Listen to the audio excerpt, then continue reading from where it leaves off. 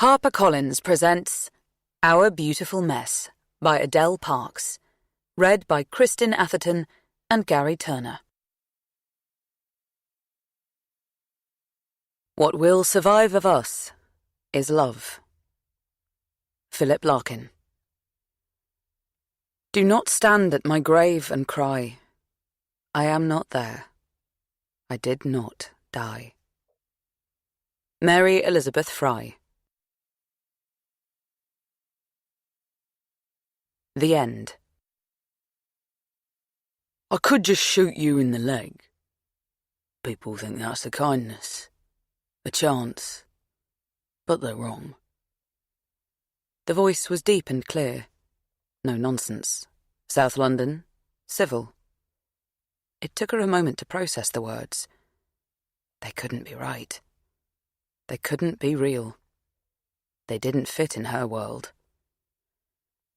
See, if I hit the giant artery that runs down your leg... He paused, waved the gun to indicate the length of the artery, the target. Then you're dead in a matter of minutes.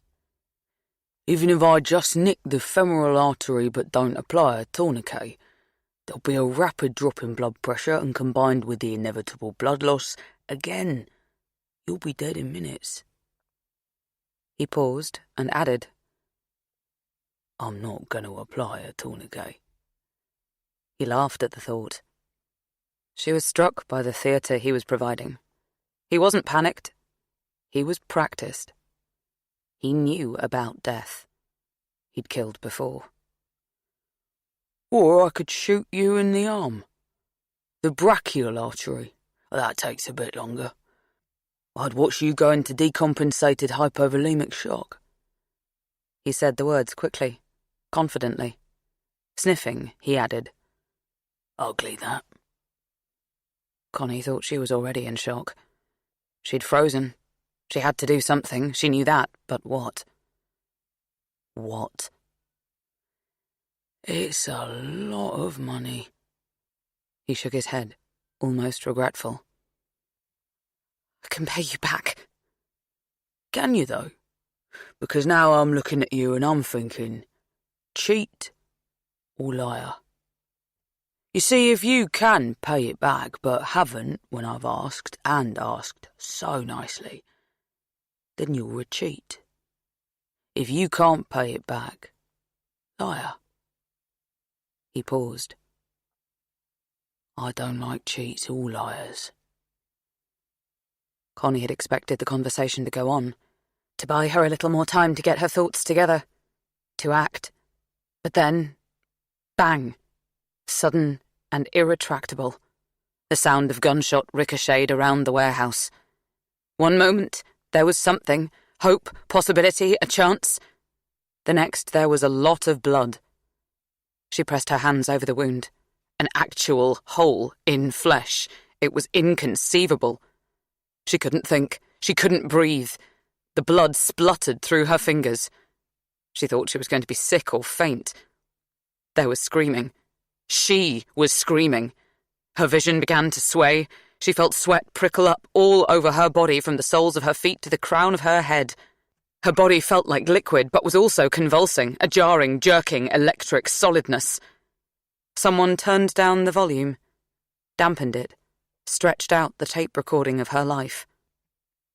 The seconds lengthened and struggled. How long did she have? She thought of the blood that she had encountered in her life to date, all of it to do with her children. Her periods, their births, their childhood injuries, their periods. Now this. A gunshot wound. 11 days before the end. Chapter 1. Connie. Christmas Eve. I am so excited, Connie said with fierce determination as she placed another vintage glass ornament on the tree. Ornaments that had not been in her family for generations, although over the festive period, if asked, she would pretend that they had been. She would not admit to the hours nor pounds splurged on eBay, part of an eternal effort to create the impression of stability, legacy. "Situation normal, Mum," Sophie yawned. She was forever styling out a penchant for appearing world-weary. She was wearing faded denim overalls with a white vest top beneath, with the sort of confidence that suggested she'd invented cotton. Her mother remembered wearing the exact same outfit with DMs when she was at university, but she knew better than to say as much. Such a comment would be met with disinterest, scepticism, or worse, borderline revulsion. Sophie wasn't even 16 yet. Was it possible she was already world-weary? Connie supposed it was. Young people were so burdened nowadays. There was the stress of performing in exams, that seemed to start when a child was aged about 4, plus the stress of being awesome, living life to the full, as suggested by TikTok, looking like a supermodel or what have you. It was exhausting to witness, let alone live through. Although, honestly, Connie was unsure how hard Sophie ever worked at her exams, and as she was the youngest of 3, Connie didn't have the oomph or inclination to inquire. Flora, her middle child, wasn't offering much in the way of joy and goodwill either. She had just come back to the nest after her first term of university, and had clearly been burning the candle at both ends. Her skin did not boast the youthful glow that it had in the summer. She was sallow, gaunt, and at the same time puffy. She hadn't moved from the sofa throughout the dressing of the tree. She simply picked at the spots on her chin and occasionally let out a deep, lethargic sigh. She was missing her newly made uni friends and making it very clear that being back home was now dull in comparison to being at Durham. "Why don't you go and have a lie down if you're tired? What do you call it? A tactical nap?" The suggestion was rather more of a plea. Flora's presence was actively working against the Christmas spirit that Connie was diligently trying to foster. She had rejected the offer of hot chocolate. "I'm spotty enough." And champagne. "Are you like an alcoholic, Mum? It's not even lunchtime." She objected to her mother's music choice, not on the grounds of boredom at having to listen to the songs that had been piped out of sound systems in every shop, cafe, and service station since October, but because she declared, "Do they know it's Christmas?" to be imperialist, racist shit, born from white saviour syndrome, and It's Cold Outside as basically a handbook on date rape. "Gosh, I've never thought of them that way." "Just listen to the lyrics, Mum," Sophie chipped in. She rolled her eyes at Flora, clearly wanting to throw her lot in with her sibling, rather than her mother. Connie felt a sting of betrayal. She was glad her daughters were close. She just wished it didn't mean they ganged up on her, colluded to make her feel outdated and irrelevant. Instead of reacting to the suggestion of a nap, Flora asked, "Do we even have a right to put up a tree?" "Excuse me?" "Or even, maybe, celebrate Christmas at all. It's not like we go to church or anything." "Speak for yourself. I believe there's something," Connie argued vaguely. She had a feeling she'd be sending up regular prayers to God Almighty this Christmas when she was surrounded by her friends and family. She placed another ornament on a branch that was already sagging under the strain of being overdressed. "I don't remember everything being so complicated when I was your age." "That's because you're prone to being nostalgic. Nostalgia is a cultural tool designed by the patriarchy to control us and to keep the status quo that serves them best. It was probably shit in your day too. You're just brainwashed." "Possibly, darling, but it really doesn't help anyone to dwell." Connie beamed and tried to somehow thaw her daughter's miserable cynicism by radiating happy Christmas energy. Surely the order of the day. "God, Mum, how do you fail to see it? Why are you always so oblivious?" It frustrated Connie that Flora and Sophie, who were pretty, clever, and wealthy, who had enjoyed a damned near perfect childhood, hadn't they? Certainly that was what Connie and Luke had tried to provide, lavishing all their girls with an abundance of care and attention and every material advantage available, always seemed to be struggling with something.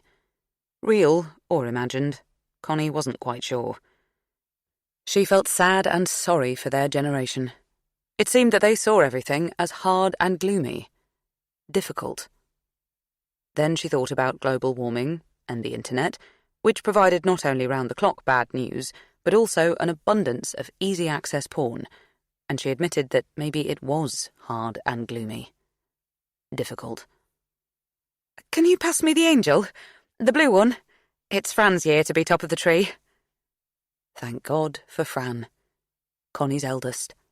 She'd be here any minute, and she would bring with her that uplifting, unifying je ne sais quoi that she reliably oozed.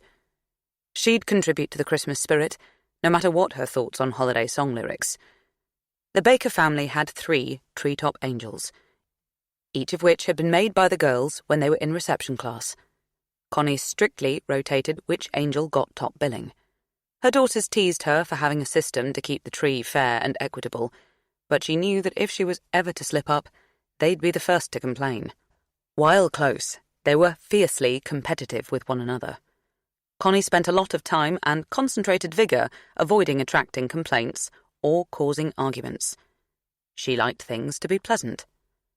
None of her girls, nor her husband Luke, had any idea as to how much energy it took to appear so bloody happy, eternally positive and upbeat in your mid-50s. The truth was, Connie didn't always feel like a contender for Little Miss Sunshine. It took effort. But she was glad they didn't have any idea. That meant she was doing her job well. She was supposed to be steadfast, optimistic, productive, and there for them. It was her job. Well, it was one of her jobs. She was also a photographer, and she worked 2 days a week in a local art gallery. Yes, of course, she could be irritable, angry, or downright mean if she chose to be. She knew plenty of people who were, but she'd chosen to be the sort of person who counted her blessings instead. She embraced the perky posts on her Instagram feed that encouraged her to carpe diem and choose happy. She was in good health. She loved her husband, daughters, friends, and wider family. They could comfortably manage their bills. She often had 2 holidays a year, and she had a Sage barista machine. She was living the dream. She'd come a long way, and she knew it. She really didn't understand why so many people in her position found something to complain about. The indie baker selling out of sourdough bread, the endless wait for the electric Audi to be delivered. It was a shame. A waste of good fortune. She was sometimes tempted to tell the complainers to get a grip, but she never did. Generously, she considered the possibility that complaining about a near-perfect life came from a touch-wood mentality. Maybe the beautiful, healthy, and wealthy believed that if they openly declared their happiness, they'd invite bad luck. Perhaps, in their deepest psyche, they were insecure. Or maybe they were just spoilt twats. She really didn't know. Either way, she was not going to complain about her sulky daughters or the stress of hosting her nearest and dearest over the festive period.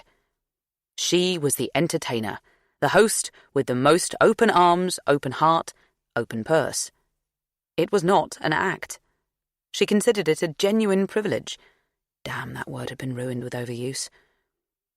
As the eldest of 4 daughters herself, Connie was used to big, noisy Christmases, although her mother had never quite managed active excitement, or even peace and joy.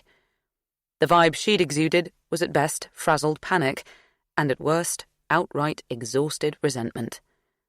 But then Connie's parents had operated within considerably tighter financial parameters than she enjoyed, and her grannies were both acerbic types, and pretty offensive towards her mother, no matter how hard she'd tried. Added to that, her mother didn't have a dishwasher. Of course she was stressed. Connie had it so much easier. Luke was also one of 4, and he too remembered Christmas as an exercise in logistics, sibling rivalry, and careful fiscal policy. In the early years of their marriage, they'd used the fact of their big, chaotic families as an excuse to drop below the radar. They'd opted for quiet celebrations, just the 2 of them, or noisy, drunken ones with their friends, reasoning that they wouldn't be missed from their respective homes. When their babies came along, they'd started to host, initiating a complicated system whereby they invited both sets of parents and all of their siblings on various dates over the festive period, and more often than not, they managed to see most of them. Christmas in the Baker household was undoubtedly a magical time of the year. Exhausting, expensive, but above all, exhilarating. Connie was looking forward to a noisy, squabbling, funny family Christmas. Luke kept joking that he was looking forward to the day when they found themselves on a Caribbean beach without any of the kids, friends, or rellies.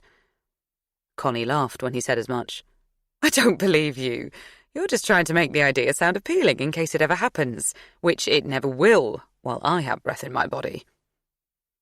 He wasn't entirely joking, though. She knew Luke would like her to himself, and could live without the chaos of a family Christmas. That was vaguely uncomfortable for her, the fact that, as they'd aged, they didn't always think alike on everything. She didn't like to dwell on that. So, she chose not to. Choose happy! For the first time ever, Fran had said she was bringing someone home with her. "Someone special?" Connie had texted. Her hope palpable even digitally.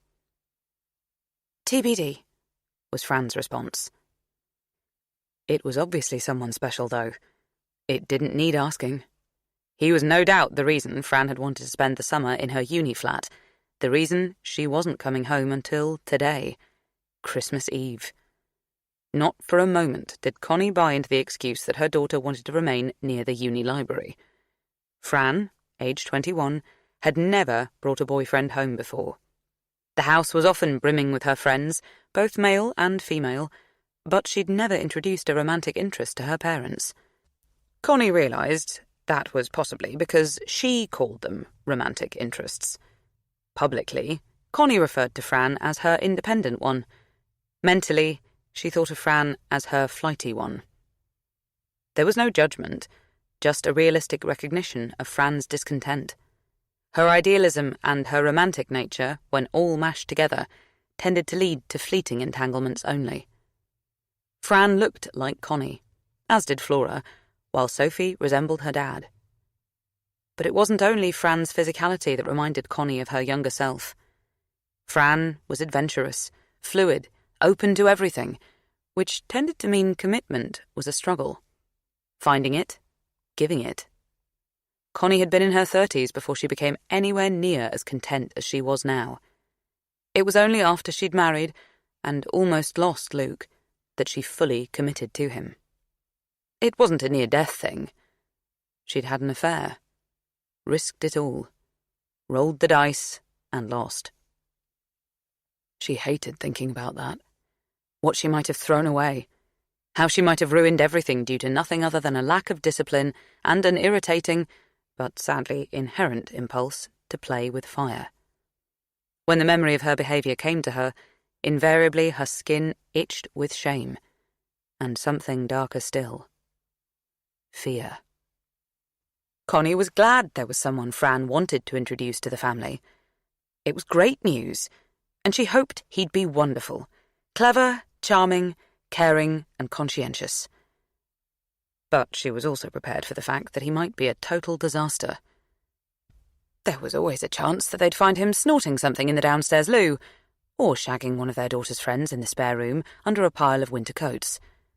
She'd had boyfriends who behaved that way.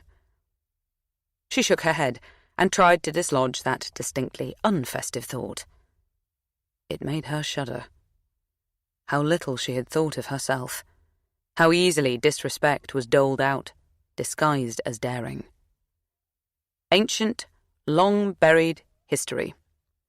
Since her daughters had started their own various romantic entanglements, Connie had noticed that her mind occasionally drifted to her past. She found herself comparing their experiences with her own, or simply reflecting on how she'd ended up where she was. It was a great place to be, so she figured, if she could draw any conclusions about her own path, work out what she'd done well and where she'd gone wrong, and then communicate those learnings to her girls, she might help them navigate their lives too. Perhaps allow them to avoid some of the most glaring and painful mistakes that she'd made. She wanted to guide, protect, accelerate, improve things for her daughters. Of course. However, the more she thought about it, the more she tended to believe that her ending up in a fine place was a matter of good luck rather than good management. And little could be drawn from being gifted a lottery ticket that just happened to have the winning numbers. This thought was frightening. She wished she believed humans oversaw their own destinies in a clear-cut, unequivocal way, but throughout her life she'd seen misery rain down on the nicest people, and extreme good fortune fall into the laps of some heinous beings. She'd seen grafters rewarded and grafters going without. She'd witnessed the idle hit the jackpot, and the idle languish in poverty. There were no rules. Life had a cruel arbitrariness to it. Illness, death, redundancy, infertility, divorce, addiction, accidents all occurred with horrible indiscrimination. The best she could offer her daughters in terms of advice, or perhaps solace, was that shit happened and all that could be managed was our response to that. 2 of her girls were officially adults. Sophie would be 2 in a blink of an eye. Out there, independent, in a huge, confusing world. It was another terrifying thought.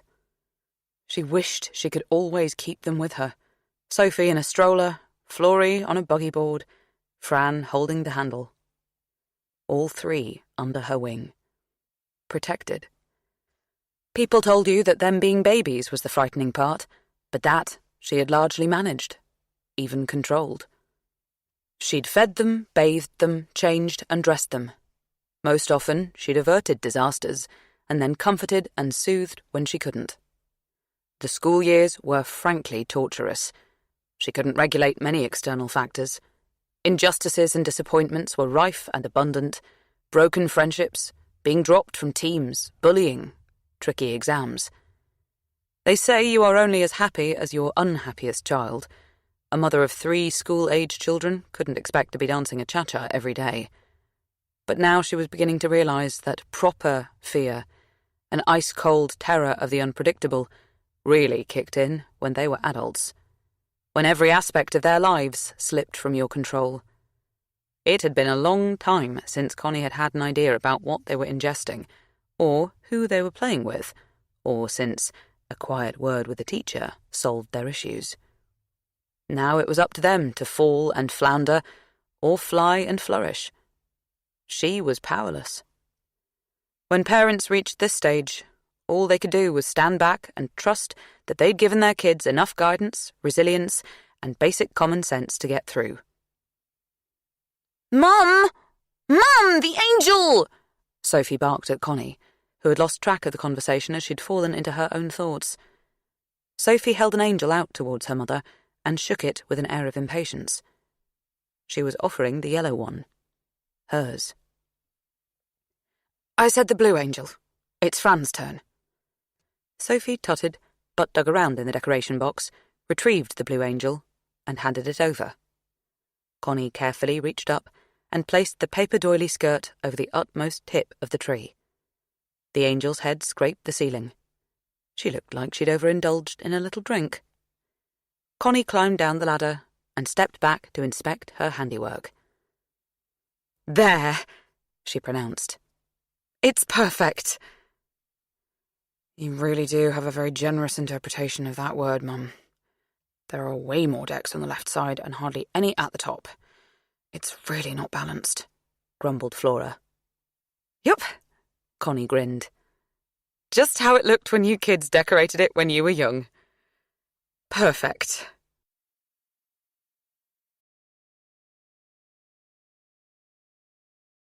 Chapter 2. Fran. So, this is it. Bougie. Zack pauses outside the smart black-and-white reclaimed Victorian tiled path that leads up to Portland's stone steps and the entrance to our white stucco townhouse, sitting squarely in a quiet tree-lined street. He looks hesitant, intimidated. My dad's an architect. They bought this place when I was really young. I can't remember much about the renovation, other than scooting through rooms on my pink tricycle, careless and carefree, while all around me there were builders, electricians and plumbers sweating and swearing, my dad calmly project managing, my mum heavily pregnant and looking frazzled. I considered trying to downplay, telling Zack that when we bought it, it was dark and dank, that it hadn't been renovated since the early 1980s, and we got it for a song. but our obviously elegant home is spread over 4 floors, and we're in Notting Hill. Any attempt to downplay would be patronising. Yep, you can't carve now. I promise you, my mum is hovering behind the curtains and has already clocked you. So there's no reasonable means of escape. If you do a runner, she will chase you down the street and drag you back, possibly by your pubes. Zack laughs and pulls me towards him, leaning in to kiss my forehead. I'm a bit weirded out by public displays of affection that he seems so into. I dip away from him and make out I'm grabbing my suitcase. He immediately tries to wrestle it off me, which is stupid because it's on wheels, and I can easily manage it. Plus, he has his own bag to pull. Plus, I'm not like a frail Victorian woman restricted by a whalebone corset or anything. I'm perfectly capable of pulling my own bag, I mutter. Then I feel bad, because he looks wounded, and I know he's only trying to be kind. The thing is, I don't like to be fussed over. It makes me feel claustrophobic. He's nervous about meeting my parents. So am I, which is why I'm being a bitch. Mum saves me from having to apologise as she flings open the front door. "Hello, hello, hello!" she shouts with the kind of enthusiasm that is generally saved for the return of soldiers who have seen conflict. Although it's only a couple of metres from me to the doorway, she can't contain herself. She dashes forward and flings her arms around my neck, kissing my cheek over and over again. This is why I don't like public displays of affection. My mum loves them, and has throughout my life delivered them with alarming frequency and flounce. To me, my sisters, my dad, and just about anyone she takes a passing interest in, no matter how often I've asked her to back off. She really is a hugger. It's pretty cool, I suppose. The fact she puts herself out there and makes herself vulnerable. I value it on an intellectual level. It's just, IRL, it's overwhelming. I should have grown out of being embarrassed by my parents, but I think my mum sees it as a personal goal to keep bringing the cringe. She gestures towards Zack, but her gaze is still on me. My mum's eyes are always on her own kids. "And this must be—" She inclines her head towards him, a none too discreet gesture. Embarrassed, I realise I haven't actually told her Zack's name. "Zack," I chip in now, cheerfully, with a better-late-than-never mentality. She covers her blunder, or mine, by pulling Zack into a huge hug too. She hugs with her whole body. He's not a tall guy, so she folds her head under his chin. It's totally inappropriate and over the top. I know her full-body hugs are not meant to be sexual, but somehow they are. I notice Zack's cheeks flare. He's probably fighting a hard-on. My mum is hot. She's not especially aware of it, which is endearing and a bit dangerous. I should have warned Zack that she can be a lot. Dad rescues the situation by hugging me briefly and shaking hands with Zack, asking about our journey down from York, telling us to get inside quickly as we're letting out all the heat. Dad's job in life is to swiftly re-establish proper norms following my mum's almost pathological destruction of them. As we all make our way through the open-plan house and head towards the kitchen zone, I notice Mum repeatedly checking out Zack. She is staring at him with weird, obsessive intensity. I mean, I know it's the first time I've brought a guy to meet the folks, but back off, Mum. Stay proportional, yeah? My grandpop and granny slowly emerge from somewhere. They look a little frailer and older than when I last saw them at the beginning of the summer. Sort of whiter. I sometimes think that's what aging is. They'll get whiter and whiter, until they are finally transparent. The thought of my grandparents disappearing creates a hiccup of horror and grief in my gut. My nose squeezes as though I'm suppressing a sneeze. I'm glad when my sisters bounce into the room. They are both talking at once and are a distraction from my own emotions. Dad introduces Zack to everyone, obviously unsure that I'll manage the job properly on my own. Mum is surprisingly quiet. I expected her to have fired like a million questions at Zack by now. She's been in his company for 5 whole minutes. She isn't saying anything, in fact. She's just staring at him. She almost walks into a breakfast bar stool. This really is a new level of embarrassment. What is wrong with her? Dad does his best. Can I get anyone a cup of tea or coffee? Can you do decaf? Do you have mint? Mine's a flat white. I'd like a frothy one. No two people request the same thing, and Dad repeatedly checks the orders as he does his best to accommodate. Every surface in the kitchen is heaving with food. Mince pies, chocolate log, pretzel wreaths, Nutella Christmas tree pastry, but Mum hasn't offered anyone anything to eat. Weird, as normally she's a feeder, happiest when we're all munching something she's made. Instead, she says, "Take your coat and scarf off, Fran. Make it look as though you're staying." It's one of her many familiar and vaguely annoying phrases. She stares at me, steady. Here's the thing. She's embarrassing and full on and all of that, but she's also my mum, right? And she is the total epitome of means well, good heart, got my back, all that. I'm depending on it.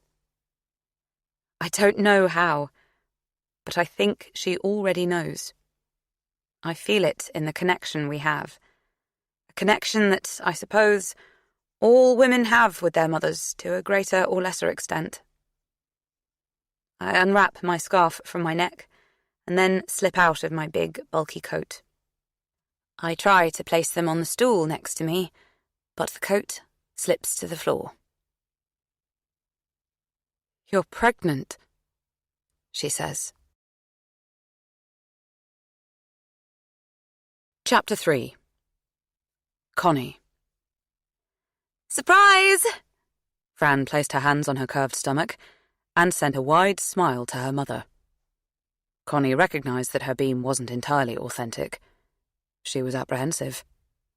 Her stance, arms curled around her mass, communicated protectiveness. Something in Connie's heart fluttered. Her daughter was already protecting her own baby. Connie recognised it as one of those dividing moments, before and after, when things were never the same again. A second ago, her daughter was a child. Now that was all behind her. Done with. The kitchen had fallen silent. Something that rarely occurred in the Baker household. The sight of the round belly had sliced through the various demands for coffee. Connie and Fran held eye contact. Everyone else held their breath, waiting for Connie's response. Zach stepped forward and said, "We're both very happy. We're amped up about being parents." Connie's head jerked backwards an infinitesimal amount. She respected his move. He was making it clear he was in this, that he was with Fran. That was good. That was decent. Of course Connie respected that. But she also wanted to kill him. Literally. In that moment, she would have liked to efficiently, forcefully shove him off a bridge, or onto a railway track, off the edge of the planet, out into orbit, because he was claiming Fran. "You're just 21, she said. "I know how old I am, Mum." "You're still at uni." "I realise that too." "I take it that this isn't a matter of Planned Parenthood?" Fran glared at her mother. "How far along are you?" Connie! Her mother and Luke chorused simultaneously. She heard the caution they were issuing. Connie had basically asked if it was too late to do anything to stop the pregnancy. Could they make this go away? Fran didn't answer the question, or maybe she did. She said, "I'm sorry you missed the 12-week scan, Mum. Maybe you can come to the next one. We're close to that." "Well, forget the tea and coffee, Luke. We should open some champagne," Grandpop said. "My first great-grandchild. Well, I never. Isn't that a lovely Christmas gift? The very best." Connie felt an inappropriate nip of irritation that her father had settled so swiftly into declaring this a moment of celebration. He'd have killed her or any of her sisters if they'd come home pregnant, aged 21 and unmarried. Most likely throttled them with his bare hands. He'd changed. Mellowed. It was a good thing that he'd moved with the times. Usually she liked that about him, but just now she wanted him to shut up. Champagne. A toast. That would cement things. There was no going back once the cork popped. A pronouncement had been made. Was this a good thing? A lovely gift? It didn't feel like it. What was the proper response to this news nowadays? A generation ago, it would have been cause for bitter recriminations and a row. 2 generations ago, a shotgun marriage. Now, she couldn't think of what to do or say, so she opened the fridge and pulled out a bottle of champagne. We have fizzy elderflower too, Fran, she offered. She was working on automatic pilot. She was probably in shock. As she reached up to the cupboard where the champagne flutes were kept, she felt Luke gently squeeze her arm. She was unsure as to exactly what he was trying to communicate. Was he supporting her or silencing her? It surprised her a little that she was unsure as to what he was thinking about this monumental news. Surprised and saddened. True, he never charged in with a less than carefully considered comment, but generally she could read him before he had to open his mouth. Often he'd forget to take his reading glasses to a restaurant, and rather than borrow hers, he'd simply say, "Will you choose for me?" He was always happy with what she picked, because she always knew what he'd fancy. She knew what he would want to watch on TV, and he knew the same about her. They knew what to expect from one another around the house. They knew how one another ticked in bed. It rarely had to be spoken of. Instinct and experience combined, so that they knew the most efficient way to reach orgasm, or when they both wanted to take their time, or even not bother at all. Offence was never taken if it was the latter. There would always be another day. They knew that too. But now, what was he thinking? Connie told herself it was unreasonable to hope she could guess his thoughts when she couldn't even process her own. Sophie, pour your sister an elderflower, she instructed. Actually, I'll have champagne, said Fran. Oh, I thought that you'd... Connie didn't finish the sentence. It was obvious that she thought Fran would be abstaining. Half a glass of champagne isn't likely to be a problem, Mum. French women drink red wine throughout their pregnancies. Do they? Even now? Or is that a myth? Connie challenged. Luke took the bottle off her and began to pour. If they're born alcoholic, then you can say I told you so, muttered Fran. Connie was about to tell her daughter not to joke about being an alcoholic. It wasn't a funny thing to be.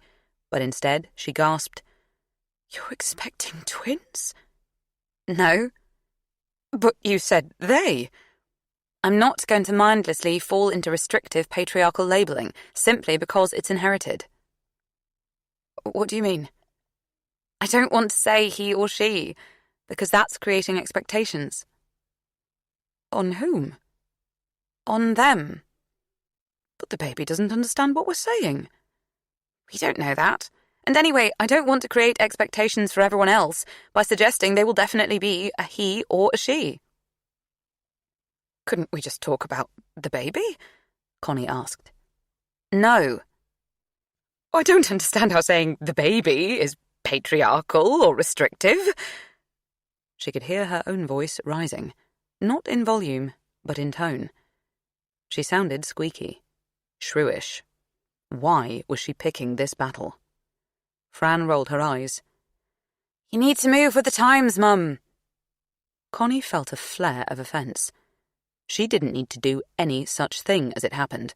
She was perfectly happy, ensconced in her own part of geography and history, or at least she had been until about 3 minutes ago when this news broke. She was stunned, scrambling for evidence of the je ne sais quoi her daughter was supposed to deliver. The excited, unequivocal, simple Christmas spirit. "Will they have gender-neutral names when they are born?" Luke asked. He laid emphasis on the word they. Was he being mindful or mischievous? Connie wasn't certain. We're going to wait and see what they look like they'll suit, replied Fran. "Are you expecting twins?" asked Connie's mother. "Cheers," said Luke quickly, raising his glass and then swallowing down the champagne in one gulp. Chapter 4. Fran. No one plans to have a baby in their final year of university with someone they don't know well enough to have established their zodiac sign. So, thanks, Mum, for making that point, as though I might be unaware. Take several seats. Unplanned, yeah, but he's not unwelcome. It's a boy. I'm just not telling them that yet. That can be another announcement at a different time. I've given them enough to think about for one day.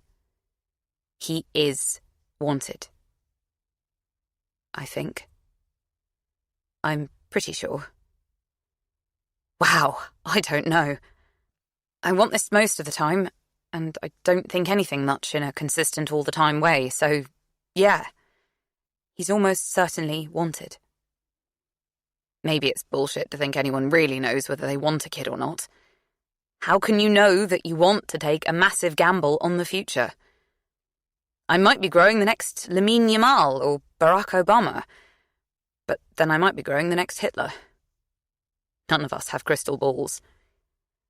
Truthfully, the only two things I'm absolutely sure of in life are A, that if there was a world where I had to eat one thing forever, while somehow serving all my nutritional needs, it would be chili-flavoured Doritos, and B, Taylor Swift's lyrics make her a modern Shakespeare. I find I have fluctuating opinions on nearly everything else in life. People who know what they think about everything terrify me. Inflexible opinions lead to wars. Really, a lot of the time. I like men, and I like women, and can imagine having sex with either gender. I also dislike them both, quite intensely at times, because my experience is that the more interesting, beautiful, or trusted a person is, the more likely they are to screw you over, no matter what gender or how they identify. Believe me, I've tested this theory with a wider than normal sample. It's exhausting. For months in my life, I've followed a policy of not getting too involved with anyone, just, trying different things. But then I flip-flop because I long for intimacy and I go deep. Being one of 3 and having a million cousins, I love having people around me all the time. But that feeling when I find I'm constantly negotiating other people's shit is pretty exhausting, so I hibernate. I'm totally pissed off at the boomers, ruthless, myopic consumers who have mindlessly expended the Earth's resources and were totally spoilt because it was simply so damn easy to get a mortgage in their day. Yet I'd have hated to live at any point other than now because, frankly, hair products have never been better and I just don't know how people filled their time before the internet was invented. Blue is my favourite colour. But I also like yellow and orange and honestly could imagine myself living in an entirely white house. I change my hair colour about once a month. But since discovering I'm pregnant, things have hit differently. I've been settled in my thoughts. I've been happy approximately 90% of the time. I'll take that as a win. When I was 15, I was diagnosed with endometriosis. The doctor said that besides the chronic pelvic pain, which worsened during my period or when I went to the loo, and feeling constantly sick, suffering from constipation, diarrhea, and having blood in my shit, I could anticipate pain during sex and complications trying to get pregnant. Yay me, right? In an effort to console somewhat, the doc said, "Don't worry about it. By the time you want children, there will probably be a number of medical advances that will make it possible." What I derived from that was that as things stood, getting pregnant would be impossible. I remember telling my mum she'd better look to my sisters to push out the grandkids, and that it was a good thing she'd had 3 of us. Mum simply laughed and told me not to worry, insisting, "Everything will be fine." Vague, right? So, Mum. She believes that shit because look at her life. Everything for her always is fine.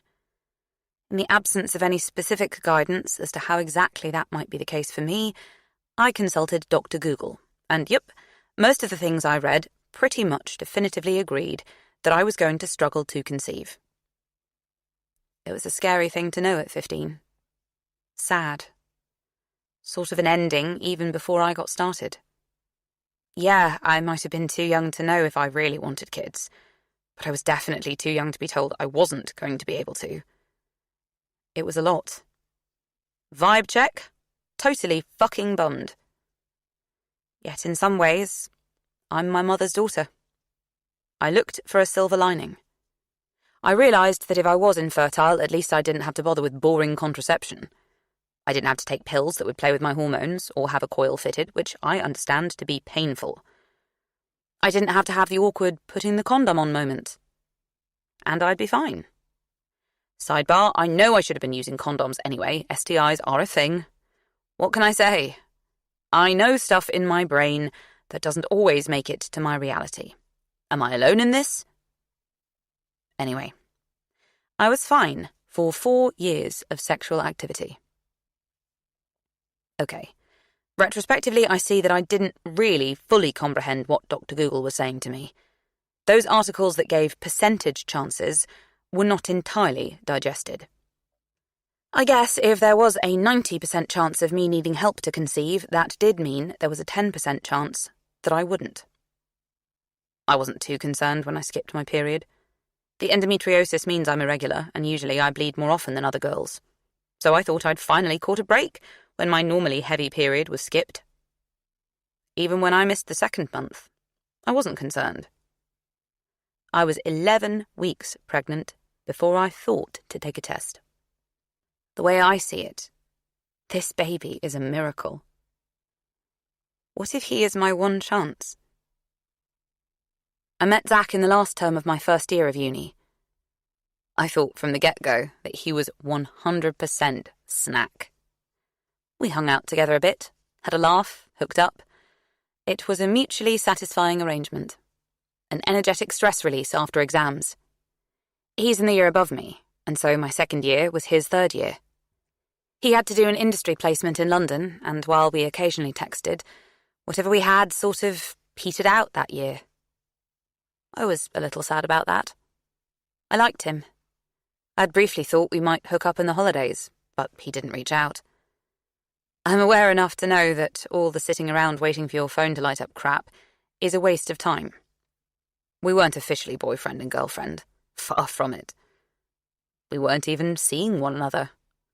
We didn't owe each other anything. I saw other people. I guess he was dating too. I stayed in York for most of the summer between second and third year. Rip-off landlords of shitty student properties coin it in by insisting contracts start in July, even though they know we don't need the place until September. Like, how is that allowed? Whatever. As I had to pay rent, it made sense to live there rather than come back to London, where my parents offer me a very comfortable home, but still feel entitled to ask what time I'll be returning to said comfortable home every time I pop out for a coffee. Boring. I needed to earn some cash, so I picked up a job at Boots on a makeup concession counter. I spent my summer advising women 10, 20, 30 years older than me how to stave off the aging process. They'd ask me which products I used, and then buy them with hope that was so intense it was delusional. I wanted to tell them, it's BB cream, not a time machine. It's depressing if you think about it.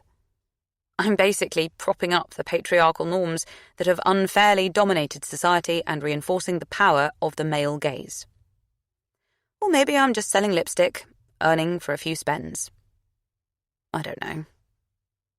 I have all these ideas, and just nowhere to put them.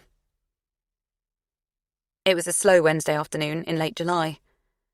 I spotted Zach as soon as he walked in the shop, but I didn't bring attention to myself. I just idly watched him mooch around, noting what he was picking up. Nearly everything anyone buys in Boots is embarrassing. It's not a great place to try to chat. He'd cut his hair short. He used to wear it in a top knot. I missed the top knot, but also admitted that the new look suited him. I mentioned Zach is hot, right? He's not perfect, But egotists are the worst people to date. They think they're doing you a favour, and so don't try hard in bed. I never swipe right on gym bunnies. Zach's got a fantastic smile, properly wide and willing. He cracks it out more or less continuously, revealing not unnaturally white, straight teeth. He has notably luminous skin, and a shy smattering of freckles. His eyes are his best feature.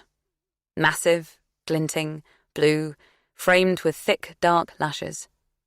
He's lean and toned. He has this particular, deliberate air, as though nothing about him, either physically or mentally, is unnecessary or excessive. This is remarkable in a world where so much is too much. He's short, though. Many would see that as a drawback, but I see it as his saving grace, given how I feel about perfection. He'd have probably been a total fuckwit if he'd been tall, too. Just too hot for his own good. Short, dark, and handsome works for me. He came to my checkout point, because there is rarely a queue at the skincare concession counters. He asked the usual question, Can I pay for these here? If you want me knowing you use athlete's foot spray, you can. Good to see you again, Fran. I bet. I'm not especially profuse in my praise or flattery. Men who look as good as Zach don't need to be indulged. How have you been? His question was uninspiring, but anyway, we ended up in bed together within 5 hours of him asking, so I can't imagine he'll bother working on his chat. We were only driven from bed when hunger set in. Then we quickly tumbled back there. The days turned into weeks, terms started, lectures were attended, and some were missed, the lure of the squeaking IKEA bed proving irresistible. My student room, previously regarded by me as a dingy, slightly dank pit stop, became a haven swilling with pleasure and intensity. Laughter. From my bed I watched the world keep turning. Blue skies, grey, white, black, the neighbours' treetops rushing from a verdant green to a show-off burnished gold. And we made a baby. Chapter 5. Connie. Connie felt exhausted. It had been one of the longest days of her life. They'd waded through everything she'd painstakingly planned, slugging through the motions, rather than revelling in them as she had imagined they might. They'd eaten chili and jacket potatoes for lunch, then taken an afternoon walk to see their friends, Rose and Craig, who appeared to welcome the news of Fran's pregnancy with total joy. If they were shocked or disapproving, they hid it well. "The first of our crowd to become a granny," said Rose with a big smile. Her twin boys from her first marriage were 26. Connie thought that Rose ought to have been the first in the crowd to be absorbing this news. The urgency of heating mince pies and prepping vegetables for tomorrow was enough to distract Rose, and the conversation moved on. Or rather, petered out. Connie and Rose had known one another for 37 years. Silences could rest between them without either woman feeling uncomfortable. Connie watched as Rose peeled parsnips, carrots, red cabbage, and Brussels sprouts. The incessant chop, chop, chop was somehow hypnotic. Easier to think about that. She watched as the veg was scooped into freezer bags and popped into the fridge. She tried to help. "Not the potatoes, Connie. Leave those in water," said Rose firmly. "Oh, yes, of course. What am I thinking?" Rose chose to see that as a rhetorical question and turned her attention to the matter of when her sister Daisy would be arriving. Daisy and Connie had studied at university together and were close. Daisy had moved to Leamington Spa about 7 years ago. Connie missed her and had planned to wait for her, had expected to spend the evening all together. However, when she heard that Daisy wouldn't be arriving until after 9 p.m., she knew she didn't have the requisite staying power. Rosie checked her texts. "Traffic is awful. She says it's like a car park on the M40. "Shocker on Christmas Eve," mumbled Connie. "Right." Rose rolled her eyes. She had advised Daisy to come yesterday. As the older sister, she wallowed in a perpetual state of knowing better. Connie secretly felt a slither of relief that the slow traffic meant she wouldn't have to cross paths with Daisy. Daisy had suffered with endless fertility issues. It had taken years for her to conceive. As a result, she greeted the news of any pregnancy with evangelical excitement. Connie wasn't up for endless conversations about birthing plans, stretch marks, spider veins, bra size, or any of the other related subjects that Daisy was bound to revel in. A step at a time was all Connie could manage. Baby steps. Oh, God. We might head off now, then. Early evening, the family walked home together. Rose's twins, Henry and Sebastian, tagged along. It was a crisp, cold night, the Christmas Eve of Connie's imaginings. The kids wanted to stop at the local for a drink. Connie had expected they would. She'd planned to join them at least for one. She had, for months now, imagined the 3 generations sitting around a wooden table drinking mulled wine, her parents, her husband, their offspring. She'd thought they might play cards or dominoes. One glance inside the pub confirmed that was not going to happen.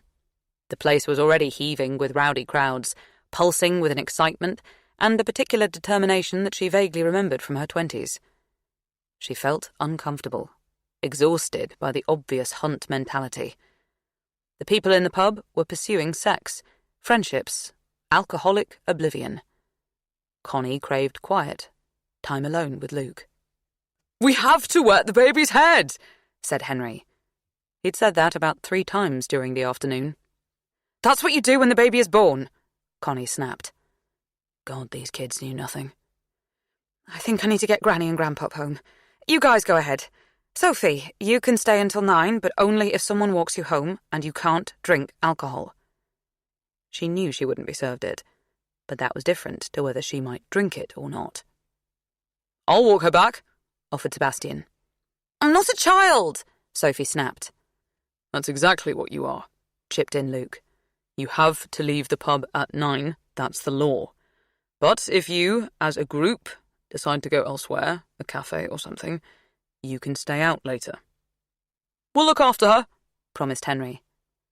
Rose's twins behaved like big brothers towards her girls. Connie was confident that Sophie would be fine, but she was also sceptical that they'd follow Luke's instructions about leaving the pub at 9. Law or no law. Normally, she'd have insisted that she collect Sophie personally. Today, she let it slide. She didn't want to be with them. She didn't want to say anything she might regret in the face of their exuberance. She needed to think carefully. Tread carefully. Everything she said or did now would be remembered forever. Families were like that. Words intended as jokes or spilt through embarrassment became folklore. Connie thought parenting was a little like being placed under arrest. You do not have to say anything, but anything you do say may be given in evidence against you. Ad infinitum. She wanted to find the right words. She didn't know what they were. She linked her arms through her mother's and father's, felt glad that they were there, not only as an excuse to bow out of the night in the rowdy pub, but because they formed a wall around her, making her feel a little steadier. She didn't dare look at Luke. He might opt to stay and drink with the kids, keep an eye on Sophie himself. She hoped he wouldn't. She hoped he'd know she needed him and would come home with her, pour her parents a glass of wine. Talk. Her body sagged with relief when she heard him ask if the kids had keys and add, "Have fun, but don't wake us up when you come in." Before the announcement, Connie had planned that after an hour together in the pub, they'd all come home, and then she'd intended to prepare a charcuterie board. She'd kept a story from Instagram that demonstrated an incredibly artistic way to display the food in the shape of a Christmas tree. She'd bought 4 types of cheese, 3 hams, salami, crackers, olives, black and green grapes, golden berries, and starfruit. She'd been excited about impressing and delighting people, making the evening special. She'd imagined them all tucking into it, standing around in the kitchen, lots of chat and laughter. Fran would have to avoid the soft cheese now, and salami too. She showed her parents what she'd wanted to prep. "Oh, don't go to all that trouble for us," said her mum. Being apologetic for the space she took up was not a habit she was likely to break in this, her 83rd year, even on Christmas Eve. I'm happy with a ham sandwich. We've eaten so much all day, added her dad. Normally she'd put up a fight, insist that they should all make an effort at this special time. She didn't have it in her. She made the sandwiches, watched the clock. When the hands had finally dragged around to 9:30, she faked an enormous yawn and made her excuses to get off to bed. Upstairs, she checked the temperature in the bedrooms. Fran's room was in the attic, and was often the coldest, no matter how high they turned up the radiators. The rest of the house benefited from underfloor heating, but they hadn't been able to install that up there. She slipped a hot water bottle in between the sheets, but then felt a sting of embarrassment that she'd done so. Fran had Zach to keep her warm now. She hesitated, unsure whether to take it out again. Her eyes slipped to the bookshelf, where Fran's favourite childhood books still nestled, whispers of a time gone by. But only just. Surely yesterday. She sensed Luke in the doorway before he spoke. Is she ready? He asked. I don't know, she replied, sighing, overwhelmed by how much she still didn't know about parenting, even though she'd been doing it for years. She was glad when he articulated her thoughts. Peculiar, isn't it? That legally it's her decision, but she still feels like a child to us. Connie finished his sentence. Exactly. Do you think we need to sit her down and talk her through the options? Luke asked. On Christmas Day? No, but at some point. Yes, I suppose. But I believe she knows the options. She's clearly committed to having this baby, so we must support her because the alternative is heartbreaking. We'll lose her. Connie's voice creaked a little, emotion swallowing her tone. She couldn't imagine a world where any of her daughters did anything she disapproved of enough to abandon them. But she could imagine a world where if she offended her daughters, hurt them, they might choose to remove themselves from her. Wedge distance between them. She didn't want that, and she was old and wise enough to know it wouldn't be the best path for Fran, who would never manage on her own, financially, emotionally, or physically. Fran needed Connie. She didn't know how much yet, but she would. Of course, a baby is a wonderful thing, added Luke. The same sentence she'd heard her mother, father, and friends say on several occasions today. The same sentence she'd uttered herself. She listened carefully to his tone, trying to see how much conviction his words held. It's just a little sooner than expected. They have no money. No, they don't. This isn't what I saw for her. For any of them. Luke stated with a sigh. Connie thought of him picking up the girls, playfully swinging them onto his shoulders. Their delight in him manifested in shrieks and giggles. She thought of him patiently sitting through cute but inexpert ballet recitals and dreadful school plays, noisy pop concerts. She remembered him learning to tie French plaits and allowing the girls to paint his fingernails. She wondered if he was thinking about all of those moments too.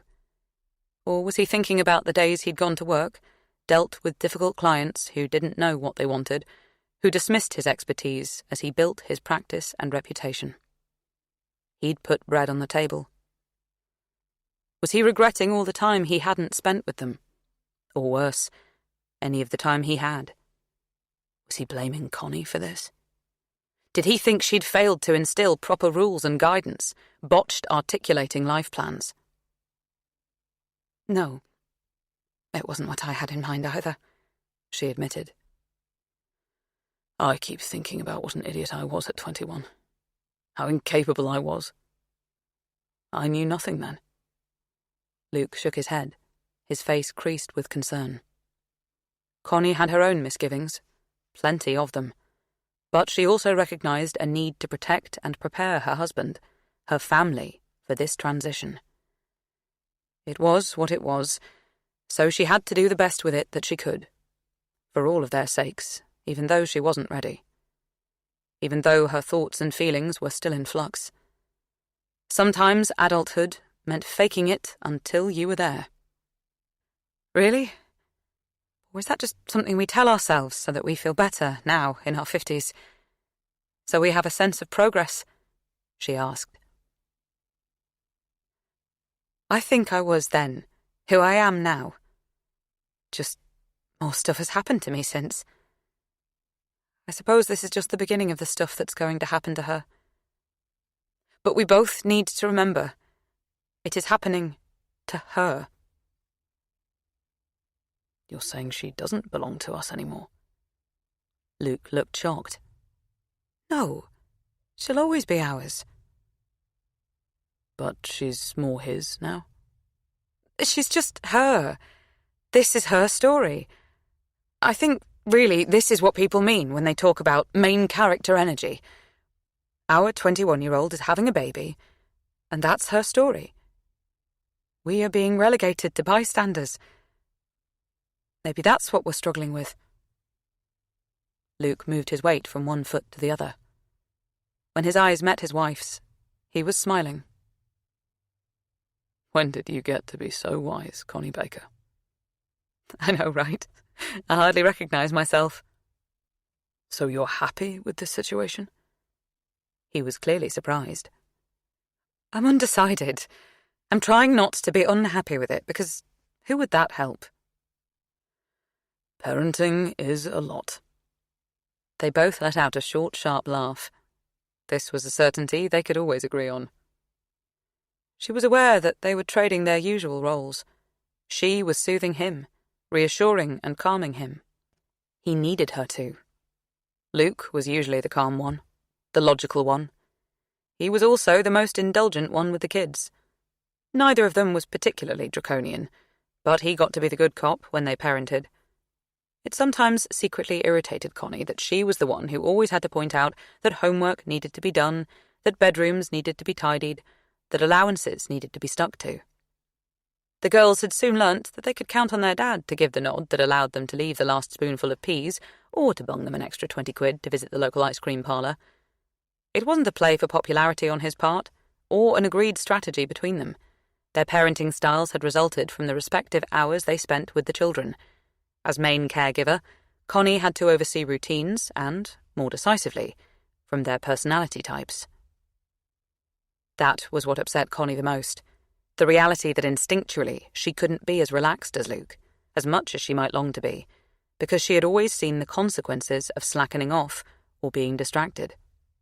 She had always feared it. He really didn't see the harm in allowing the girls to neglect their revision plans, to buy the shoes in both colours if they liked them a lot and couldn't choose. He didn't think they could be spoiled. He didn't believe anything could ever be ruined. He believed with every iota of his being that everything would always be wonderful for all of them, all of the time. Connie thought things only worked out wonderfully as a result of careful management, graft, and vigilance. Now she didn't know what to think. Luke had never wasted any of his time worrying about food additives leading to cancer, and so he occasionally let the girls eat fast food. When they didn't secure swimming lessons at the local pool, he hadn't immediately jumped to scenarios where they might drown. He'd never spent time drafting elaborate B plans in case exams were tricky and chosen unis were unreachable. He'd lived by a philosophy that they would all have tremendous lives, happy, healthy, and successful. Connie had always envied him his conviction, but right now, she almost pitied him for it. This must be a bigger shock to him than even her. She wondered whether he thought she'd let him down. If in some deep part of his mind or heart, he was angry that for all her foreshadowing and ensuring, she hadn't seen this coming, hadn't prevented it. Her years of being bad cop had been an attempt to future-proof their lives, to prevent disaster. But it obviously had not worked. Of course a baby was not a disaster. Connie adjusted her internal thoughts, embarrassed at having them. They seemed so ungrateful and cruel towards the tiny being, her grandchild. A baby was a blessing, but truthfully, if there was a sliding scale with disaster on the left-hand side and blessing on the right, an unplanned baby as an undergraduate felt closer to the left side. She could, and would, pretend otherwise, but she was struggling to believe that these two young people were likely to stay in love forever, that they'd never regret limiting their options by creating a baby with a relative stranger, and that they'd be fulfilled human beings as well as parents. She wanted to nestle into her husband's chest, feel his big arms wrap around her, but she was concerned about ratcheting up the emotional moment. You can't save them from everything. Or maybe anything, she admitted. Right. But it doesn't stop you wanting to. They have to live their own lives. Do you like him? Luke asked. Ah, him. Zach. Connie's efforts to find clarity immediately crashed, her thoughts turning opaque once again. He's good-looking. The baby will be beautiful. She straightened the duvet cover, refused to meet Luke's eyes.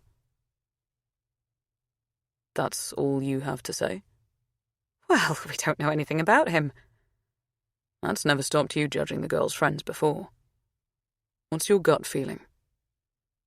Connie hesitated. He reminds me of someone, so that's a bit disconcerting. You know when someone reminds you of someone else, you imbue them with all the same qualities of the other person? The original person? Who does he remind you of? Luke asked, interested. Oh, someone who comes into the gallery. This was a lie, but one of those lies that Connie considered justified because telling the truth in this case would cause upset. Pain. And do you like the person Zach reminds you of? How to answer that? Like wasn't an adequate word. She tucked herself under her husband's arm, buried her face in his chest, breathed in his smell. Washing powder on his jumper, traces of body wash on his neck and his skin. Not sweat, nothing discernible or identifiable, something that she thought of as simply him. She couldn't answer his question. Instead, she murmured, "Come on, we'd better get to bed, or Santa won't come." Chapter 6. Fran. The worst thing about being pregnant is not the morning sickness, the ballooning body, the sore tits, or even the shocked looks that my parents fired my way when I announced it.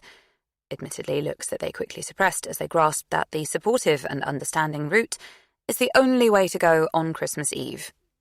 A family set, too, is a little primitive for my parents.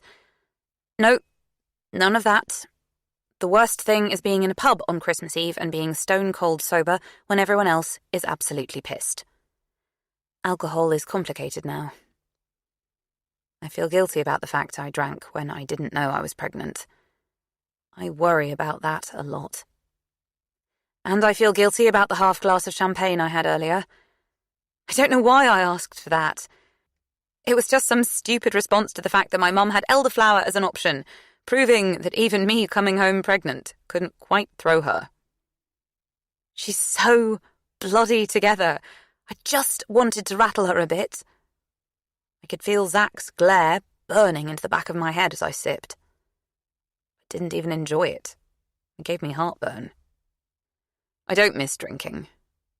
I miss being part of the gang that can drink. I miss the heady, weightless, floaty feeling of being pleasantly not quite there, but also absolutely and 100% in it. Dad calls it the two-beer buzz. Zach is being really all over what I should and should not be doing, eating, drinking, throughout this pregnancy. He's read countless online articles. He even bought a book about it. The Expectant Dad's Survival Guide. Everything you need to know. A book is a basic fanfare, announcing to the world how seriously he's taking being a daddy-to-be. Which is cute and adorable, and a bit pointless because ultimately he's not going to be the one pushing the baby out, is he? He is supporting me by avoiding the foods I can't eat. Not that we'd eaten a lot of shellfish, shark, or quail's eggs before I got pregnant, and he has cut down on his coffee drinking, but there has been no offer to give up booze. Right. Which proves that I didn't hook up with an idiot, because why would he? He and my sisters, and Henry and Sebastian, are all going to have hangovers tomorrow.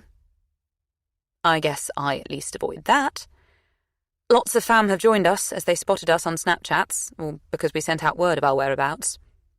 I know half the people in the pub, and it's a very packed pub. No cap, they have all put their hands on my belly and hiccuped in my face.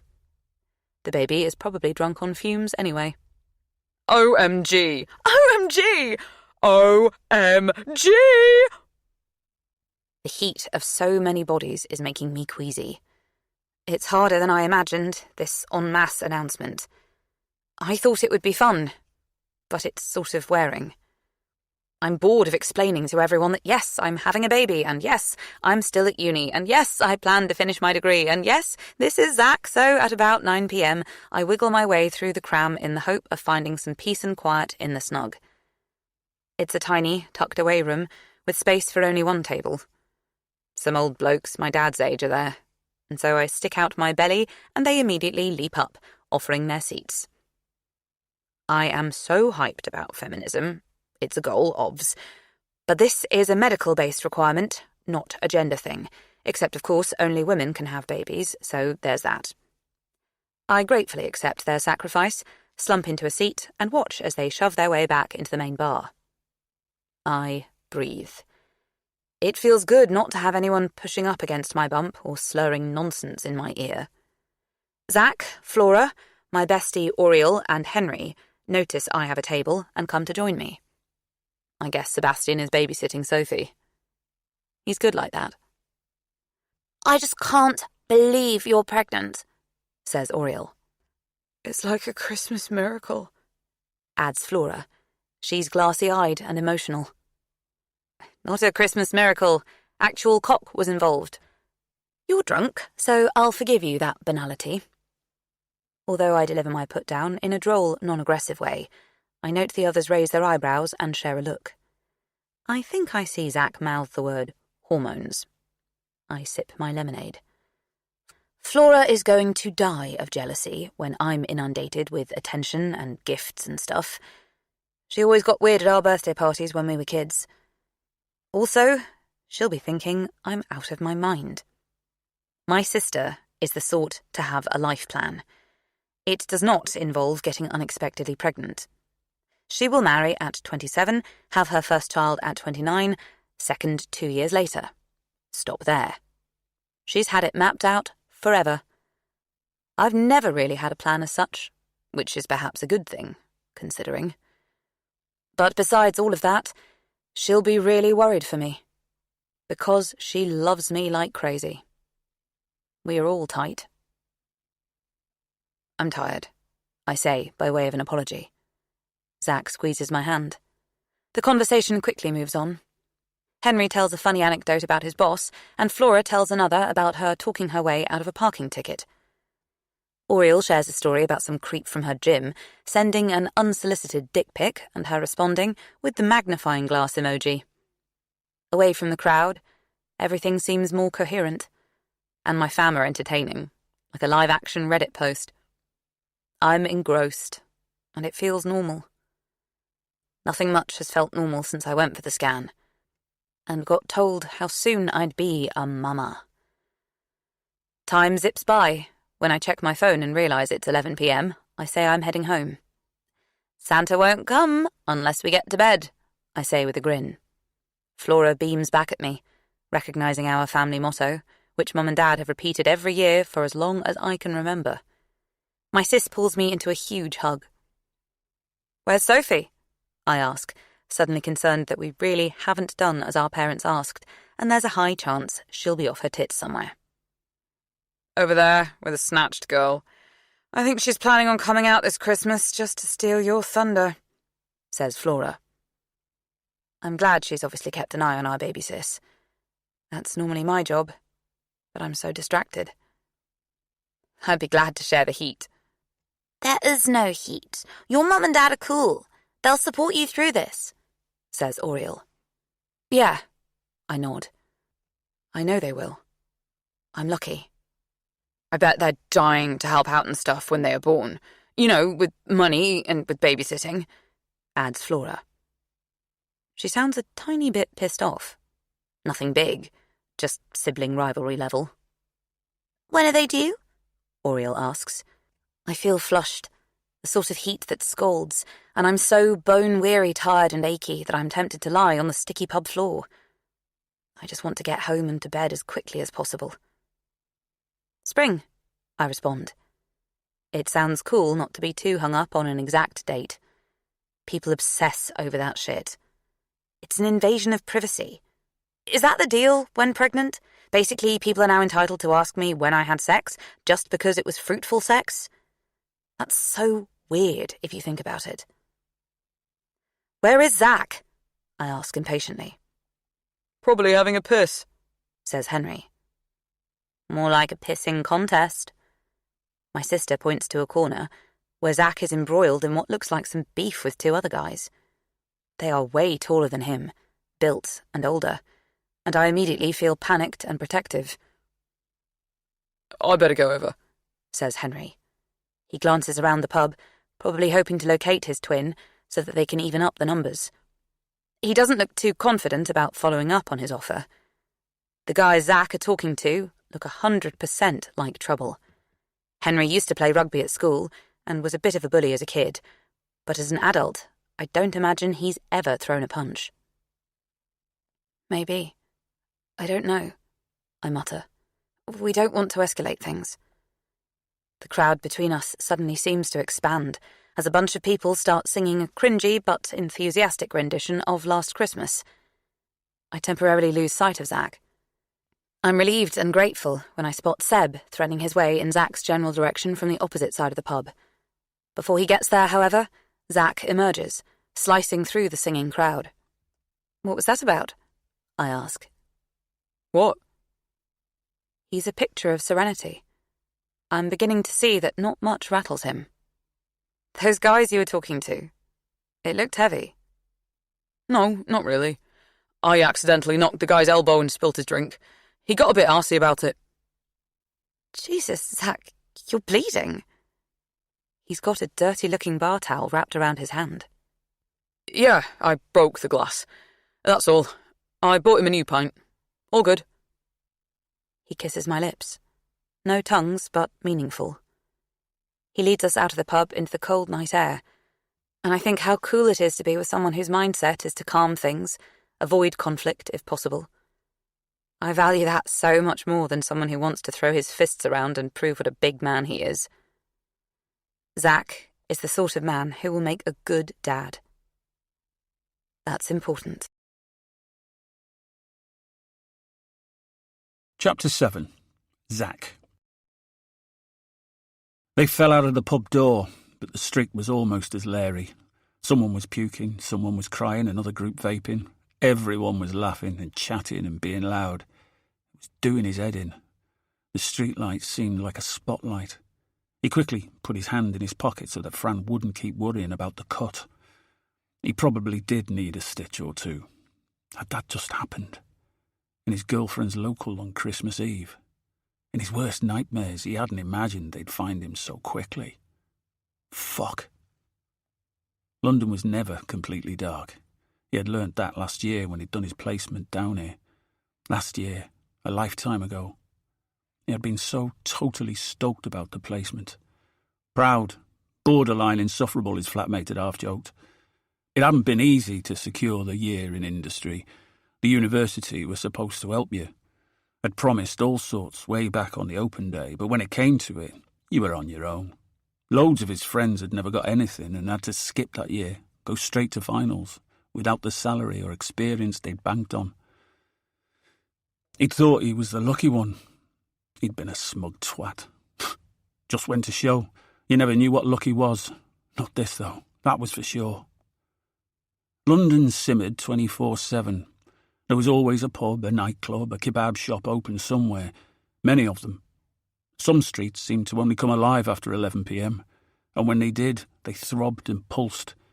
It was like living inside a slot machine. Glaring neon lights, constant flashing, insistent alarms, whiny sirens. Londoners knew this was the deal. Some people drew their curtains, tried to carve out a bit of peace and space. Others didn't bother.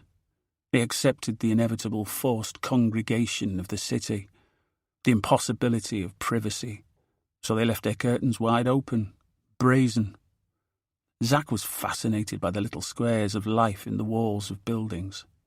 They put him in mind of doors on an advent calendar, although the tableaus didn't reveal pictures of snowmen or mistletoe. He had witnessed people zombified in front of TVs, guys lifting weights, a mother pacing the floor with a baby in her arms, couples hooking up. At first he'd enjoyed playing voyeur. It was exciting to know life was bubbling, buzzing all around him, all the time, and that he was part of it. Even at 2, 3 or 4 a.m, the streets streamed with a constant flow of people going to clubs, bars, to work, to shops, to cafes. He felt elated by the industry, the activity and purpose. He'd metaphorically looked over his shoulder, a little disdainful of his own sleepy village of origin, and even his university city, which generally fell silent by midnight. But then, after what had happened, what he'd done, he quickly reappraised and decided living inside a slot machine was not exciting. It was frightening. He tried to tell himself that the constant noise and activity was at least a help, some level of insurance. He reasoned if people were everywhere, he was never alone, and bad things only happened if you were alone, right? That is the perceived wisdom. The threat is in the dark when you're isolated. But the more he got into it, the more he'd had to reappraise his view, downgrade his optimism about the city, about his place in it. He was learning that the neon lights, the constant activity, didn't offer comfort or provide protection. The sort of people who were in the streets in the early mornings taught him it was possible to feel most alone when people were close by. The thing that just happened in there, it was unbelievable. No one had intervened. He supposed to onlookers it just appeared to be a standard tussle, some argy-bargy about who was next to be served, maybe. Did anyone see the knife? They'd dropped the packet in his coat pocket. He'd felt the weight of it instantly. He tried to bluff it out, show he wasn't to be controlled or intimidated, so he'd taken it out of his pocket and slammed it on the bar next to them. Everyone around them had turned away at that point, an elegant wave of abandonment and disinterest. Like synchronized swimmers, it seemed they'd collectively agreed not to get involved. One of them moved quickly, scooping the package up and plonking it back in Zack's pocket, and faster than that, the other drew his knife. He jabbed it sharply into the back of Zack's hand, the bit where his thumb met his forefinger. He didn't hit a vein, and he didn't go deep. It was a coolly controlled warning. It fucking hurt and bled a lot. It turned out he could be controlled and intimidated. Of course he could. No one asked if he was okay, as he grabbed the beer-sodden bar towel and wrapped his wound. The other revellers staunchly stared at their phones, glanced the other way, looked through him as if he wasn't there at all. People didn't keep him safe. The opposite. The clubs, bars and pubs that were open late just offered these men a comfortable waiting room until they paid him a visit. Chapter 8. Connie.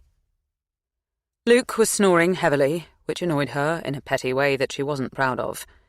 When they were younger, if he had slept peacefully as she lay counting sheep, she might have turned on her side and simply gazed at him. She'd have examined the contours of his face and plump lips, fought the urge to kiss them so as not to wake him up. Now, she often prodded him in the ribs, not caring if she disturbed his sleep. But then, when they were younger, he didn't snore. She did not love her husband any less now than she did before. She probably loved him more as the years passed. But she was less dazzled by him, more prone to accept and expect everything he had to offer. That was what contentment was, she supposed. A surrender of the heady, exhausting days when emotions ran high and reactions couldn't be predicted or counted upon. Anyway, his snores were not the reason sleep eluded her. She never could sleep until she heard the girls arrive home. It was nonsensical because, of course, the oldest two lived elsewhere now, and it wasn't her house they generally returned to. She had to assume they were often out late, sometimes not home until the morning. Occasionally she woke in the middle of the night and felt compelled to track their whereabouts on Find My iPhone. The girls were aware of this, and generally allowed it. Sometimes she found out they were back at their student digs, other times not. It was out of her control. Tonight was different, though. They were all expected back here to the family home, and she needed to know they were in, and the door locked behind them before she could sleep. She supposed her mother-hen traits had been reignited with Fran's news. It was past 11 p.m. Not late, exactly, but far past Sophie's curfew. She got out of bed. Looking out of the window, she saw some of the distinct and peculiar magic of Christmas Eve. There were far fewer cars parked on the street than usual. Many of her neighbours had country homes and stayed out of town over the festive period, although every house was lit up by garlands of twinkling lights. Most were tasteful white lights. Only the new family across the street had plumped for cheerful coloured ones. They also had an inflatable snowman in the garden and an inflatable Santa on their roof. He swayed gently now in the breeze. He looked like he was dancing. Connie imagined the street's housing association might have something to say about these decorations at next month's meeting. Residents were generally encouraged to conform, but she secretly hoped the tacky, joyful inflatables made an appearance again next year. Ed, who lived 2 doors along, was out walking his labradoodle. He stood near the lamp-post, checking his phone as he waited for the pup to finish peeing. The dog was wearing a Christmas coat and reindeer headband. Connie didn't know if she absolutely approved of people dressing up their pets, but there was no denying it. The labradoodle looked ridiculously cute. She craned her neck, pushed her cheek up against the cold window pane to get a view along the street. There was a couple walking at speed, holding hands. Connie wondered if they were rushing because it was cold, or because they were eager to get one another to bed. Another couple were arguing. Their friends were trying to intervene. Too much of the wrong type of Christmas spirit. The revellers all looked so young, and so underdressed. Connie could barely recall a time in her life when she chose short skirts and high heels over practical trousers or jumpsuits and flats. Had she ever? She watched the bickering group walk under her window, and then out of sight. The street settled, but instead of enjoying the unusual peace and calm, Connie felt uneasy. She couldn't pinpoint exactly why. Fran's announcement, Zach's arrival in their lives, the girls not being home all combined, left her feeling tense, not in control.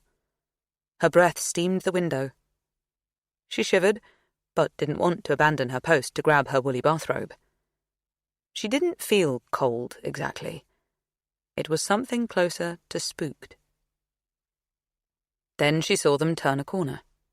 Her clan, her 3 girls, glorious and giggling. She let out a sigh. She noted that Oriel, Fran's best friend, and practically Connie's 4th daughter, was with them. Henry and Sebastian were walking with Zach.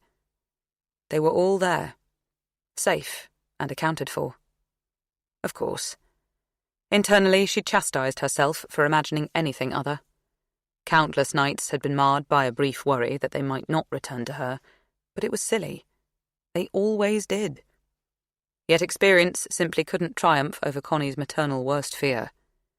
Oriel was not only Fran's best friend, but the daughter of Connie's own best friend, Lucy, and half-sister to the twins. Lovely Rose had been married to Peter before he met irresistible Lucy. He'd left her for Lucy.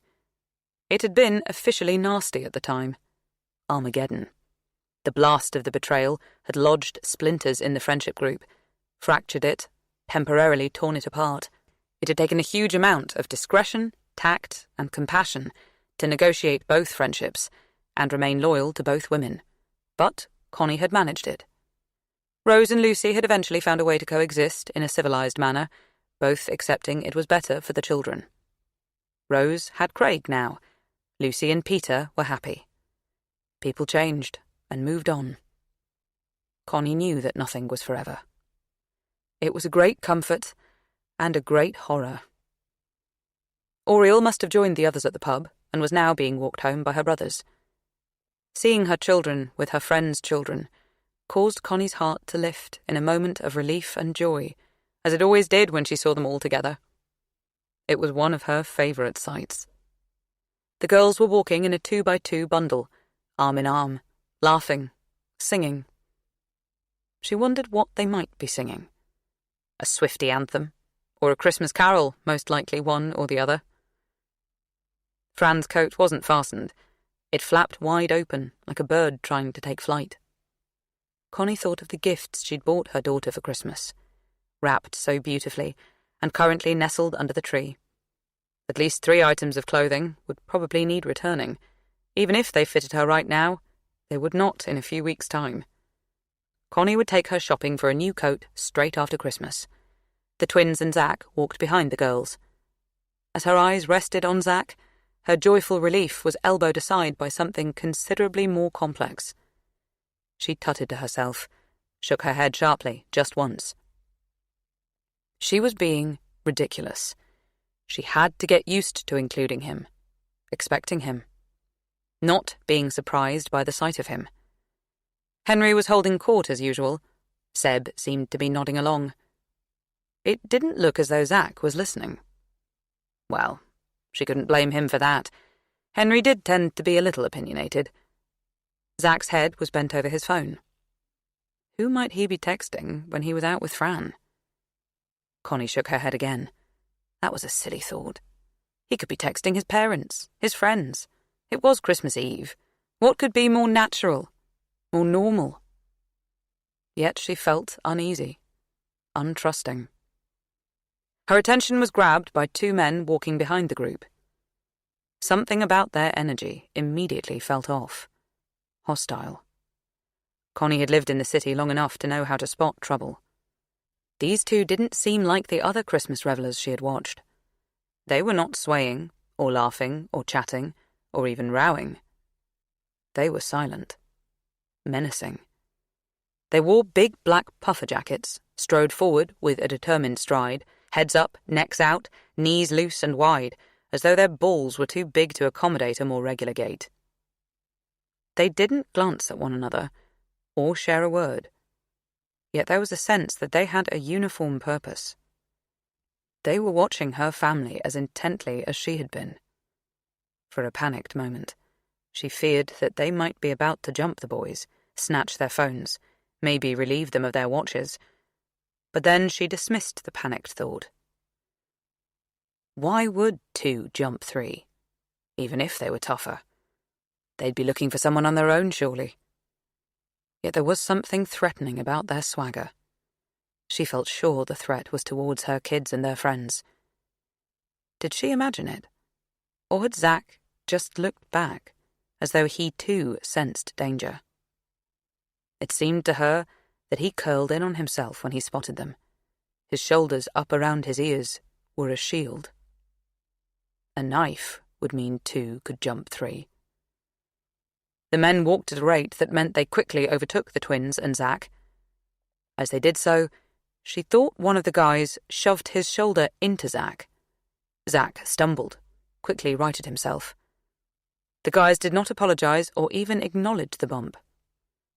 Was it deliberate? Were they looking for trouble? Sensibly, Zack did not react. Connie's heart quickened as she realized the men were now walking very close to the girls, not giving them a normal amount of social distance on the pavement. Most likely they did not realize the guys were with them. Were they trying to intimidate the girls? A standard and hideous practice. She braced herself as she waited for... what?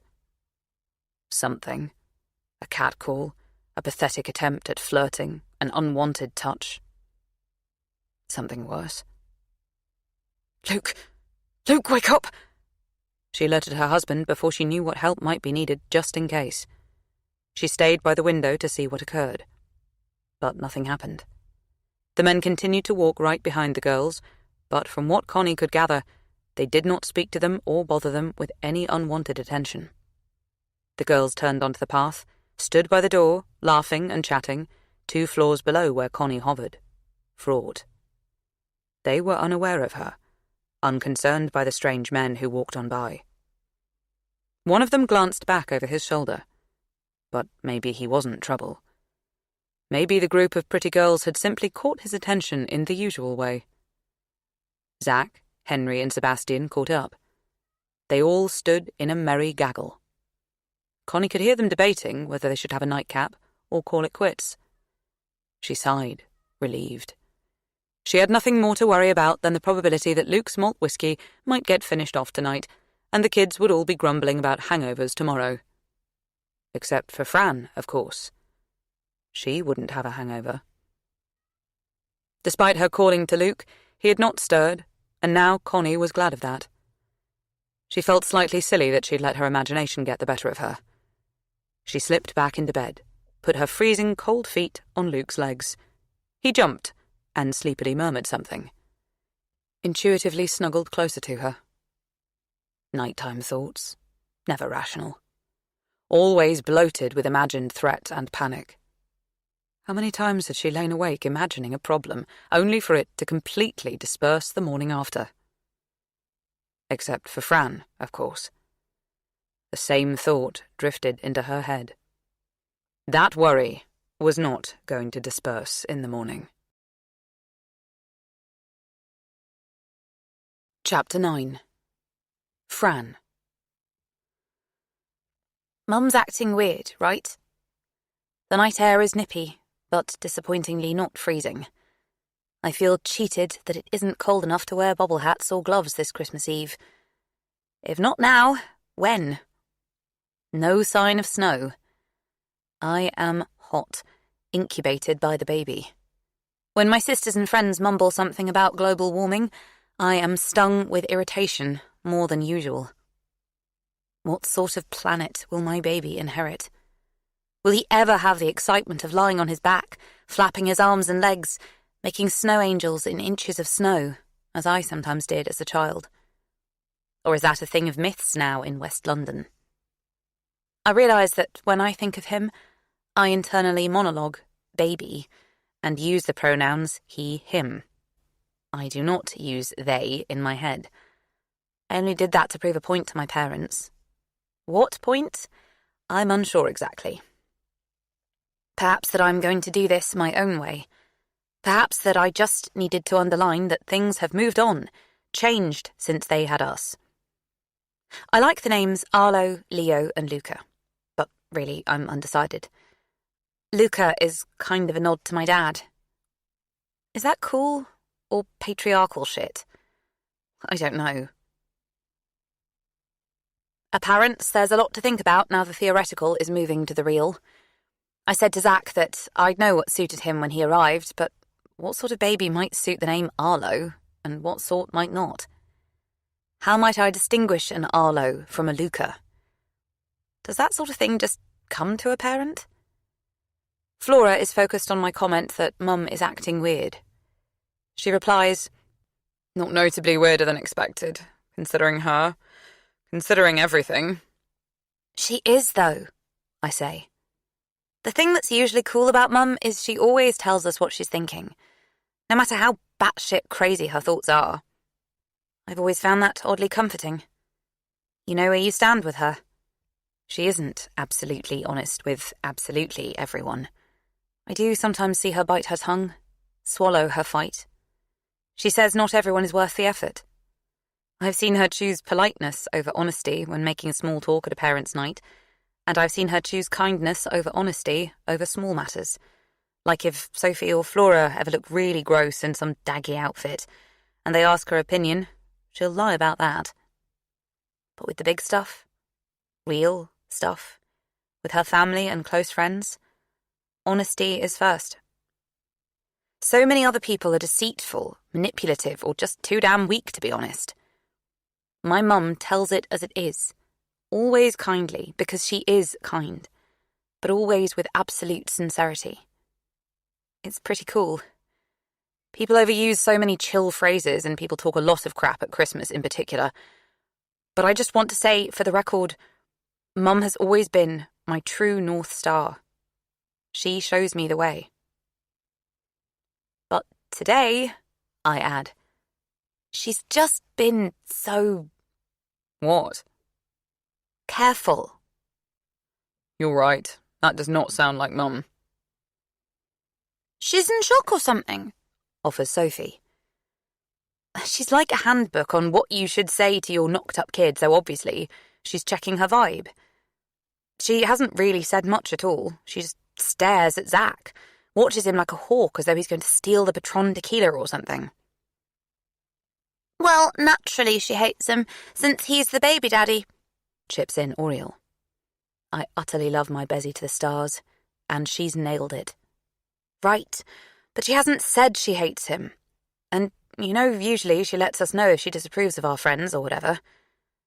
She has never told us who we should or should not mix with, but since we were kids in the playground bringing friends home, we've had to get used to Mum's pronouncements.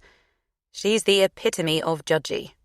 Sometimes she would say, "What a sweet child, I like her," or she might say, "I don't trust her, so watch your back." My sisters and I used to find it annoying, but we soon came to rely on it. Mum's character assessments, or assassinations, are always spot on. Also, she is a very self-aware person, and she once told me it starts there. If you know all your own failings, Fran, it's easier to see them in others. She laughed. I was expecting her to say something about Zach, but when I asked if she liked him, she just replied, "The important thing is that you like him." Well, she's not wrong. Yeah, but that's not very her, is it? We're in uncharted waters, comments Flora. She starts to hum Silent Night. She has a great voice, but I talk over her anyway. I'd prefer it if she just said, "You should abort." You really wouldn't. You'd be in therapy forever if she said that, points out Sophie. Have you thought of getting rid of it? Asks Oriel. I don't want an abortion. You're sure? If it happened to me, I'd rather take a bullet to the head than bring up a baby. sensitive, mutters Flora, who doesn't get Oriel's sense of humour, and anyway, has always been a bit jealous of her because as kids I always chose my friend over my sister. You are very young, adds Sophie. That's from my baby sis. I respond in the age-old manner. I'm way older than you. I'm not the one who is pregnant. There are options other than abortion, chips in Oriel. I glance behind me to see if Zach is in earshot. When my sisters and Oriel and I talk, we don't filter. I filter with Zach. He's new. What, like giving it away? I shake my head. I think everyone has a right to choose, but I couldn't live with the thought of knowing my baby was out there in the world somewhere, but not by my side. Adoption isn't for me. Right. I want my baby, I say firmly. Okay, well, obviously we'll be the best aunties in the world, says Flora, in her matter-of-fact way. Totally the best, agrees Sophie. I can't wait to meet them. And me, adds Oriel. She's not my sister by blood, but she will definitely be his auntie. He'll be very loved. He'll be okay. I squeeze her arm. But I'm not doing nappies. Not ever, she adds. Never ask me. I don't think I've ever heard her be as serious about anything. 10 days before the end. Chapter 10. Connie. Christmas Day. Christmas lunch passed off without incident, which was Connie's newly revised goal, downgraded from the goal of having the best Christmas ever. She drank less than she usually did to keep Fran company because she remembered how tedious it was to be the only sober person around a table of drunks when pregnant. It seemed unlikely her daughter noticed the sacrifice, but it did mean that, possibly for the first time in the Baker household, they sat down to a Christmas lunch that was not interrupted by Connie sporadically jumping up as she remembered the crackers, cranberry sauce, pigs in blankets, etc. She had stayed focused on the lunch, not allowing herself to think about anything else, and as a result, it was delicious, coordinated, and complete. Lucy, Peter, and Oriel had, as usual, joined them. Once again, the news of the pregnancy was discussed and digested. Oriel did not refer to the baby as they. She called it a small. Small? Asked Luke. Small and adorable! Chorused everyone under 25. Connie was glad of the info, not that she'd have asked for an explanation herself. While Gen Z vocab was a foreign language to her, and she found it just as incomprehensible as Luke did, she had a hangover from being their age herself, and she always liked to pretend she understood cool talk. She was embarrassed to note this. Hell, she was about to be a grandmother. She ought to have grown out of a need to appear cooler than she was. Lucy said nothing at all. She just smiled and dispensed a brief, rare, and efficient hug to Fran, her goddaughter. Elegant. Connie was grateful for her verbal restraint, because Lucy was not known for valuing fecundity. It was unlikely she thought this was good news, but had resisted saying so in front of Fran and Zach. Connie couldn't wait to be alone with her friend, so they could have a frank exchange. When everyone had overindulged, gorged on turkey and trimmings, so needed a pause before pudding, Connie grabbed her coat, and Lucy's too. She flung it at her friend. "I need to show you our log pile at the bottom of the garden," she said, by way of an excuse for them skipping out of the overcrowded, overheated room. It was a faulty diversion, if anyone had considered it. Lucy was not the type to take an interest in anything domestic, not even something as elite as drying logs for the burner, but no one was paying either of them much attention. The moment they were alone, Lucy laughed and said, "Well done. I was thinking all lunch that I wished I still smoked. It was always a decent excuse to get up and leave the room." "Have you ever thought of vaping?" Lucy seemed offended. "It looks ridiculous, Connie. The main reason for smoking is to look cool. Vaping is an abomination." Then, conscious that they wouldn't have long before, most likely, someone joined them, she said, "So, she's pregnant, and she's keeping the baby." She hummed the tune of Madonna's classic, Papa Don't Preach.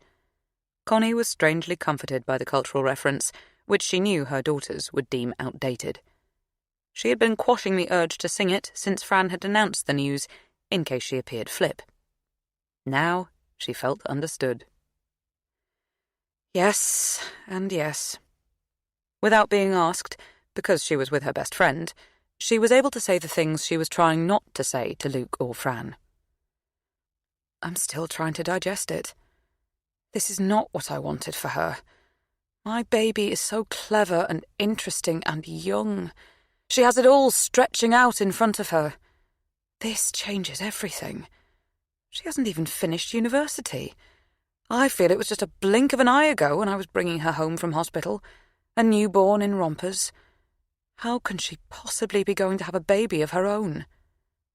Lucy squeezed Connie's shoulder and said nothing, which was, Connie found, the perfect response. What could be said? "I can't pretend I think this is the ideal time." When would be? "Oh, say when she's 27 or 8. Ideally with a long-term partner. Not someone she's dated for such a brief time." "No, you misunderstand me. I mean, there really isn't an ideal time," clarified Lucy. Connie smiled. Lucy had initially struggled with being a mother. She hadn't liked anything about the job. She'd found the whole process smelly, tedious, and disappointing. Lonely, tiring, and competitive. Her biggest competition had been with Rose, naturally, as she was Peter's first wife. Or maybe she had simply been in competition with herself, normally so incredible at everything. Either way, she hadn't enjoyed early motherhood. She'd only got into the swing of things when Oriel was about 7. They were very close now, which demonstrated that it was never too late. Connie wondered whether that meant it was never too early either. Was that the point Lucy was making? She perched on the wooden garden bench. It was damp, but she felt the need to slump. The cold slipped through her coat. Lucy remained standing. Ramrod straight posture, as always. The fresh air and total honesty was a relief after the heat and flippant chatter over lunch. there was something else. Something Connie was dying to discuss, and it could only be discussed with Lucy. "You were next to him at lunch. What do you think?" she asked. She had wanted to sit next to Zack herself, and had gone to the trouble of making a seating plan and putting out homemade festive dried orange slice name cards, but by the time she'd brought all the food to the table, everyone had sat wherever they pleased, and ignored her plan.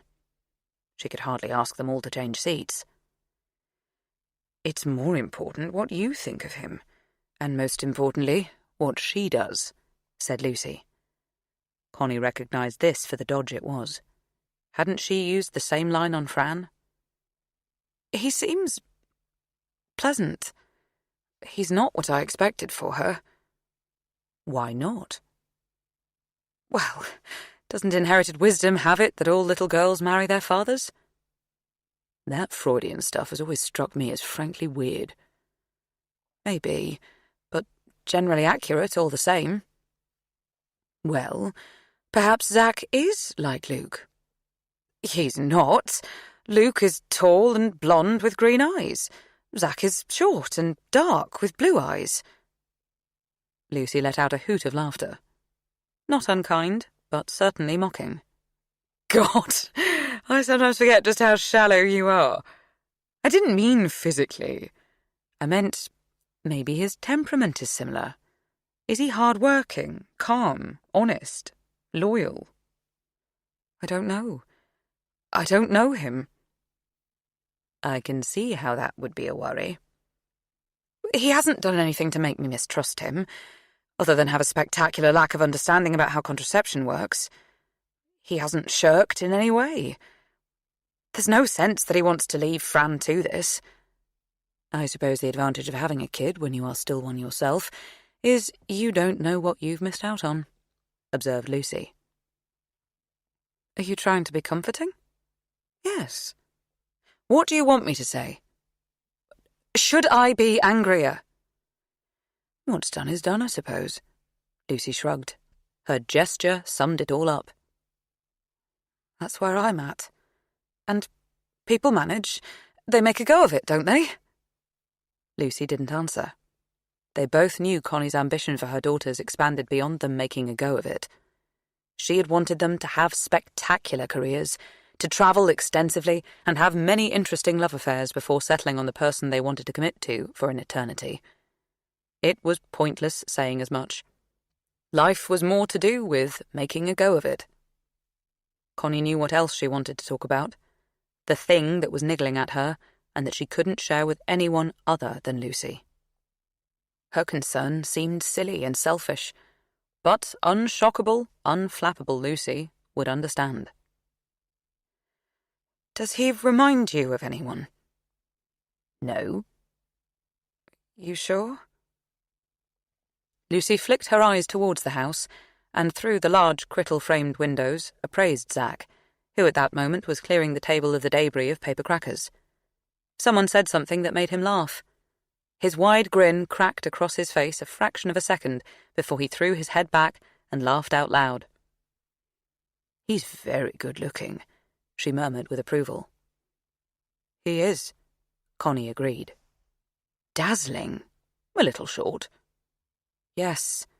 So I ask again, does he remind you of anyone?" Connie watched as the thought slithered into her friend's head.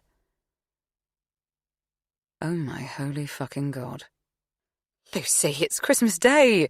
I don't think—" "John Harding." Lucy stared at Connie, her eyes wide and incredulous. "He's the absolute double. Now I see it, I can't unsee it. How did I miss that?" "Right. I was hoping it was in my imagination," Connie said with a defeated shrug. "It's not. He's the image. How weird." John Harding was Connie's most beautiful mistake. The life-defining affair that she'd had in the first year of her marriage. When Luke found out, he'd left her. Not an unsurprising consequence. For a while it looked like they would divorce, that they couldn't recover and correct their path. Connie had been an archetypal example of you don't know what you have until you've lost it. She'd fought to get Luke back. She worked on herself, became the person he deserved her to be. Eventually, he returned to her. The wound she'd inflicted on their marriage slowly healed, but it had left a scar. People thought scars were a blot, an eyesore. They tried to get them removed. But Connie knew scars were part of the body's healing process, a mark where the skin had repaired itself by growing new tissue to pull together the wound and fill in any gaps caused by the injury. They faded, but never quite disappeared, and perhaps they shouldn't. It was sometimes best to remember the hurt. The affair had happened 25 years ago. It was ancient history. Very, very occasionally, she allowed herself to think of him. John Harding. She recalled meeting him, having sex with him, eventually letting him go. These memories were among her most vivid and perfect. Not perfect in the sense of wonderful, often they caused her to internally squirm, but perfect in the sense of entire, precise and whole. She could not forget him. She still considered him one of the best and worst things that had happened in her life. I had no idea a child could be attracted to the same type as a parent. Is that inherited, then, what one finds attractive? What a funny coincidence, commented Lucy. You think that's all it is? A coincidence? Well, what else? You don't think Zach's his son or something? Lucy laughed out loud, which Connie found reassuring, if not a little belittling. Wow, Connie! Even for you, that's a big leap. Are you mad? Oh, God, yes, you are. You always were, whenever it was anything to do with that damned man. She shook her head. She was wearing a paper crown, which was surprising. When she was younger, she used to refuse to do so. She considered them ridiculous and complained that they weren't flattering. She needn't have worried. She suited the crown. She looked regal. It didn't slip or slide. Connie felt her own crown fall over her eye. She snatched it off her head and scrunched the tissue paper in her hand. She felt awkward, ashamed. You're obsessed. Lucy looked disappointed. I'm just finding it disconcerting. Zach talked to me about his parents. They're called Claire and Neil. Neil, not John. Stop this. We can't have this. Not after all these years. You can't hold a grudge against Zach because he has a resemblance to your ex-lover. Get the hell over it. I'm not holding a grudge. What made you think that? Lucy rolled her eyes. Fact. You can't fool all the people all the time, and you can never fool me. I'm not holding a grudge. I've been very supportive and accepting. Not a single reprimand. It's just that I'm worried. It's not a passing resemblance. He's the absolute double. Connie sighed. They have the same eye colour. Freckles, mannerisms, stature. Connie, do you have a crush on your daughter's boyfriend? Lucy demanded. No, don't be ridiculous. I'm just terrified that they're related. What if Zach's mother had an affair? Don't judge everyone by our standards. Not everyone has affairs. Only the very brilliant and the very stupid. Connie definitely did not want to ask which category Lucy thought she fell into. Well, maybe he's an uncle or something. I think John has a sister. Maybe that's Zach's mother. Lucy moved her head from side to side slowly. Why are you doing this to yourself? You're looking for trouble in that way you have. Connie felt stung. It wasn't fair. Her friends often implied she was a handful, hard work, a little much. It all stemmed from her one transgression, the affair. She didn't look for trouble. It found her. Have you spoken to Zach? Asked him about his relatives? No. Well, isn't that the logical thing to do? That or your therapist? They'll unpick why you are indulging in this fantasy. I don't have a therapist. You should get one. It's not a fantasy.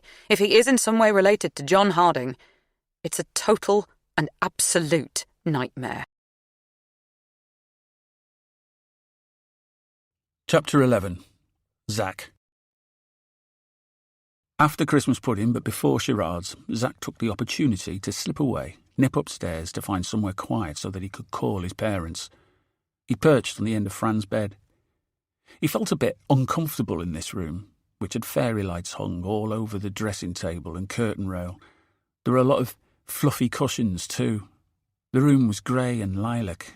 There was a daisy thing theme going on, a motif, Fran had called it. It was girly. He was surprised at that. She had always appeared sophisticated to him.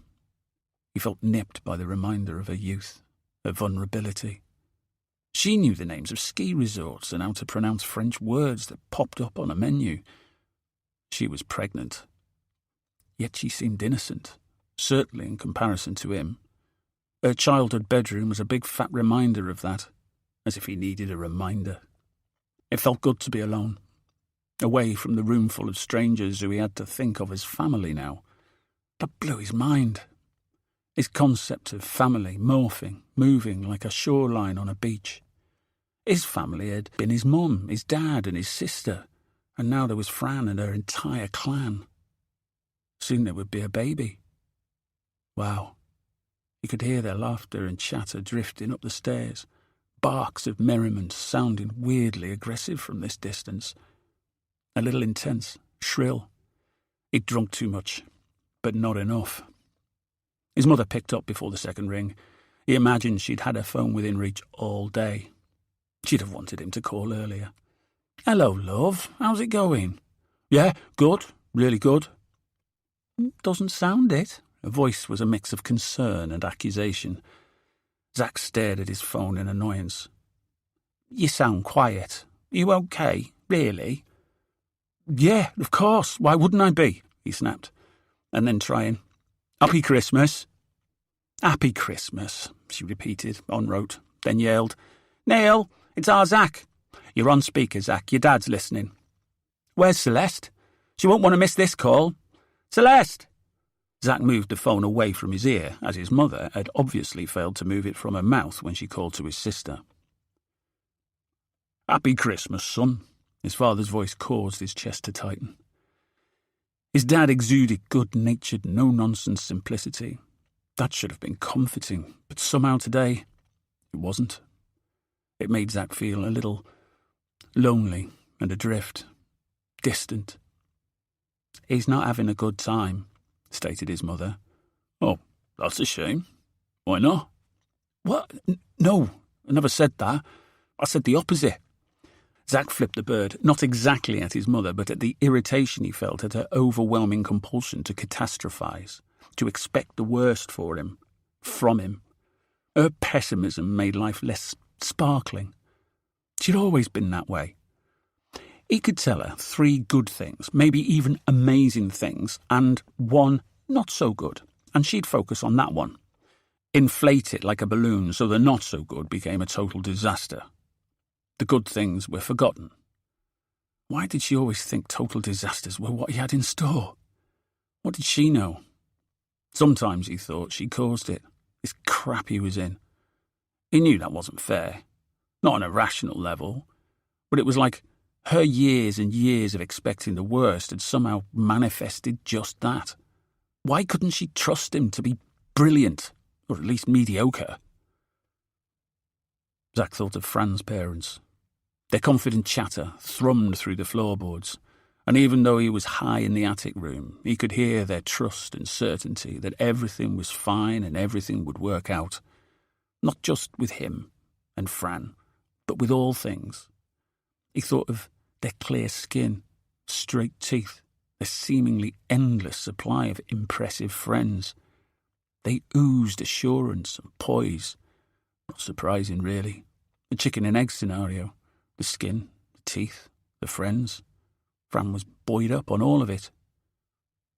"I am having a good time," he insisted. He was, but he knew that he sounded defensive and he wouldn't be believed. "It was always likely to be sticky, considering everything," said his dad carefully. "It hasn't been. They've been very relaxed about the announcement," Zack reassured him. "Oh, liberals, are they?" His mother sounded critical, which made no sense. But they took it much the way you did. They've been very supportive. Pleased, are they, at becoming grandparents? Zack didn't know exactly how to answer that. They weren't displeased, or if they were putting on a polite face. His head ached. It was possibly because he'd drunk an espresso martini, a beer, 3 glasses of wine and 2 champagne already today. He wasn't good with mixing. But the tightness might also come from the fact that he too had been putting on a polite face. It was an effort. He was 22 and about to become a dad. He didn't even know if he was something as simple as unilaterally pleased, so it wasn't easy to process everyone else's reactions. He loved Fran. She was amazing, funny, clever, beautiful, different. From the moment he'd met her, he'd thought she might be the sort of someone that one day he might want to be with in a permanent way. He imagined them at one another's graduation ceremonies, holiday and afterwards in Ibiza, clubs, drinks, music, sunshines, maybe moving to London together, not in the same flat, separate flats, with their own mates, but nearby. He imagined work, commutes, brunches, enjoying that for a few years. He hadn't got further than that. Now they were having a baby together. It was a fast leap. "Do they like you?" his dad asked. He didn't get a chance to answer as his mum interrupted. "Of course they like him. They must love him, and if they don't, I'll get straight in the car and drive there and tell them exactly how lucky they are." He could hear the quiver in his mother's throat, the outrage, the upset. He recognised it and was grateful for it, but also a bit shamed by the insistence. It was too much. She was fiercely protective, always had been. Zack and his father had learnt to glaze over her intensity.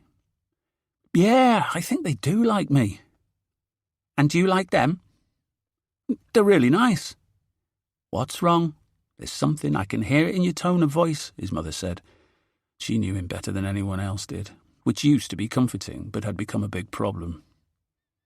Sometimes he avoided calling her to swerve this sort of thing. "It's just weird, you know, Christmas Day and not seeing you lot." That was not untrue. It was not entirely true either. He glanced out the window, checked up and down the street. There was an old bloke walking his little puffball of a dog. Zack watched as the guy stooped to scoop up the crap. He loved dogs, but couldn't imagine scooping crap off the street and then carrying a little green sack around with him. It was a father and daughter combo.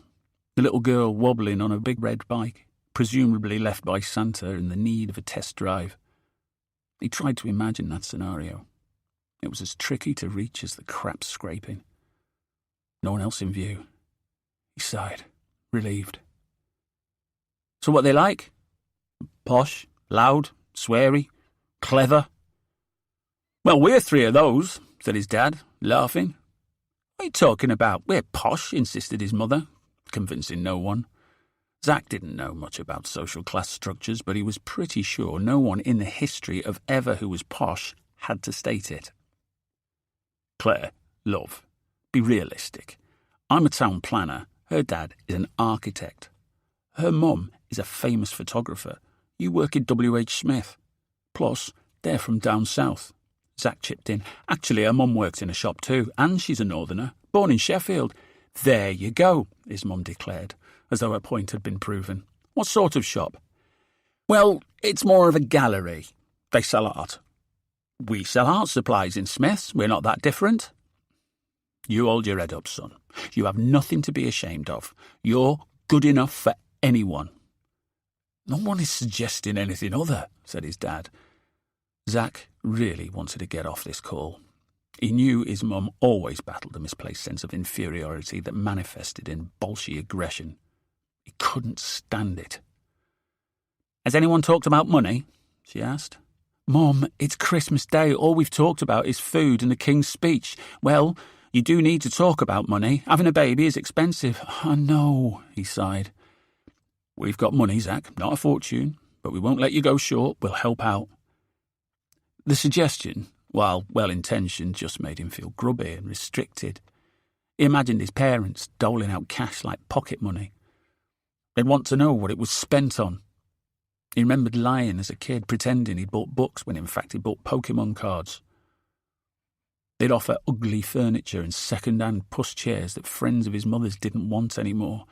They'd say the stuff was perfectly good, still serviceable, even if it was blatantly otherwise. They'd always had a make-do and mend attitude. He didn't want to be a dick about it, but it wasn't what he wanted for his own kid. For himself.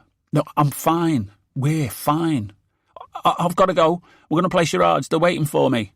Don't you want to talk to your sister? She just... Happy Christmas. Love you. Miss you all. He spoke over his mum, then pressed end as though he hadn't heard her request.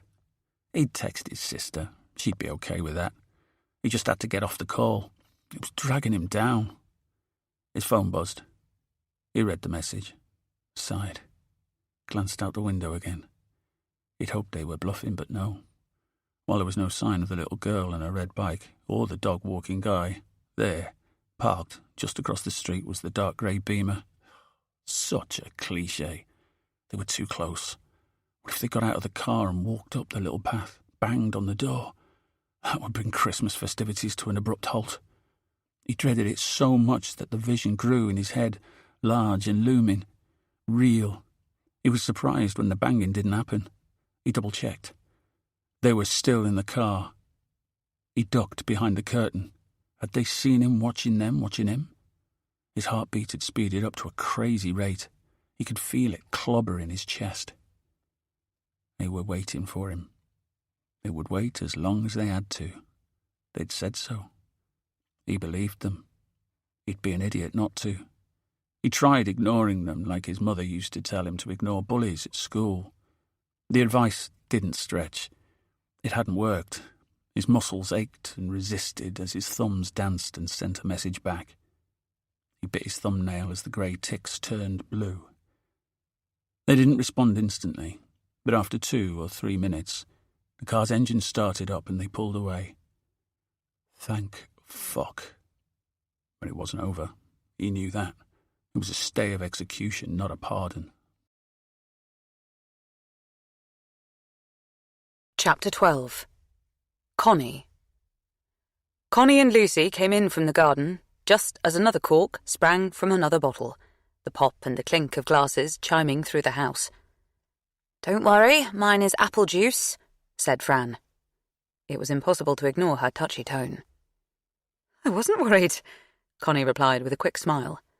"I was just wondering if there was a glass for me." "I thought you went outside for fresh air because you were feeling a bit drunk," commented Sophie. She sounded vaguely accusatory. She didn't like her mother drinking. She didn't like anyone over the age of 30 drinking.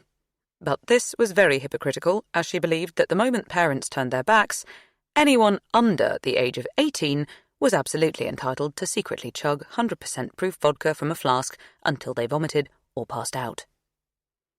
"I've hardly had a sip all day. We were looking at the log pile," Connie reiterated her lame excuse. Everyone was perfectly aware that she and Lucy were having a gossip. She should have just said so. The idea of playing charades was shelved, as the younger generation all wanted some time on their phones so they could send their mates memes and messages. Connie tried to take an interest, but when Sophie showed her a few things she'd sent and received, she found the greetings to be on a scale of offensive to incomprehensible, so instead she turned her attention to stacking the dishwasher, while Luke ensured that their guests were furnished with drinks and chocolates, and that her father had the remote control. While clearing the decks, Connie took the opportunity of cornering Zach. Like her daughters and Oriel, he had his head bent over his phone. From a distance, it looked like the kids were all praying, and indeed they were worshipping, but at the altar of technology. Zach would probably have preferred to be left alone with his phone, but Connie was newly invigorated with the intention of getting to know him, so she asked if he'd give her a hand in the kitchen. He could hardly refuse, and to his credit, he managed to accept with a level of grace and charm. His smile caused her insides to churn. So familiar, so strange. They made small talk about lunch. He was extremely polite, repeating that it was delicious, that he was so glad to be spending Christmas with them. She expressed mild concern that the parsnips were a little charred, and wondered aloud whether there had been enough purple cabbage to go round. There was more than enough food. Everyone's stuffed. Oh, good. My mum is just the same, always sweating the small stuff, he commented. Connie wasn't sure she liked being called out for having petty concerns, but she saw that his comment was well-intentioned. He was comparing her to his mum. That had to be a compliment, didn't it? And anyway, it was certainly a way into the discussion she wanted to have. Tell me about yourself, Zach. What do you want to know? He asked. Connie wondered if she'd heard a smidge of defensiveness, but she supposed that was to be expected. It was such a long time since she'd had to be apprehensive about impressing anyone's parents, but she could still, just about, recall that pinch of stress at having to prove yourself to someone who mattered to you. He was clever enough to know she was grilling him. She wanted to know everything, but, specifically, she wanted to shoo away her hunch. No, that was overstating it, surely. Her niggle. Lucy was no doubt right. It was most likely a passing resemblance, nothing at all to worry about. What were the chances that her daughter had met John Harding's son or nephew and fallen in love with him, fallen pregnant to him? Infinitesimal. Once that thought was out of her head, she would be able to think about the pregnancy properly, focus on what it meant for Fran and Zach, what she could do to help and support. She just needed to put the idea firmly to bed. She was aware that her subconscious had picked an ironically poignant idiom. Whenever she thought of John Harding, she thought of beds. She always had. Anything, everything. We're family now, right? She replied with a beam. Well, I'm from Cheshire. I'm studying at York Uni. Like Fran, as you know. My degree is in business management. I'll graduate this year. I did a year's work placement as part of my degree last year with Zapion Tech, developing BI software that performs tasks such as data mining, forecasting and reporting. She had no idea what any of that meant, but felt asking would appear as a challenge. It sounded like something he was proud of. They've already offered me a job on their graduate programme. I start in September, in London. Of course, the salary isn't huge, at least not to begin with, but it's a great company. I have prospects, if that's what you're asking. He had practically straightened his shoulders and squared up to her. She felt sorry for him. He was just a kid. Her own experiences with the girls meant she was very aware that this generation spent the first quarter-century of their lives being tested, jostling for positions, places and prizes, and having to constantly prove themselves. As a parent, she had been horrified to witness the level of pressure young people endured now. There were copious exams, endless interviews, trials, tests, levels, and league tables. It was exhausting to witness, let alone endure. This boy was telling her he was a success, that he had endured everything that was required nowadays to bob to the top of the pile. A Russell Group uni kid with a job lined up before he'd even graduated. A baby probably hadn't been part of his life plan either. Oh no, that wasn't what I meant. Well, yes, I suppose it was. She smiled gently. She didn't ask him what his salary was. Whatever it was, he and Fran were going to struggle financially if they were planning on living in London. Everyone, other than Trustafarians and Nepo babies, struggled. Tell me about your family. I'm sure we'll all be meeting soon. Maybe. Hopefully. Hopefully not. She didn't know which she wished for yet. Well, I consider myself extremely lucky, because I grew up knowing that I had parents who love each other. I think that's important. Yes, that sounds wonderful. Yes, it is important. The relief was intense, meaning she was far too enthusiastic in her response. Connie was often far too enthusiastic in life. She'd tried to rein it in, because people found it unnerving. They tended to doubt her sincerity. But she was so glad to hear he came from a stable home. Him leading with that was very sweet. And it meant he was not John Harding's son. Oh, thank God for that. Of course he wasn't. How utterly silly of her to ever have imagined such a thing. Lucy was probably right. She should consider seeing a therapist. How could she have conjured up this problem? Was she just avoiding tackling the real issues arising around the unexpected pregnancy? Fran's prospects, their financial security, their emotional well-being. His parents had always loved each other. How marvellous. She hoped Fran would say the same of her and Luke. He'd grown up knowing that. He thought parents loving each other was a goal. Hurrah! She rolled the thought around her head, allowing it to softly massage away the stress she had been harbouring. I was unplanned. A mistake. They told me often enough. Not to hurt me. It's simply a fact. Connie laughed, giddy on relief. Well, yes, I think if you asked Luke, he'd say Sophie was a surprise, but she absolutely wasn't. At least, not to me. She winked, happy to take Zack into her confidence, happy to make him one of the family now her silly fears had been allayed. No, I was a surprise to my mother too, Zack insisted with a firm smile. The situation was exactly like it is between me and Fran. I'm the product of an enormous attraction and a careless, full-on, caution to the wind, one-night stand. Connie stared at him. He checked himself, no doubt realising that how he'd just described the conception of her grandchild was perhaps unpalatable. He coloured, high in his cheeks. Sorry. I mean, obviously, we're more than a one-night stand now. I just mean that, looking at the dates, it was probably the first or second week after we got together this time when we... You know, when she... When? He stopped talking. It was an impossible sentence to finish while talking to Fran's mother. They stayed in an embarrassed silence for a moment or two. Connie was vaguely aware of her father asking if there was a glass of port going, the sounds of the TV blasting through from the sitting room. The Christmas tree lights were flashing. Who had switched the settings? The flickering was so distracting.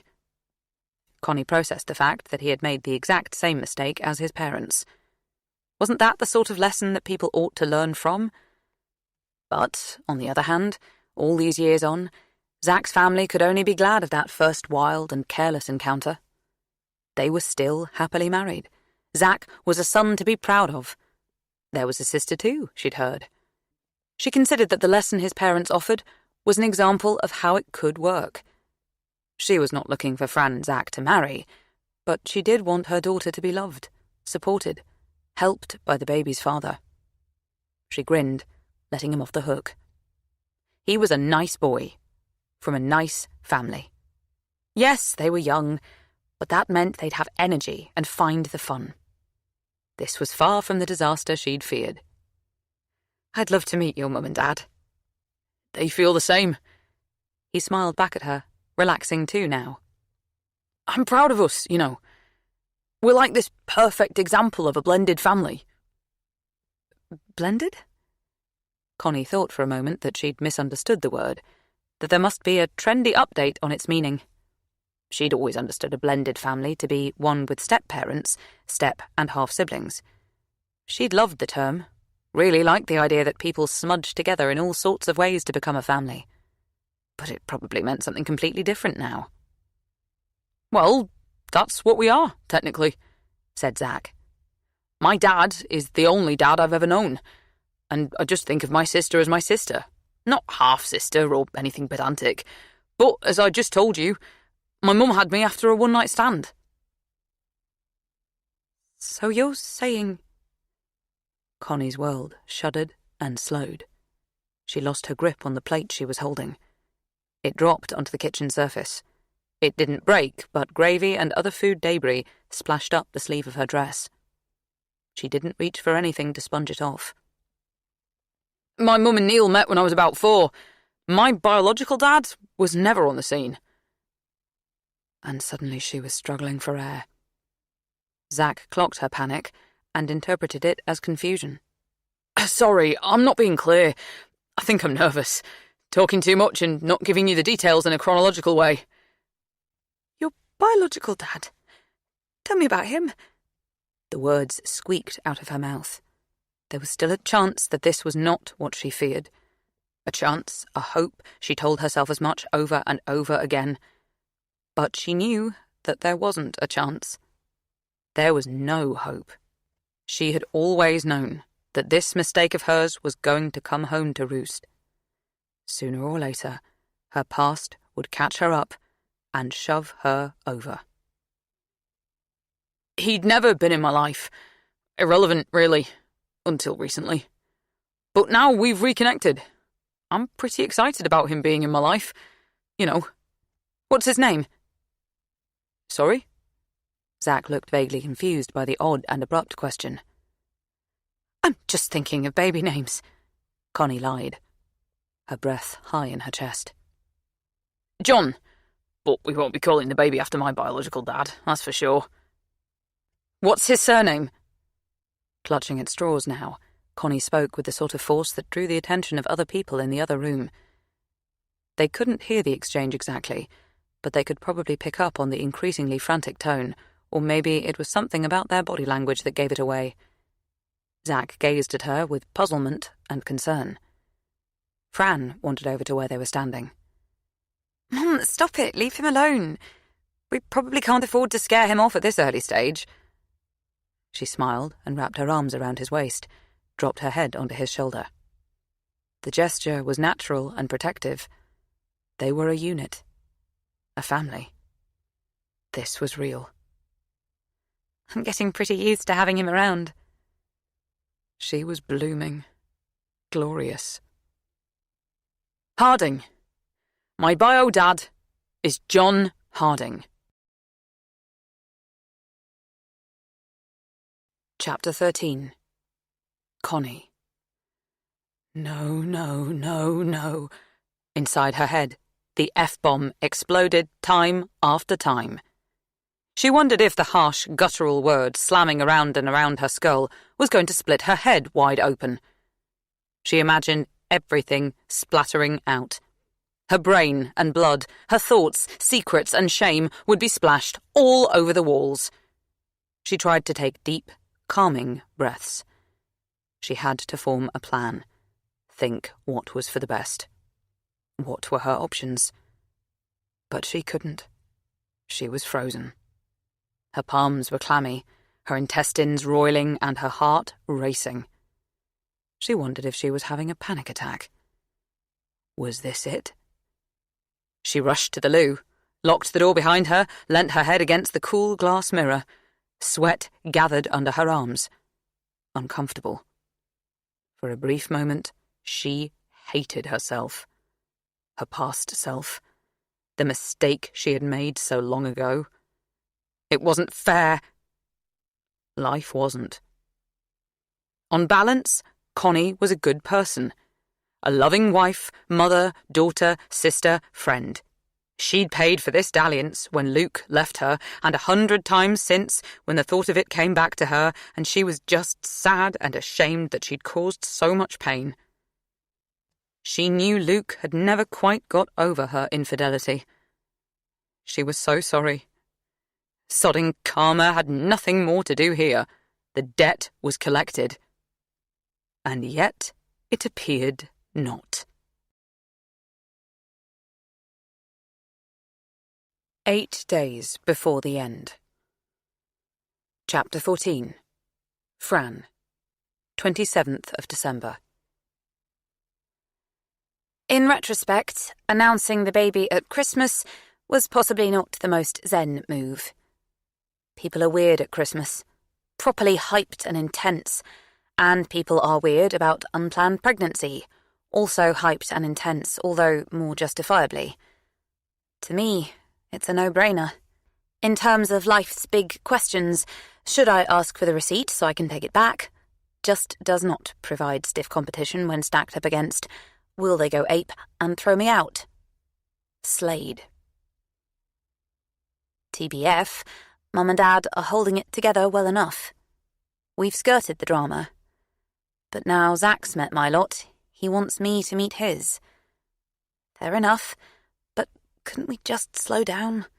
He's just kicked off his relationship with his bio-dad, who hasn't seen his mum since the night he was conceived, and now he's got a mad idea of asking them down here. All of them at the same time. Mum is really against it. She says we should wait to meet his bio dad. She wants me to talk sense into Zach. I'm not sure if that's the dynamic Zach and I have negotiated, but also I can see it's a lot. So I give it a shot. It will be so intense, I warn him. My mum says it will be a shit show. I quote. She's probably right. So we should just get it over with. Rip off the elastoplast, says Zach, with his easy-to-come, easy-to-love smile. I talked to your dad. He suggested the 29th. No one ever knows what to do with the limbo days between Christmas and New Year. We're doing everyone a favour. Facts proven, because everyone is up for it. I must still look less than chill, because he wraps his arms around me and says, I don't know if any of them are especially happy about this, but I don't care. They should be. We're brilliant, and we're going to make them a brilliant grandchild. Can you imagine how cute he will be? He sounds high. He starts to kiss my neck, and I feel my body respond to his. His lips, cheeks, fingers are freezing cold. He's just got in after taking the dog for a walk. He's made that his thing these past couple of days, slipping out with Asti, our Airedale Terrier. I offered to go with him on Christmas Day, but he made it really clear he fancied a bit of time alone. I'm not the clingy type, and I can appreciate that my family are full on and a little bit of silence is covetable, so I've stopped even suggesting I join him when he goes for a stroll. Now I lie on the bed, and he nestles so close to me, it's like we're zipped together. I study him. His nose, mouth, chin. His lashes, long and lush. I love the dip of his collarbone, the rise of his Adam's apple. Our baby will be the cutest thing ever. Fact. I'm hoping he gets Zach's eyes and head for numbers, but my musical ability and my dad's height. We kiss for a long while, and he does inexplicably brilliant things with his cold fingers and hot tongue. It kills me to break away, but I really want to talk about this family meet-up, and any second now someone will call us downstairs and offer us another meal or suggest we watch a Christmas movie or play cards. I'd forgotten how much my family love organised fun. We're not getting much time alone. It feels like my parents are chaperoning us. Newsflash, Mum, the horse has bolted. Why bring your bio dad into this now? Don't you think we're already dealing with a lot here? I don't want to make your mum uncomfortable. I'm parroting my mum's argument here. I sort of guess she has a point. She's usually spot on with room reading. My mum will be fine, Zach assures me. They didn't have feelings for each other. They had sex together, that's all. And it was a really long time ago. But there must be feeling associated with him, because he made you. Zach shrugs and sits up. He scoots to the edge of the bed and reaches for his phone. He keeps his back to me. I don't think he's angry. I think he's just bored of the conversation. He's made up his mind, and so doesn't think any more discussion is needed. I wonder what it will be like to live with that trait. Hey, maybe he's right. Maybe he knows better than my mum. It is his family, after all. Zach and his biological dad have only been talking for a few months. He told me that when he first started to track him down, he expected to be disappointed. But he wasn't. The search wasn't at all tricky or convoluted. He didn't encounter endless dead ends. His perseverance wasn't tested. There was a friend of his mum's who was still in touch with John Harding via LinkedIn or something. It was a matter of an email, a few texts, and a WhatsApp message. Not at all difficult. This has made Zach flip-flop between saying glib stuff like, it was meant to be, it's a sign I've done the right thing, and getting moody and depressed about how many years they'd wasted, and asking why, if it was so easy to make the connection, hadn't any of the adults thought to reach out before. His bio dad agreed to meet straight away. He'd had no idea that his one-night stand had been so fruitful. He couldn't quite place Zach's mother, but he didn't deny the possibility that Zach could be his son. In fact, He welcomed it.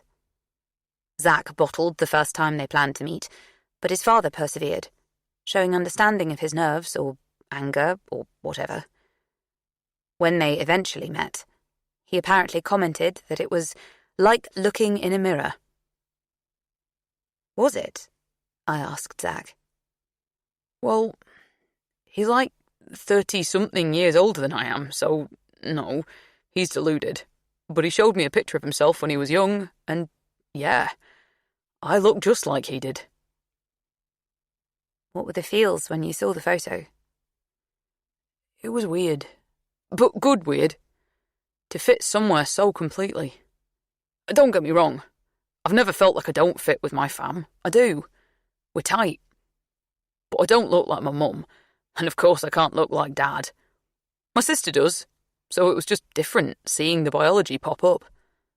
You know, it matters. John Harding has made it clear that there's room for Zach in his life. He doesn't have any other kids, and he isn't married. Zach is hyped that everything is rolling so easily. Other kids might have been awesome, but there'd also be an extra complication. Further relationships to negotiate. It's going so smoothly. We really get on. It's defo as good as I could possibly have imagined. You think? I just hear disaster whenever Zach talks about this guy. He's in his 50s, twice divorced, and no kids. Sounds like a total prick with commitment issues. What if Zach gets hurt? What if this John bloke is all in and then not, and he just disappears? I study music, not psychology, but it doesn't take a shrink to work out that Zach's obsessive need to stand by me is because this man spectacularly failed to do as much for his own mum. Thinking about it like that, in a perverse way, maybe I owe this John Harding dude. Maybe I should agree to meet him. Look, it's going to be a bit awkward, but I need to have him there, says Zach now. Why? He shrugs. Although he has good shoulders and forearms, his back is scrawny. Even through his t-shirt, I can see the bumps of his spine, standing out like crustaceans on a rock. Curved away from me. I trail my finger up each vertebra. They rise and fall as he takes deep breaths. This is when I feel our age, or lack of it. 21, right, is older than anything I've ever been before, and I'm no longer a teenager, so ancient in some ways, but not really. When I see his scrawny back, he looks lost. Like, even younger than me. He's a year older, but right now he seems as though he's in year 6 and just lost his favourite Pokemon card. He sighs. Honestly, I don't know. Maybe to shame him. Maybe to give him a second chance. I want him to see me do what he didn't. To prove you're the better man? Just to prove it can be done. He turns to me and holds my gaze, his eyes slicing through me. Intense. I have to look away. The moment depresses me. It feels like the one when the day sinks and the light is swallowed, but nighttime, with its excitement and possibilities, has not emerged. The bars, music, laughter, loving. We sit in the limbo. A no man's land. It's sad, airless, but it passes. The raw, difficult, exposed moment dissolves. Time strides on. You just have to get through it. From what Zach tells me, since his mum married Neil, they've been a happy family, a strong unit. He says he can't remember much about when it was just him and his mum. He was too young. However, Claire made the decision to fill him in on the missing years. It wasn't that she wanted to remind her boy of the poverty, struggle, and insecurity they'd endured. Her recounting of history came from a good place, I get it. She wanted her son to be grateful to Neil, glad of him, and to bond with him. Neil came through with a big heart, a steady income, and a willing commitment to show up at the side of a football pitch at parents' evenings and cub camp. He's done the heavy lifting for years. He is the dad. Zach says Claire always maintained that the one-night stand was insignificant. A sort of unrequested sperm donation. But the thing is, her narrative, the one where things were bad and bleak until Neil turned up, a knight in shining armour, did leave Zack with a fear of poverty, struggle and instability. I know he's worried about money for us. He's brought it up a few times, so I'm not surprised when he adds, Besides, John is worth something now, I think. He seems minted. You know that when they meet, they're all going to be focused on the practicalities.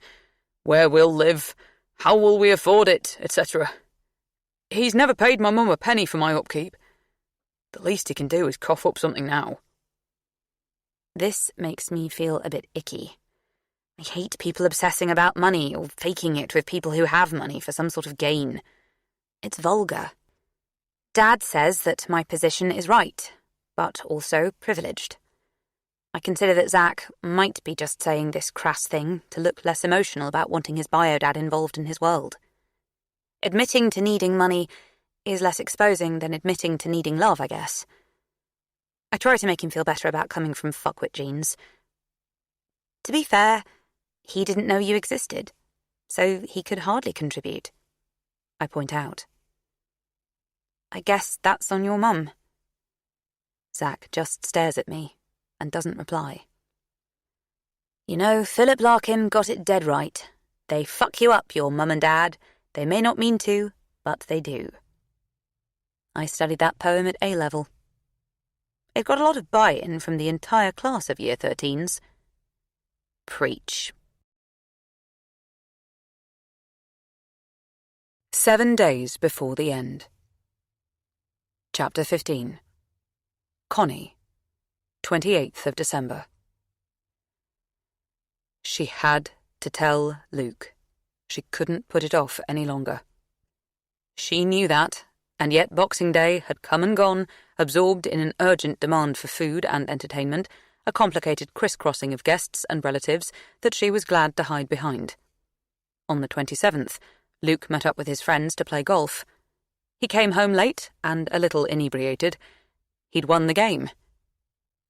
She told herself it would be mean to spoil his day. Fran had not been able to persuade Zack to delay the inevitable, so she had to bite the bullet. There had been about 50 occasions today when she'd tried to find a way into the conversation, and failed. She'd barely slept since Christmas Day. She'd spent the nights lying awake, staring at the ceiling, listening to the percussion of the house, the floorboards groaning when someone got up to go to the loo, someone coughing, someone else snoring. Normally she loved everyone being here under one roof, her husband, offspring, and parents. Normally it made her feel secure and full. Now she simply felt aware that if anything should go badly, everyone dear to her would witness her humiliation. Her nighttime worrying had led to further concerns. She suspected one of her daughters had started smoking. She'd heard the back door open and shut at about 2 a.m. last night. She'd found a stub on the path this morning. She'd need to tackle that issue too. Fran was pregnant, so she'd ruled her out. Please God. Sophie probably wouldn't have the nerve to leave her room, much more likely to lean out of the window. So Flora was the most credible suspect. How much control could Connie wield over her 18-year-old? If she wanted to smoke, could she stop her? They were so desperate to grow up. She wanted to tell them that adulthood wasn't the finish line they might imagine. It was when exams were over that the big tests of life would begin. An awful thought occurred to her. Was their desperation to grow up because they wanted to leave her behind? She slipped between the sheets, and while she waited for Luke to finish in the bathroom, she rubbed cream into her hands and tried to silence her internal monologue, which bounced from noting the dark spots and prominent veins to wondering whether there was any possible way she could just avoid telling Luke this awful news about Zack's parentage. Luke would never directly ask her if she was okay, if anything was the matter. It wasn't his style. He expected her to tell him if there was a problem. Usually she spewed up her every thought as she formed them. He often teased her about her stream of consciousness and suggested she use her internal voice more. He wasn't a fan of open-ended questions or discussing emotions, and since Fran had announced her pregnancy, he'd doubled down on his commitment to avoiding both. Was there a chance that he might fail to recognise John Harding? They'd only met once, as far as she knew, and that was a quarter of a century ago. But she couldn't manage to be self-delusional enough to think that was a realistic course. It was ludicrous. Even if she happened to get lucky and Luke didn't recognise his face, he'd recognise the name in an instant. Besides, the moment John walked through the door, he would give the game away. John was going to love this. He used to thrive on drama and chaos, especially of his own making. It was just a matter of how much damage he would want to inflict. Would he take a sniper's aim just at Luke, or would he want to lob in a grenade and blow everything apart by telling everyone of their past? She had to silence him. Fran must not find out that her mother had had an affair, let alone that she'd had an affair with Zach's father. Hell no. As Luke got into bed next to Connie, he said, "Do you want to read, honey? Or get an early night?" Connie launched in. "She loves him now, but it will turn sour. Everything always does." Wow. Luke looked startled and a bit amused. She found his amusement vaguely patronising. That's a very un-Connie Baker thing to say. We haven't soured. We are still madly in love, 29 years after meeting one another. Oh, Luke. She envied his certainty, his clarity on the matter, his childlike belief in the phrase madly in love. What did that even mean at their age? She did love him, of course she did. And yes, they had almost 3 decades under their belt, but that wasn't a guarantee. It wasn't enough. Nothing ever would be. She feared that what they had was about to sour.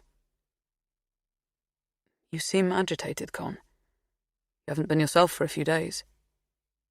He'd created an opening. She could tell him if she wanted. Well, it's Christmas. It's stressful. People can't be expected to be happy at Christmas, she muttered. Actually, I think that's exactly what they are expected to be. You know what I mean. Not all the time. We're dealing with a lot here. Luke rolled onto his side so that he was facing her. He propped himself up on his elbow. I thought you were on board with this. It's not the baby. I am on board with that. I want to be supportive and there for them, but... It's John Harding! She spat the name out like a curse. Macbeth in the theatre of their bedroom, a tragedy in their marriage. Luke's face immediately tightened. His entire being curled in on itself, an effort to shield, probably. So he recognised the name. The years hadn't eroded its power. He tensed, waiting for whatever blow might rain down on him. What about him? He's Zach's father. What? No, Zach's father is called Neil. What are you talking about? Biological father. You have to be joking. Luke slowly, deliberately pulled back the duvet and got out of bed. A stony rage. He stood statue still for a moment, unsure as to what he was going to do next, just certain that he couldn't lie next to his wife. Normally he wore his age well. Slim, tall and blonde, with just a smattering of silver in his hair and enough wrinkles to make him look wise, trustworthy, experienced. Now, suddenly, he looked aged and brittle. Grey, sunken and old, but somehow simultaneously like a child, fragile, lost. He shook his head, scrunched his face into an uncomprehending scowl. It's not ideal, Connie admitted, running for cover beneath the understatement of the century. Even though she'd been torturing herself with this since the moment she'd feared it might be the case, she knew her job now was to minimise the size of the problem, to reassure and make light of it. Look, it's history. This doesn't have to be anything bigger than what we make it. She wanted this more than she believed it. She doubted this situation would stay within their control. "I just need you to have the facts." Which are? Connie brought Luke up to date with what she'd learnt from Zack. When she finished, he groaned. The man's a bloody wrecking ball. Wherever he goes, there's destruction. It was hard to disagree. She shrugged. Luke misinterpreted her gesture of acceptance of the sad truth of what he was saying, and instead thought she was being flippant. You seem okay with this. Pleased, even. You're glad he's back, aren't you? He accused. No! God, no! I've just had a little longer to process it, so I'm more resigned. How long have you known this? He asked angrily, his face a jagged piece of glass. More secrets, Connie! No, There is a resemblance, she tried to explain. I feared this from the moment I saw Zack, but I didn't want to say anything to you because you'd have thought I was obsessing about John or something. Luke glared. I only had it confirmed when I spoke to Zack on Christmas Day. 3 days ago. I was trying to find the best time to tell you. I didn't want to spoil Christmas. I don't see how you knowing sooner would have helped. I'm not okay with this, but I'm just trying to make the best of it, for Fran's sake, Connie said. For your sake, you mean? His words were snarled. She didn't recognize his tone. Certainly didn't like it. We need to contain this. I admit I would die of shame if the girls ever knew about my past, but also think how complex it would be for Fran. You mean how complex it is for Fran? This is a reality. Well, only if she finds out. No, Connie, that's not how it works. It's a fact either way. Luke shook his head. He's going to be in our life forever. Right. But nurture is a more dominant factor than nature, isn't it? Connie was thinking about Zack being Fran's partner. Would he treat her well? Or would he be an irresponsible, womanizing bastard who brought her nothing but heartache and disappointment, attributes she couldn't help but still pin to John Harding? Her greatest concern was not that she'd be exposed and shamed, but that her daughter was heading for a lifetime of heartache. I'm worried for Fran. But she realised Luke hadn't got that far in his thinking when he said, That man is my grandchild's other grandfather. We're going to be related. Well, not exactly. I don't know if there's a name for that relationship. Blood. One word, but 1,000 connotations and contradictions. Blood. It meant so much, everyone agreed on that, even if they couldn't agree on it representing heart or hate, loyalty or war, vitality or gore, life or death. She wondered which Luke meant in that moment. I'm going to sleep in the spare room, he muttered sulkily. You can't, Luke. Mum and Dad are in there. On the sofa, then. She held out her hand towards him. All the kids are home. You'll upset them. It's Christmas. She didn't want there to be a scene, a problem. It was unfair. She'd worked for the last 24 years of her marriage to repair and build up what she'd damaged in that first year. Yet it might all still come crumbling down. Come back to bed, she pleaded. She had planned to tell him everything, but he was making it difficult for her. She wasn't blaming him exactly. She realised the fault was all hers. The responsibility, the mess, all hers. The reaction was his, though. If he'd been a touch more temperate, she could perhaps have found a way to tell him that this wasn't the first time John Harding had popped up in her life unexpectedly since the affair. He'd re-emerged when Fran was almost 5, Flora still in a pushchair. That thought made her burn with fury and embarrassment. She would always remember how Fran's first term of primary school, which was saturated with an almost debilitating sense of fear over whether her little girl would settle in and make friends, was further challenged by the chance that John would appear at the school gates and attempt to blow up her life. In a tricky twist of fate, he was lifelong friends with Mr. Walker, the primary school head teacher, aka Craig, the man her friend Rose went on to marry. It's a small world after all wasn't necessarily something Connie always revelled in. Over the past day or so, she'd wondered about the fact that she couldn't quite seem to shed him from her life. He always popped up. Some might think that was fate, destiny. She shivered at the idea, recoiled. She had to believe she was more in control of things than that. The last time John Harding had stumbled into her life, he had been a lost divorcee, licking his wounds after a brief marriage and inclined to fond reminiscing about opportunities past. She'd fallen under that umbrella, and he'd half-heartedly flirted with her, talking affectionately of their affair, viewing it through rose-tinted glasses, although, when it had been going on, he'd been significantly less romantic about it. Then he'd viewed her through the sort of sharp but illusory vision that is created by alcohol, lines of cocaine, and high-octane sex. It was a matter of pride to her that she had not fallen for his charms at that second encounter. She barely glanced his way, except with trepidation that he'd rock the boat. She loved Luke and her family too much to be sidetracked, but she never told Luke that John knew Craig, that he had, for a few months, occasionally turned up at the school gates and other places in a vague attempt to pursue her or corrupt her or whatever.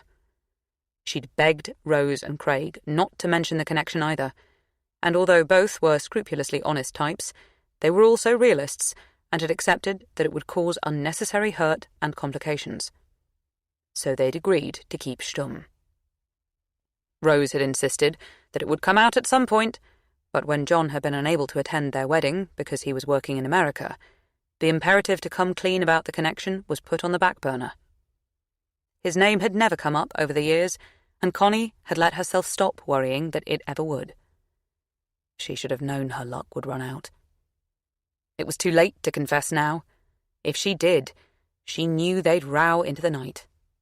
There would be hiss-whispered recriminations, accusations of betrayal and deceit. She was too tired for that. It would only complicate things further, and they both needed a good night's sleep. They had to support Fran to the best of their ability tomorrow. It wouldn't help if they were weary. It surprised Connie sometimes how practical and clear-sighted she could be if her daughter's needs were involved. "He'll be here tomorrow," muttered Luke, shaking his head slowly, sorrowfully. "Yes." "In my house." "In our house? I feel the same outrage as you do." "No, Connie. You don't." Luke stared at her, his expression blasting shards of anger and hurt directly into her core. "We don't need to rake it over. That's not going to help. Please come back to bed. Please." Pleading with her husband wasn't undignified. Perhaps it should have been, but a long marriage eroded that sort of thing. Embarrassment, dignity, awkwardness, apportioning of blame. At least she thought a good one did. Those flaws no longer had a sense of disaster or gravitas. That was the majesty of marriage. And the tragedy. He did return to bed, slowly, reluctantly. He flicked off the sidelight, turned away from her. She didn't have the confidence to shuffle up to him, to press her body into his, but she was relieved when he said, "Don't forget to set the alarm. We have an early start tomorrow." Chapter 16. Zack. "Where are you going?" Fran's breath smelt of sticky sleep and pickles. She'd been craving pickles of all kinds. Onions, dills, even walnuts. He was surprised that her iffy breath made him feel happy rather than off-put, although he hadn't wanted to wake her, and felt disconcerted that he'd been caught sneaking out of bed. I thought I heard Asti scratching at the door. I was just going down to check on him," his lie whispered into the air. "I didn't realise you liked dogs so much," murmured Fran. "Yeah, I do." Zack didn't elaborate. He and Fran locked eyes, both daring one another to say something more, both hoping they would not. If it wasn't said, it wasn't a thing. She gave a small, sharp nod and didn't offer to accompany him. Why would she? It was 2 a.m. and warm in bed. He hid behind the fact that there was still a lot they didn't know about one another, and neither wanted to draw attention to as much. In truth, he was slightly allergic to dogs. Spending so much time with Asti was making his nose run and eyes sting. He was allowing Fran's family to think he had a cold. The dog was the only excuse he had for nipping out of the house, alone, at any given hour. In other families over the Christmas period, it might be possible to pretend you were helpfully heading to the shops to buy a jar of cranberry sauce or more milk, but Fran's mother was like one of those Uber hosts who had everything anyone might want. He couldn't work out how she did it. Henry, the slightly nerdy and arrogant twin, and Fran's grandfather had both amused themselves with testing the capacity of Connie's hospitality. On a few occasions, they'd requested very specific foodstuffs, including, but not limited to, pickled gherkins, creamed horseradish, and chocolate-covered dates. She'd been able to supply everything so far. Every time she dug around the cupboards or fridge and then triumphantly laid her hands on the requested goods, the girls and the twins laughed, as though her devotion was something that should be ridiculed. Zack felt embarrassed for them all. He sneaked downstairs quietly, carefully, his way lit by the torch on his phone. It was enough that he'd woken Fran. He didn't want to alert anyone else. He was getting to know the baker's house. He'd learnt which doors creaked and which floorboards groaned, so he could avoid them. It surprised him how quickly he'd adapted to being sneaky. He didn't consider himself a sneak.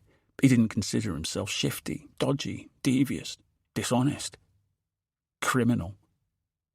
Did anyone ever? He thought he was one of the good blokes. At least he had. But he wasn't. Not anymore. He slipped his feet into his boots. He wasn't wearing socks, but that didn't bother him. He tucked in the laces, didn't stop to tie them. Never did. Asti let out one bark. It was sort of questioning. Zack hushed him. Good boy. Quiet now. The dog looked through him, as though he had the measure. Zack clipped the lead to his collar and dragged him outside, although he was reluctant to go out into the cold night. Walking the dog was his cover. He could say he thought Asti needed a pee. That's why he was unsettled. Besides the cover, a reasonably stocky dog was a bit of extra something. Protection. Fuck. He needed protection.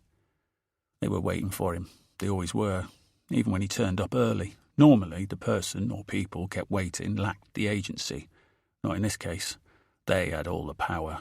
They were showing him they were always ahead, always ready for him. He still didn't know their names. There had never been any level of formal introduction. It wasn't that sort of relationship. He knew who they worked for, a man known as Bear. It should have been laughable, but it wasn't. It was terrifying. Zack couldn't imagine anyone had ever laughed at Bear's name. No one called him Teddy Bear or Running Bear or even Grizzly Bear. People had told Zack stories. It was well known that Bear could and would pummel a man to death. Urban myth would have you believe he'd rip off limbs, if he wanted, chew your face, snap your neck. Not that he had to do anything so involved anymore.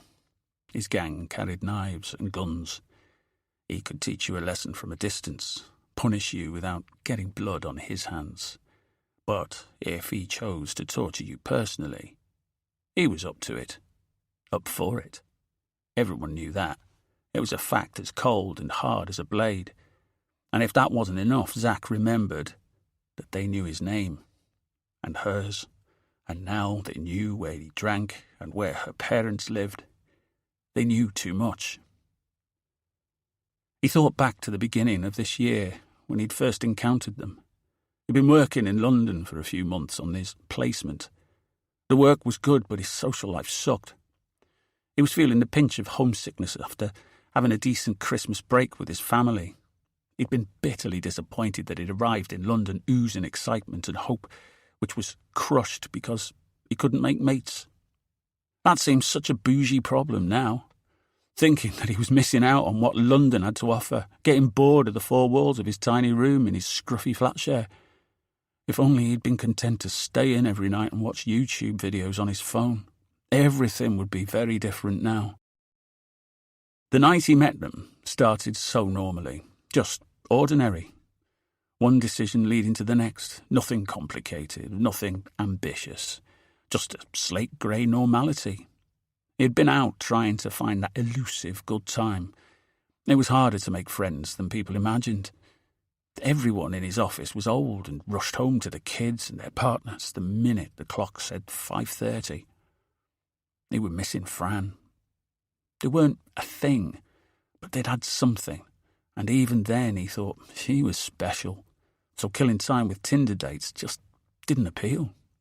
Many nights he found himself going to pubs alone, nursing a criminally expensive pint and trying to strike up conversations with randoms. It was sometimes successful, sometimes soul-destroying. He felt like a scrape, which was not something he was familiar with. At school, college, and uni, he had loads of mates. That night, the night, as he thought of it now, started off seemingly lucky. He met some Irish lads in a pub. They were a laugh, noisy, fun, put him in mind of his mates at uni. It was close to midnight when they decided to move on to a club, but the problem was they couldn't all fit in one Uber. He and one other bloke held back, tried to secure a second car. They'd left the pub, cut through an alleyway that opened onto a road in front of a river, hoping to get a clear pin drop for a pickup. They just had to walk through the smell of piss, the litter, and rats. If only that had been the worst of it. Zack remembered his mood. He'd been a bit miffed to be left with this one dude, Rob, who didn't seem to be part of the core group either. He was trying to shrug off the feeling that they, the hangers-on, had been ditched deliberately. He didn't know if the bloke was just drunk or high, but he was crap company. He was jumpy and he talked a lot of shit. Stuff about gangs and drugs. Zack tried to blank him out. He should have listened closely. Rob presented like a borderline conspiracy theorist freak, and the freezing cold night was crashing his mood. He was debating whether to bother trying to get to Clapham and find the Irish posse or just call it a night and go back to his flat. The place was a pigsty, damp, tiny, smelly. If it had been one iota more charming, he might have turned round, headed to the tube. He wouldn't have witnessed the mugging. That was what he thought it was at first. Some chancers trying to relieve the jumpy, annoying bloke of his expensive phone. It wasn't that. It all happened so quickly, he didn't understand it. There were two of them beating down on Rob, kicking the shit out of him. Vicious. Christ, it was shocking. One minute, Rob was standing next to him. The next, he was lying on the floor, curved into a question mark, trying to protect his stomach, his head. He was bleeding because he'd been kicked in the face. There was a lot of blood. "Give them the fucking phone," Zack screamed. But they already had the phone. Why weren't they running away? He didn't know what to do. Rob shouted, "Zack, help me! Help! Zack, help!" Zack would never forget that. He did try to intervene. He pulled at the attackers, clawed and shoved at them, trying to get them off Rob. He'd even thrown a few punches. His instinctual physical response surprised him as much as it surprised the guy who took the blows. He never hit anyone since he was about 7, when he'd sometimes scrapped inexpertly in the school playground. Because he didn't know better, he made a fist with his thumb tucked inside. He hurt his thumb, thought for a while he'd broken it. Later, he wondered if by fighting back they'd seen something in him. Would it have all landed differently if he'd just got away as soon as possible? Left them to it? It didn't matter what he did anyhow. They were far more savage and expert than he was. They battered him away as easily as if they were swatting a fly, and continued to lay into Rob. Zack wanted to stay and help. He definitely wanted to think he was the sort of person who might save the day, but he was as scared as shit, and so he started to run. He could call the police from a distance. That was the best thing to do. He ran hard, and fast, and his feet slammed into the pavement, sending shocks through his core, making his brain rattle. He didn't dare head back up the lonely alley the way they'd come. What if there were more of them? He didn't know for sure, but he already sensed that it wasn't a straightforward mugging. He ran along the river towards a more touristy and therefore safer part of the city. As he ran, he bumped shoulders with people milling. After the 5th or 6th bump, he realised he was surrounded by lots of ordinary people who were simply going about their business, looking at the lit-up bridges, buying a burger from a van, vaping. He felt sick and yet strangely elated as the distance between him and the attack grew. While he was ashamed of running, he also felt something like triumph that he'd got the hell out of there. Whenever he remembered that brief feeling of relief now, he felt like shit. 2 reasons. A, because people, himself included, weren't as good as they thought they were, and B, because he hadn't got out of anything. He was so badly mistaken about that. When he stopped running, he bent double and fought the urge to vomit. He wasn't sure why he needed to puke, maybe the exertion, maybe fear. Breathing heavily, sweating, he reached for his phone. He had to call for an ambulance and the police. The muggers had most likely left the scene now, but Rob needed help. The message was the first thing he saw. It was from Rob. "Don't think of squealing, Zach. We'll be in touch." We could swing by Zapion Tech. He didn't understand it. It took him a second to realise that the message wasn't from Rob, but from the muggers. They had Rob's phone, of course. They wouldn't want Zach to call the police. How did they know where he worked? His brain seemed to be resisting piecing it together, as though on some subconscious level he already knew he was into something ugly, but he didn't want to process it, accept it. Rob had asked for his number at the beginning of the evening when they had all been talking about footy. He said he was in a local club, that he went to an organised session on Thursdays. Zach had just wanted to make some friends, take some exercise. He'd told Rob where he worked, so they could decide on the feasibility of the kickabout. Rob had entered those details into his phone. Zach had felt a bit smug at the time, secretly proud when he gave the company name and address. Both were impressive. He'd done well. Rob and the Irish blokes had taken the piss for a few minutes, the ultimate boy compliment to show they were impressed with his placement. He felt ridiculous now, desperate. If only he hadn't given his deets. The image of their boots, backwards and forwards, slamming into Rob exploded in his mind. Rob's flesh splitting, the bloody boot prints on the pavement. He thought he remembered a tooth lying on the ground. It didn't feel standard. It was horrifying. His hand ached with throwing just a few punches. What state must Rob be in? That was that, right? Rob would be making his way to a hospital now. It'd be okay. No, he wouldn't. Because how could he get to hospital without his phone? He would be in trouble. No chance of an Uber. Unlikely to have cash on him. If he had, they'd have taken it. Would a cabbie pick him up? Doubtful.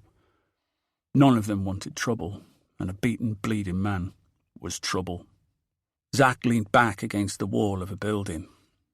He didn't know which building or how long he stayed there. Many minutes, he supposed, because the cold damp of the bricks seeped through his clothes, settled into his bones. He was frozen. He still felt shit about that now, thinking back to everything.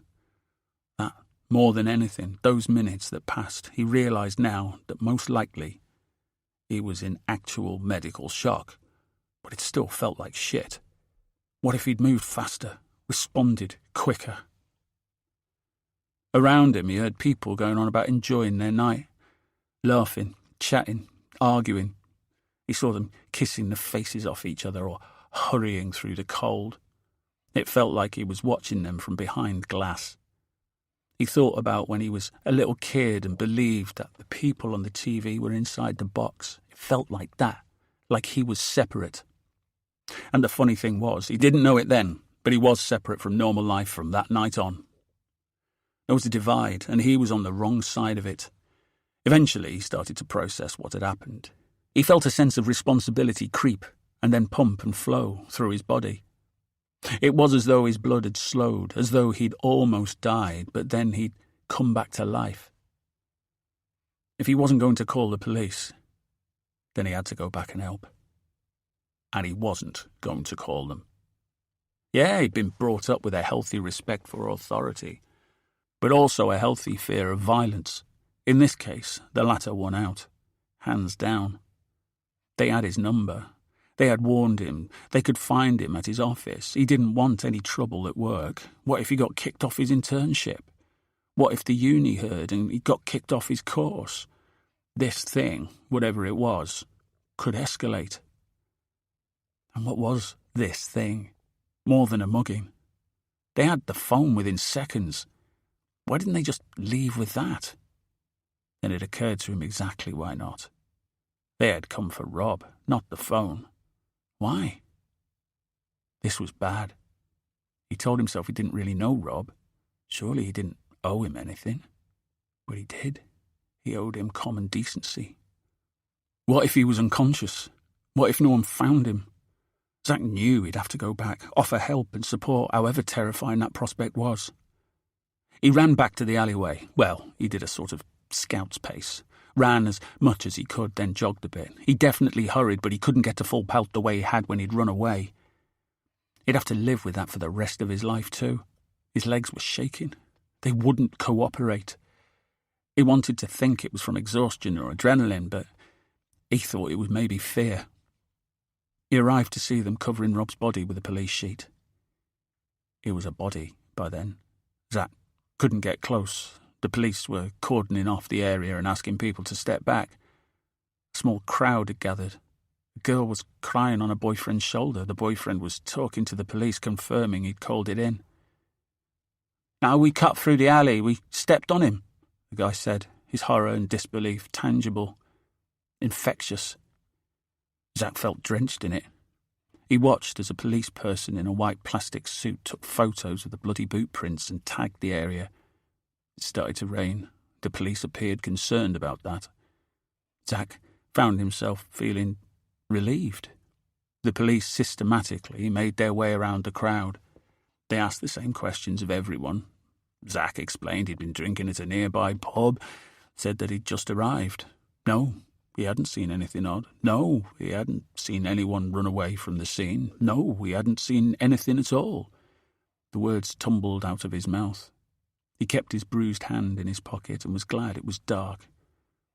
They didn't take his address. Across the cordoned-off area, he thought he saw one of the blokes who'd done the beating. A fleeting moment. He almost pointed him out, almost called out to him, but he was gone in a second, and maybe Zack had imagined him. Maybe he'd never been there. Zack had walked swiftly to the tube station, made his way home. It was a 12-minute walk from his local station to his flat. He'd known he was being followed, sensed it. His skin stung, his scalp shrank. There were eyes on him. He didn't turn around. He was pretty sure someone was there, but if he didn't turn, it wouldn't be confirmed. He could tell himself he was imagining it. As he put the key in the lock, he felt his phone buzz. Once the door was closed behind him, he leant against it and pulled the phone out of his pocket. A message from Rob's phone. Nice place. It wasn't. The comment was facetious, simply letting him know they knew where he lived. A second buzz. Job opportunity has come up. Interview tomorrow at 11. It wasn't an invitation. It was an order. There was the name of a cafe and a pin drop. The words felt like blows. Zack immediately Googled the venue. It was a dive in East London, far from anywhere he usually hung out. His phone buzzed again. Sleep well? Yeah, right, as if. He didn't know it at the time, but he would never sleep well again. 6 days before the end. Chapter 17. Connie, 29th of December. Seeing him was awful. He'd aged, and she hated that. He was still twinkling, and she hated that too. The morning prep had been torturous. Luke had watched her like a hawk, assessing if she was buoyant or trying too hard, noticing if she plumped cushions or plucked her eyebrows, judging it. She'd wanted to go to the hairdresser's for a quick blow-dry, but hadn't dared mention as much to Luke, who had barely said a word this morning, and was struggling to stay civil to Connie, to Zack, to Fran. He hadn't yet picked his enemy. He hadn't decided who to blame for this mess, so he was tetchy with them all. Connie told her reflection that she didn't need a professional blow-dry and tried not to spend longer than usual in front of the bathroom mirror. She hated that she cared how she looked to him. Claire and Neil and their daughter Celeste arrived first. Connie was relieved about that. She had wanted to give them at least a few minutes of her undivided attention, and she knew, once he arrived, that would be impossible. Once he was in the room, she'd struggle to concentrate on them or anyone. She was a moth. He was a flame. She could already smell her wings burning. She hoped those few minutes with Zack's family might secure her some goodwill, allow her to create a favourable impression. Something she might need to rely on later down the line. She was depending on his tardiness. She sighed, recognising again that the only thing that was ever dependable about him was how frequently he disappointed people. She held a hope that he'd failed to show altogether. Maybe he'd change his mind about wanting to get to know his son. He might step back into the shadows, disappear. Zack would be disappointed, of course, but in the long run, it might be the better option. She had these thoughts as she passed around the bowls of nuts and listlessly offered mince pies, aware that no one ever still fancied a mince pie this far into the season. She made conversation with Claire and Neil, tried to focus. They were a pleasant couple, willing to like what they found and to be found likeable. They negotiated the awkward moments of juggling food and cups of tea and conversation. They touched politely on matters of home decor and their journey to London. They didn't talk about the pregnancy.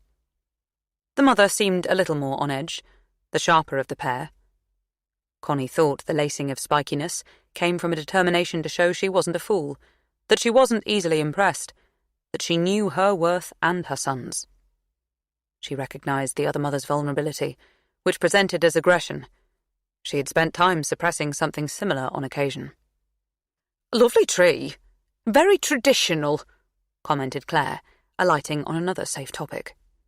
Connie started talking about where each ornament came from, then realised it was a dull conversation, so stopped mid-sentence. "We never bother with a real one," chipped in Neil, no doubt desperate to avoid a silence. Claire explained, "It's hard enough lugging a plastic tree down from the attic. The idea of going to a garden centre or something." She shook her head. "I don't like the needles dropping. There's enough work at Christmas without causing it." Connie agreed that real trees did cause extra work.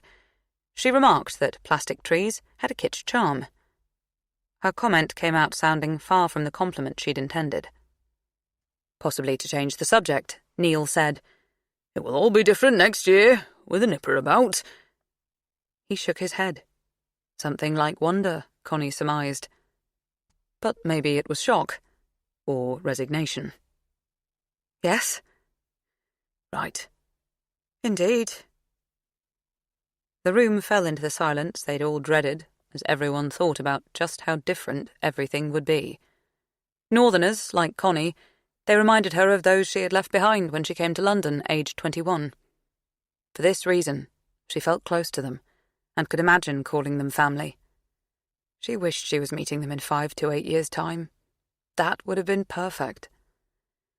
At that moment, the doorbell rang, sending an electric shock through the elephant in the room, and Connie realised with a sinking feeling that she'd frittered away her precious moments with Neil and Claire.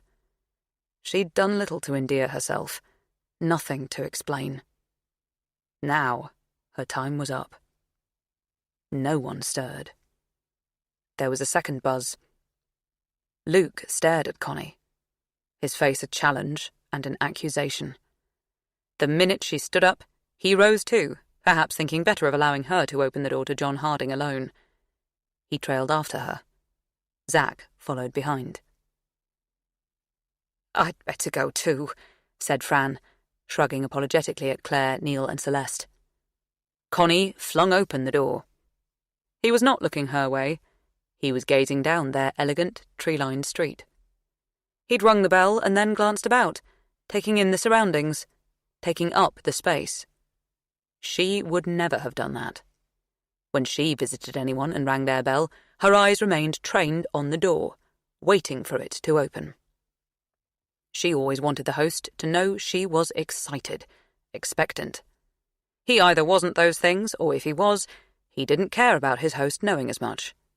His gaze rarely stayed fixed. She remembered that.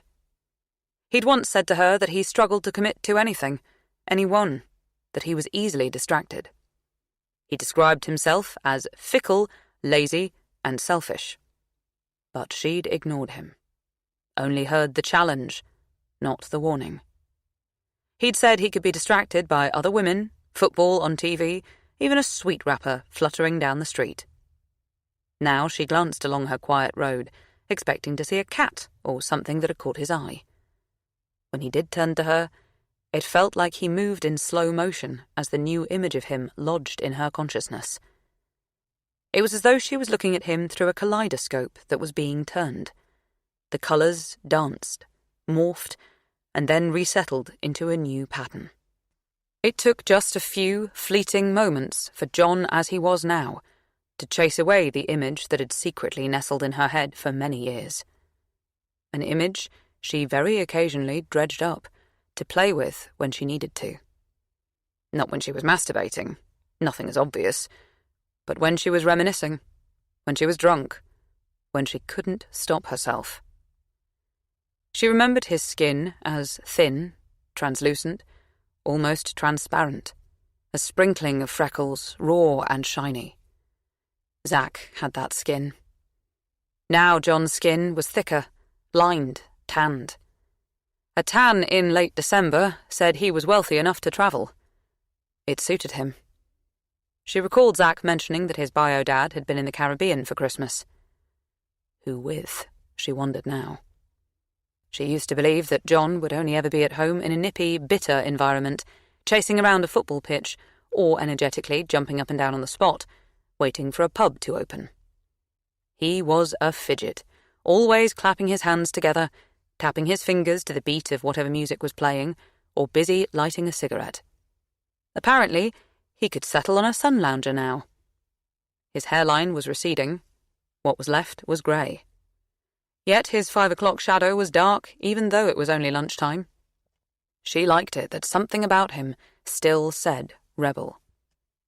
He hadn't felt compelled to shave to meet his son's girlfriend's family. But maybe she should have been rolling her eyes for that exact reason. There were some other things that remain unaltered. She shouldn't dwell on them, but his lips were still full, turned up, ready to smile. His eyes were still too big, too blue. He stared at her, his perennial unfair advantage wide open with surprise. No one on the planet had eyes that sparkled the way his did, with mischief and fun and life. But right then, his eyes were not glittering with mischief.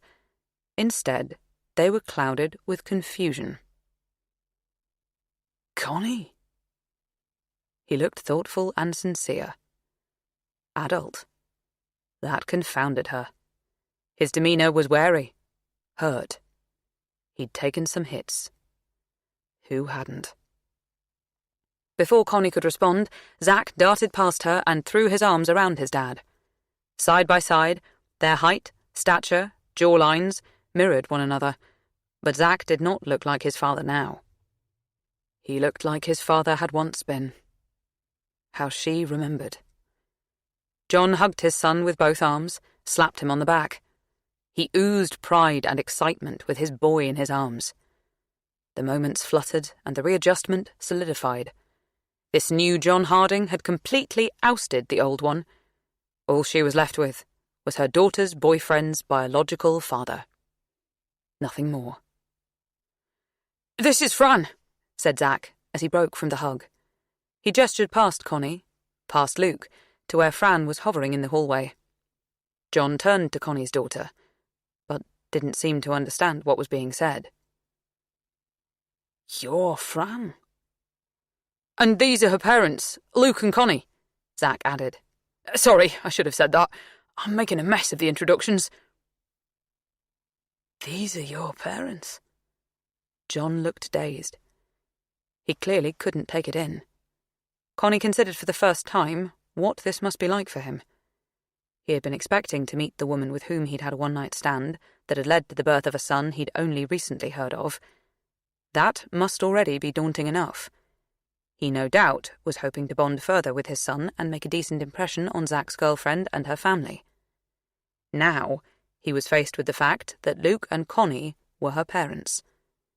His eyes dropped to Fran's bump. Oh yes, and that too. He was going to be a granddad. Connie wished she could have given him a heads up. Bloody hell, he muttered. Well, that's not the usual greeting, said Zack with a laugh. But I guess it's an icebreaker of sorts. John pointed to Fran's belly. Are you? Yes, Zack preemptively answered for Fran. Fran and I are pregnant. John shook his head and looked at Connie. And you're... His eyes were as wide as saucers. Connie feared he was so stunned he might blurt everything out, so she acted to try to avoid that. Yes, I'm Connie, Fran's mum. This is Luke, my husband, Fran's dad. She spoke as though she was talking to someone learning English, slowly and with careful enunciation. She threw her hand out and waited for him to shake it. He didn't. His head simply spun from Zack to Fran to Connie. She felt vaguely irritated by him. Why was he acting like this, hamming it up? Just to make her sweat? She felt Luke's hand heavy on her shoulder. He was clammy again. Bloody hell, John said again. By this time, Zack had started to look awkward. So did Fran. Both of them were scarlet with embarrassment and studying the floor, no doubt wondering what was going on with their parents. Well, we've all had quite a shock, said Connie firmly. Fran shot her a peculiar look, something like horror or fury. Connie quickly corrected herself. I mean, surprise! She held the door wide open and glared at John. Would you like to come in and get reacquainted with Claire? She couldn't resist that little dig. He'd asked for it by behaving like a dick often enough and for long enough. But she did need him on side. So she added, Let's have a drink. It's so nice to meet you. She hoped he understood what she was saying. They had not met before. He didn't know the sound she made when she came. She hadn't nearly trashed her marriage for him. That was a different woman. That was a lifetime ago. Chapter 18. Fran. Mum predicted a shit show. But this I couldn't have conjured in my worst nightmare. What's your biggest fear? That's what Zack asked me just after the first time we had sex. I didn't think it was weird. I thought it was original, so I told him the truth. Missing chances. Not filling up my life like I know it should be filled. Filling up your life? What do you mean? It was a warm summer evening. The window was open, but only a couple of centimetres. There was a security lock on it to avoid people hurling themselves onto the pavement below. The breeze made the gauze curtains flutter. I was high on the great sex, so rushed at my answer. You know, with travel and mates and sex and success at work. Everything. I want my life to be so full it's overflowing, gushing, a deluge. I decided to tell him the entire theory. It wasn't a big deal. I've told other people. I talk shit a lot of the time. Everyone does. Some guys get it, others don't. Some pretend to. I hoped he'd get it. I think of life as a sort of basin or bowl. You know, a receptacle. He nodded. Some people are born with small bowls. They just are. It's bullshit pretending we're all born with the same chances and opportunities and choices. A total fairy tale. Some people get, like, a cake-mixing size bowl of opportunity. Others get baths. Others just thimbles. I think I got, like, maybe one of those pop-up pools that people buy in unusually hot summers and put in their gardens. And how do you grade the size of receptacle you think people get? He sounded interested. For real. There are lots of factors. Geography, the place you're born matters, as does time in history, socioeconomic environment, parental devotion, physical abilities, gender, colour, aesthetic appeal, intelligence. This list is far from finite. Given that's the criteria, I'd say you were born with an Olympic-sized swimming pool. I heard the compliment and smiled at him and murmured, maybe. I didn't tell him about the endometriosis. Infertility is not a first-date conversation. I think my container was downsized by that limitation. I didn't want to think about it. I rarely did. Those pop-up pools are really big, though. I know I'm lucky. That's the thing. That's what I'm afraid of. It's my responsibility to make the most of all these opportunities I've been lucky enough to land. I need to put the shift in, and be good at stuff. I need to think about things and change things and speak up because I can. I should have felt like a dick saying that, but I was deep in the afterglow and he made me feel interesting. You're not stuck with the size container that you're born with. People can be born with a thimble of opportunity but die with a swimming pool. Those sorts of people are amazing. The trick is to make sure that whatever size container you get, it overflows or grows, stretches, I haven't thought through the exact science of this. My biggest fear is that I don't do enough with my life, considering the wealth of opportunities. I hate waste. I'd be ashamed and furious with myself if I let my paddling pool deflate, right? Okay, so maybe I hadn't gone into that much detail before. Largely because most people would have tuned out long before I got to this point. He didn't. He said, "Wow. Interesting. The meaning of life as per Fran Baker." I shrugged. Well, yeah. I'm not saying I'm starting a cult or anything. I'm just saying it's my theory. What about me? What size receptacle was I born with? My best guess was maybe a bath. Less opportunity than me. I lied because I liked him. Same as me, obviously. Not bigger. I'm male. You're short, though. He laughed, like I knew he would. It's another thing that's perfect about Zach. He gets my sense of humour. What's your biggest fear? I asked him. Being poor. He didn't elaborate, and I thought it was a bit basic, so I didn't probe. I'd answer the question differently now. There are worse things than missing an opportunity. I'm just beginning to see that taking them can be toxic too. Chapter 19. Connie.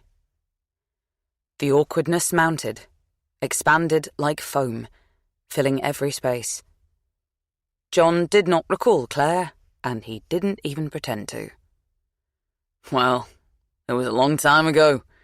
We've all aged," he said, making her wonder how she ever thought he was charming. "Maybe if you had a photo of yourself back then, it would jog my memory. But..." He shrugged, not bothering to finish the sentence, believing it to be obvious. Connie knew there had been dozens of women, maybe hundreds, most of whom he'd had when he was drunk. A one-night stand had very little chance of being recalled through the haze of years and blur of alcohol. I mean, would you have recognised me if we'd passed in the street? He asked defensively. Connie thought she heard Luke groan.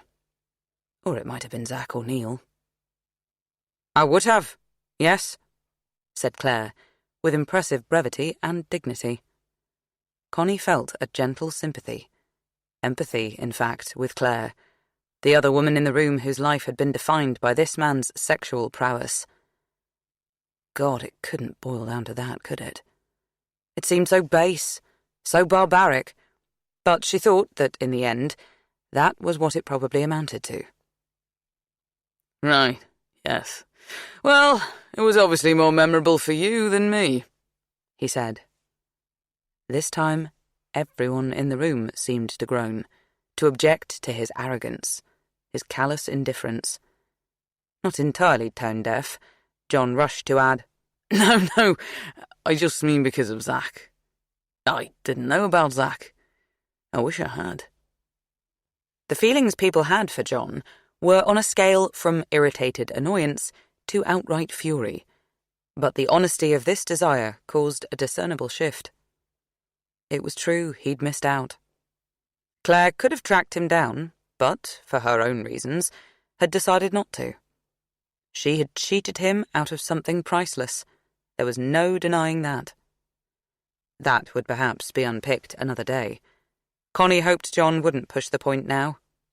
She wanted Zack and Fran to have a pleasant first family lunch. That wouldn't happen if people were called to account for their past actions. It really wouldn't. Claire seemed to want to keep things positive too. I didn't bring photos of me when I was young, she said, but I did bring some of Zack. I thought you, or Fran, might enjoy seeing them. She reached into her bag and pulled out a small faux leather photo album. Zack laughingly objected, but he looked secretly excited to be the centre of attention. Claire handed the album to John, who greedily flipped through the pages, gave it his entire focus. Fran had told Connie that according to Zack, Claire maintained that John Harding hadn't mattered that much to her. She said she believed in things happening for a reason. She wasn't sorry she'd met Zack's biological father, even though their encounter had been brief and left her with an unexpected number of consequences and sole responsibility. I got Zack, the epitome of a bundle of joy. How could I be anything but grateful to the man? That was a magnanimous stance to take. Connie thought Claire was probably a better person than herself. She often worried that people were morally better than her. When she wasn't doing that, she was dealing with the fury that people were so obviously morally worse than her. It never ceased to surprise her how difficult it was to be human.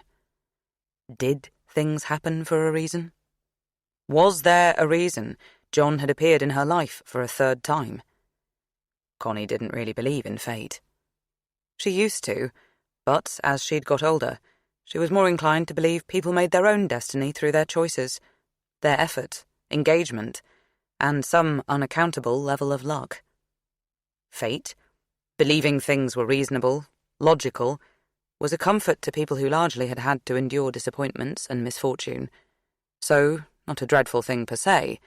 Helpful, really, but a bit passive for her liking. Who could say wars, murder, paedophilia happened for a reason? That was insane. Looking at John now, sitting in the same room as Luke, Connie couldn't think of a reason why this was meant to happen. She tried to view it with a cool clarity, in the here and now, not burdened by or buoyed up with projection or reminiscing. John was small and complicated. Luke straight as an arrow, somehow clean and correct. John didn't appear to be coping with the social situation especially well. He was struggling to make small talk, and there was no evidence of his fun, spirited side, the quick mind and confident tongue that Connie remembered. 2 ex-lovers, a son he hadn't been aware of, and the news that he was going to be a grandfather seemed to have taken the wind from his sails. He hunched over his glass, nursed it like a toddler clinging to a security blanket. It wasn't even alcohol. He'd asked for an elderflower and sparkling water. "Watching my cholesterol. Cutting back on the booze," he announced. Connie wondered if she'd ever been confronted with anything so astonishing and depressing. John Harding had grown up. Her parents were out for lunch, meeting up with one of her sisters, and Connie was relieved about that. So they were 10 for lunch in total. At least it was an even number, although that didn't seem to make the seating plan any easier. Normally, she was very good at working out who might chat most convivially with whom to create the most fun time for all. Today, she simply couldn't muster the energy to try to control the situation. She waited to see who would sit where. John sat at the end of the table, or the top of the table. It depended on how you looked at it. He'd simply dropped into the nearest chair, but Luke thought it was a pissing contest, so sat at the opposite end. The other top of the table. Oh, God. Luke invited Neil to sit on his right, and Fran plonked down to her dad's left, encouraging Sophie to sit on her other side. She didn't seem interested in making conversation with any of her new family, which was a little rude of her, since that was the entire point of the lunch. She looked washed out, most likely suffering with morning sickness or heartburn. Connie decided to cut her some slack. She really couldn't be bothered to force her into conversation. Experience had often shown that if she did that with any of her children, the conversation would be sulky and stilted. Zack and Flora settled on that same side of the table. Opposite them, Celeste nestled between her mum and dad. When Connie brought the mango chicken curry to the table, the only remaining free chair was between Claire and John. They were steadfastly turned away from one another, John talking to Zack, Claire to Celeste. Connie considered forcing Flora to swap with her, but the idea of allowing John to cozy up with one of her daughters sent shivers up and down her spine. Flora was astute and inquisitive. John was indiscreet and unreliable. Her secret was likely to be revealed before the profiteroles were served. Reluctantly, she flopped into the seat next to him. He didn't bother with small talk. He dived right in. "So, my son and your daughter are an item." There was a lot of chatter. People were asking for the salt, the naan bread, more wine, the rice to be passed one way and then the other. Everyone had sunk gratefully into the comfort of food. He heard Sophie say to Celeste, "Can you believe we're going to be aunties, like, before GCSEs? It's unreal." Celeste started talking about the cutest little baby socks that she'd seen on Etsy and was definitely going to buy. Claire was piling food onto Fran's plate and saying eating for two was important. Connie knew this to be scientifically incorrect. Pregnant women only needed an extra 200 to 400 calories a day in this middle trimester, but she didn't interfere. She was just grateful for the chatter, the clatter of crockery and clink of cutlery, which masked her whispered conversation with John. "Yes, apparently they are." "Well, that's a turn up for the books." He shook his head. She nodded hers. "Yes." "Christ, this is bloody complicated." Well, not overly. Not really. Of course it was, but Connie thought admitting as much was somehow defeatist. She didn't want to give their history any import. John wasn't having any of it. "Oh, it is Greenie." Green was Connie's maiden name. She'd already cast it off by the time she met John, but throughout their affair, he'd insisted on using the derivative as his particular name for her. It was his way of denying Luke, she supposed. "Look, we're ancient history." He laughed. "Yes, we are. I am not arguing on that point." "They want a crack at a future." "Do they now? So how often have you thought of me over these past 20 years? She stared at him, gobsmacked at his audacity. The assumption that she might have thought of him at all. "Every day," he suggested. Connie barked out a shocked laugh that was also a protest or a denial. He tempered his opening bid. Once a week, then? No, of course not, she snapped. Once a month? I bet you've thought of me at least once a month, Greenie. I have not. Stop calling me Greenie. She felt colour flash through her body, and he saw it. He laughed. Sometimes I have forgotten to think about you for months on end. Probably years. And then other times you have drifted into my mind, she admitted. And that was the problem. She wanted to be honest with him. She didn't want to lie to him. Although, since he had come into her life, all she'd ever done was lie about him. To herself, to others, to Luke most of all. Oh, Lord. The thought of Luke made her skin crawl, as though it was trying to creep away from her mind and not be part of this betrayal. Luke would see this as a betrayal, her talking to John in this honest, intense way. She should be sticking to small talk. So we can agree that over the years, your thoughts about me have averaged out to about once a month, he said, clearly determined to establish the veracity of his point that the situation was complicated. Probably, she admitted with a sigh. He nodded, looking satisfied, and Connie wanted to kick herself. What about you? How often have you thought about me over the years? She asked. She dared to look him in the face. Her bravery went unrewarded. He was not looking at her. He was staring down the table, almost glaring at Fran. Then, firmly, he said, Never. I don't do retrospection, Greenie. You should know that about me by now. And she believed him. The mortification was real. She had to bring it back to the kids. She wanted to beg him not to spoil it for them. She wanted to point out that they had enough against them without layering on any extra mess. But before she got her words out, he said, This can't happen. She followed his gaze to their end of the table. Zack seemed comfortable enough, laughing and joking. Fran was poking at her food. She looked a little pale and tired. This was a lot to manage at such a young age. Connie felt a spike of defensiveness on behalf of her daughter. Besides our history, what's your problem? She asked. They're very young.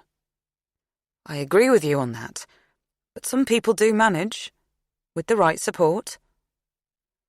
It's very sudden. I've made the same point, Connie admitted. They both seem to think this is love. Do they now? His tone was doubting. He shook his head. Jesus, how did he get trapped by the oldest trick in the book? Excuse me, Connie snapped. She felt stung on Fran's behalf by the accusation. Fran hadn't intended to catch Zack. The baby was an accident, but she had a right to choose to keep it. He could walk away if he wanted, like John himself always had. And anyway, what right did John have to object to her daughter for his son? Fran was kind, brilliant, beautiful, adored. He should be ecstatic. You know, he's very lucky to have Fran. She's an incredible person, Connie said firmly. Right. He looked unconvinced. It took everything she had to remain calm and polite, reasonable and sensible. She picked up her fork and carefully loaded it with food. She pushed it into her mouth and made herself chew slowly. She never talked with her mouth full. This was a way of ensuring she didn't say anything she'd regret. After she'd swallowed and drunk half a glass of water, she said, I think, as they are in love and determined to have the baby together, our only duty here is to support. She was using the voice she used when she spoke with particularly difficult clients. Too late for an abortion, is it? I'm not even going to answer that. You have asked, though, right? You have had the conversation, so she's clear what she is getting into. This isn't like playing with dolls. Connie had often thought she loathed John, almost as often as she'd thought she loved him. But in this moment, she felt a very clear, steely dislike that was more determined and logical than any of the emotions that had ever gone before. "How would you know what they're getting into, John?" she challenged. "Really? You haven't a clue. You didn't bring up your son, and God knows how many other kids you've got out there that you've dodged taking responsibility for. I'm just very glad Zach seems to be nothing like you." It was at this point that she noticed the conversation had died around her. No one was chatting about cute baby clothes or the delicious lightly oaked Chardonnay. Everyone was listening to her. "And for the record, Fran never played with dolls. She preferred Lego and crafting." She should have stopped there, and would have, but he was smirking. "We had very high hopes for her, and this wasn't what we wanted either. Can you imagine my horror when I found out that you are—" "Connie," Luke interrupted sharply. Connie was surprised to see she was on her feet. Her knees were shaking, sweat prickling under her arms. All eyes were on her. She carefully placed her hands flat on the table. It had been a wedding gift from Luke's parents. Touching it made her think of the many hundreds, perhaps thousands of times they had gathered around it. She recalled the girls in high chairs, rejecting vegetables and smearing yogurt in their hair and faces, hours rolling, playing dough and building with Lego. She thought of the silent, sulky teen dinners they'd endured, and the noisy, laughter-filled ones they'd enjoyed. She wanted to rephrase, somehow communicate that while this hadn't been what they had wanted for Fran, they were happy to readjust their ambitions if this was what she wanted. But she couldn't be as explicit.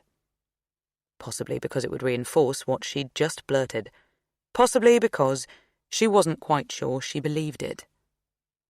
Connections in her brain darted and shot like popcorn in a microwave as she scrambled to think how she could possibly finish the sentence. "Can you imagine my horror when I found out that you are Zach's father, back in my life, biologically connected to my daughter's baby, never going away?" None of them would save the situation. She coughed and said, "Can you imagine my horror when I found out that you're allergic to nuts? That sort of allergy might be hereditary. Now, can I get anyone anything at all? Claire, do you need your glass filling up? Sophie, perhaps you can pass the bargies to Neil." John stared at her, a hard look of disappointment and disbelief. He'd wanted to provoke her, wanted to see if he still had power over her, if she was still the woman he'd seduced.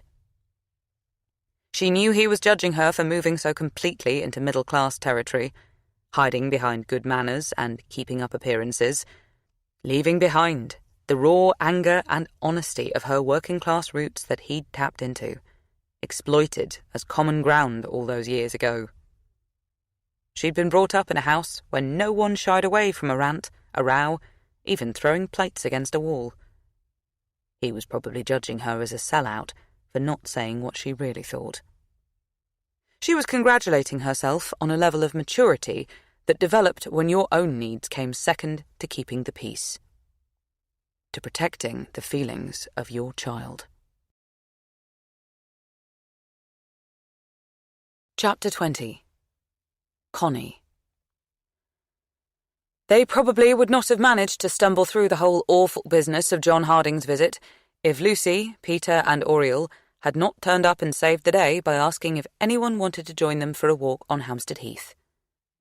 "I thought we were doing that tomorrow," said Flora. "Really? Have I got the date wrong?" Lucy had looked astonished. She never believed she did anything wrong. Nor did Connie, who suspected Lucy had guessed the parental meet and greet would be a nightmare and wanted to avert that. Or to witness it. Lucy was not above a little mischief. "Well, Let's all go for the walk today, since we're here now. Lucy turned to Zach's family and asked, Have you travelled far? We drove down from Marple this morning. Marple? It's a village south of Manchester. Oh. Lucy never really knew what to say to Northerners about geography, as, other than a single trip to Edinburgh, she hadn't ever travelled further north than Muswell Hill. Connie was relieved that Lucy didn't feel the need to share that information, and that Peter didn't say anything facile like, It's rather beautiful up north, not at all grim, as he had done before when meeting people from north of Watford Gap in a misguided attempt to appear amenable. Instead, Lucy said, Well then, you'll want to stretch your legs and see some of London. Not just the smog, but the parks too. She said it in a way that didn't brook any opposition. I've known Connie since we went to university together. I'm Fran's godmother, so we're practically family too. You don't mind us crashing your afternoon, do you? No one ever minded anything Lucy did or said. She was too glorious to object to. Even at 55, when, if popular opinion was to be believed, women vanished, Lucy still glittered. Zach introduced John. Lucy said, Hello, in her most clipped manner, and drank him in. She was fully aware of all the details of his relationship with her friend, and yet her face stayed entirely impassive. Even Connie couldn't discern whether she was impressed or underwhelmed. He drank her in too, Connie noticed. Still had an eye then. The walk was a good idea, although Connie would have preferred a different park. She'd first had sex with John on Hampstead Heath. The thought scalded her from the inside. She found it hard to process that she was once so infatuated with him that alfresco sex was something she indulged in, let alone adulterous alfresco sex.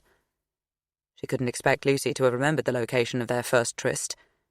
She couldn't imagine that John would, but still it felt awkward. What if he did recall, and assumed her best friend was pushing him down memory lane? A party of 13 managed to find enough subgroups and space to kill a few hours peacefully. John said very little to anyone, which, considering the thoughts he'd expressed at lunch, was a relief. He looked abashed, cowed, small, sulky even. Connie didn't have time to worry about him. She had to keep the show on the road. It was important to her that conversations stayed general, that everyone stayed civil. He did not come back to the house after the walk. He got back into his Range Rover. As he drove off into the distance, Connie considered that she hadn't heard anyone make a plan to see him again. She wished that might be a permanent thing. Zach's family came in for a quick cup of tea, but said they were keen to get to their Airbnb. Zach left with them. There was a sense that everyone needed to be with their own tribe. Being on best behaviour was exhausting. Lucy, Peter and Oriel lingered the longest. Lucy loitered in the kitchen, while Connie put leftovers in Tupperware boxes, wiped surfaces, and avoided her friend's eye. So, the famous John Harding in the flesh, in your home, after all this time. Don't, Lucy. Don't what? Don't question my sanity. You don't have to. I already am. Darling, you know me. I never judge. Besides, despite his brooding act this afternoon, I appreciate his charm. This pleased Connie, although it shouldn't have. There was something satisfying about having Lucy's endorsement of her long-ago lover, because Lucy was hard to impress. Connie couldn't judge it any more. She had lost all sense of clarity or perspective when it came to John Harding. She was fearful she'd been seduced by someone quite ordinary. Weren't they all, in the end, quite ordinary? Wasn't everyone? Herself included? After all the passion and longing and jostling for love, as time passed, everyone seemed quite happy to be in a bicker-free relationship with someone who shared their views on what to watch on the streamers and what to eat for dinner. It was an awful thought that ultimately it reduced to that. Or perhaps it was a wonderful thing and could give a lot of people hope. Connie wasn't absolutely certain. Her opinions flip-flopped a lot on so many subjects now she had hit the perimenopause. Sometimes she found that annoying. Other times, she thought it was progressive and open-minded. Thinking about what a knob he'd been at lunch, and, in an effort not to admit she cared whether he was or was not attractive, she muttered, "I'm surprised you think so. He's a shadow of his former self." "Aren't we all, darling?" laughed Lucy.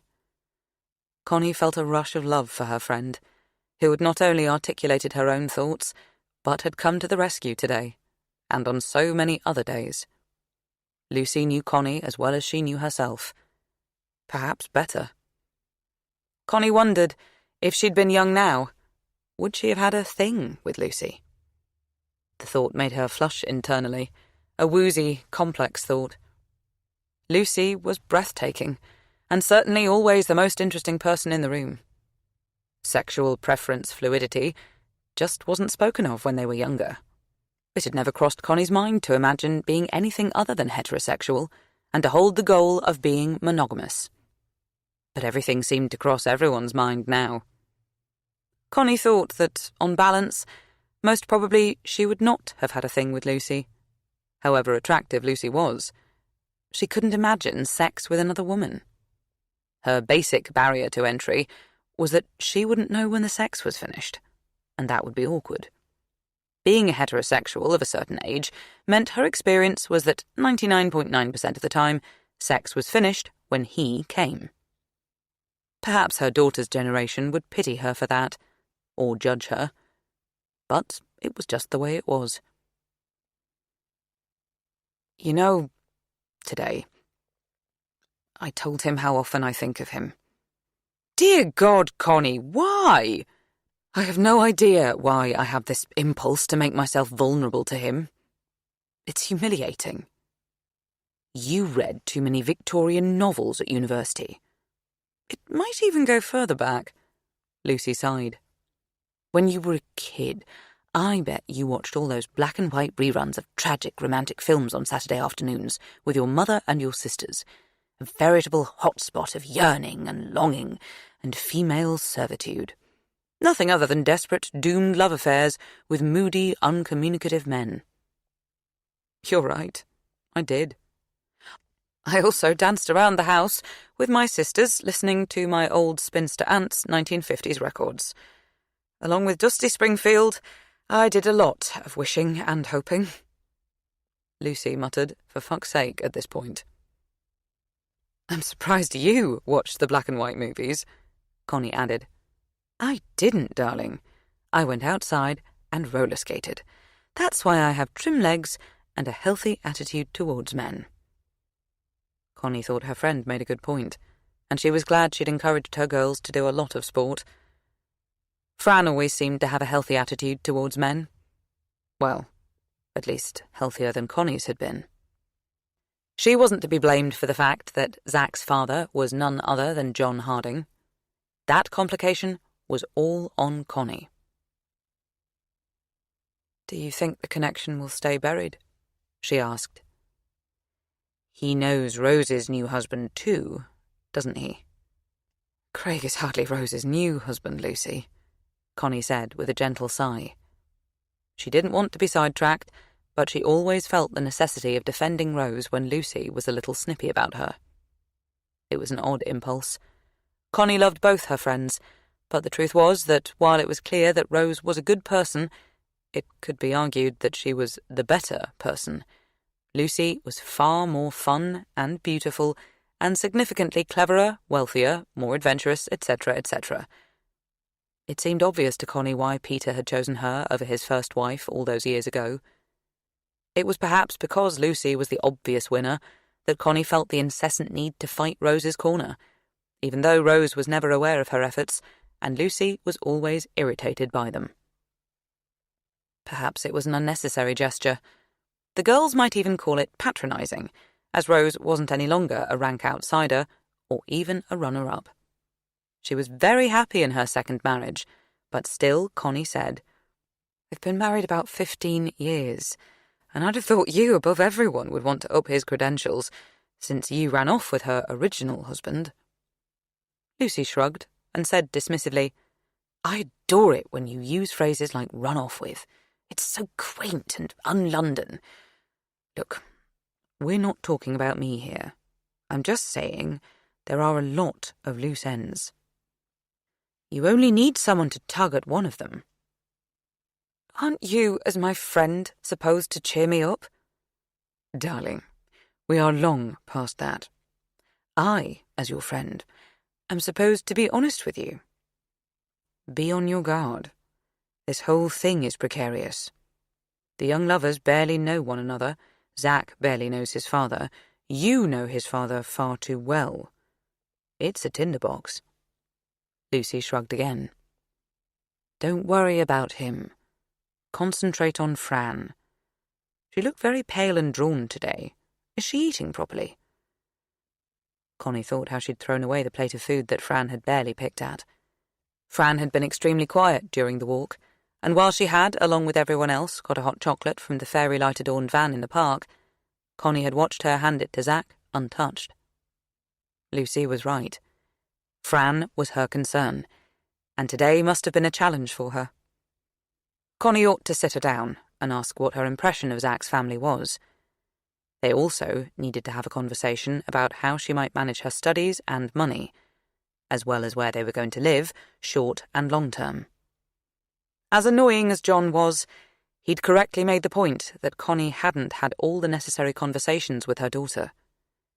It wasn't a comfortable thought to admit that he, a completely inept parent, had still identified her lack. It was clear that it needed to be done. "I'll talk to her."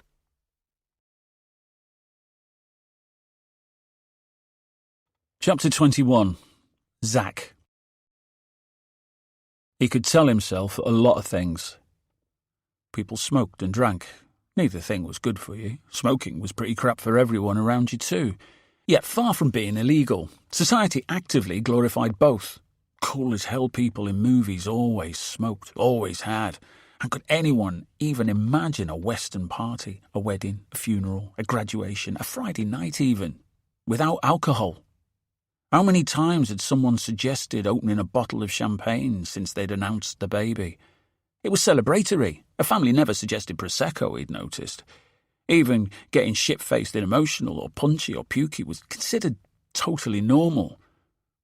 Was it that different? He could tell himself that it wasn't up to him how people spent their money or time. It was a free country. Some people needed this. Whatever. People's lives were crap. Not all of them, but a lot of them. People were in pain and needed to self-medicate. They were grieving, stressed, and looking for an escape.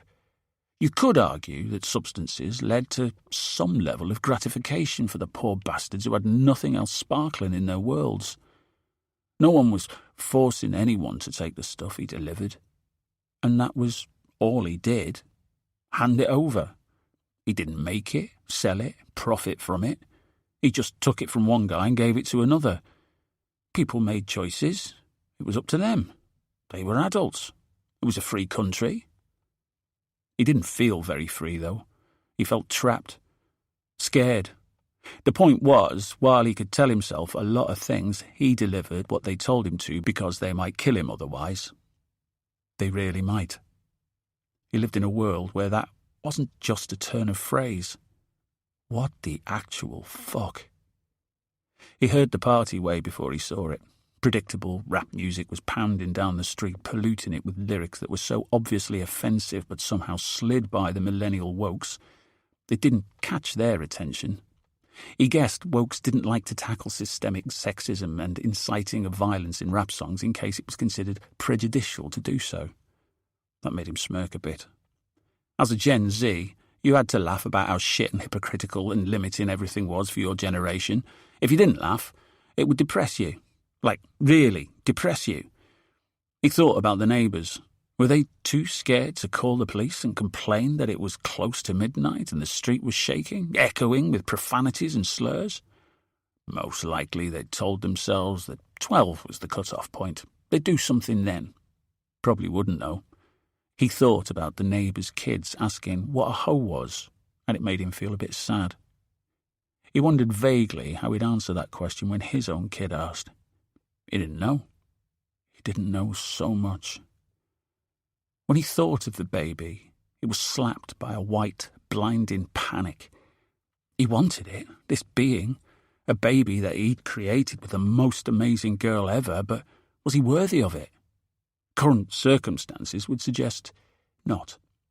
He worried whether he'd make a good father. What even was that? He thought of his dad and he thought of John. Conventional wisdom had it that a good father was someone who loved you, blindly. Well, he'd do that. Someone who provided. He could try to do that. Someone who offered you a path, a way to distinguish right from wrong. He couldn't examine that. If he did, he thought his head might implode. Just cave in on itself. Done for. Inevitably, the party had spilt into the street. The front door of the 3-story, seen better days terrace was wide open. Light, noise and people gushed out of every window and door. There was a couple going at it on the short path, too out of it to care that a left hit was on show to anyone who wanted to take a look. Not that anyone cared enough to be curious. Real live flesh wasn't all that exciting if you'd watched 1,000 hours of porn before your sweet 16th. Other people were hanging about, smoking weed. One girl was sitting on the step crying. A couple of guys were arguing. Everyone was high. They looked like wasters. They looked like normal people.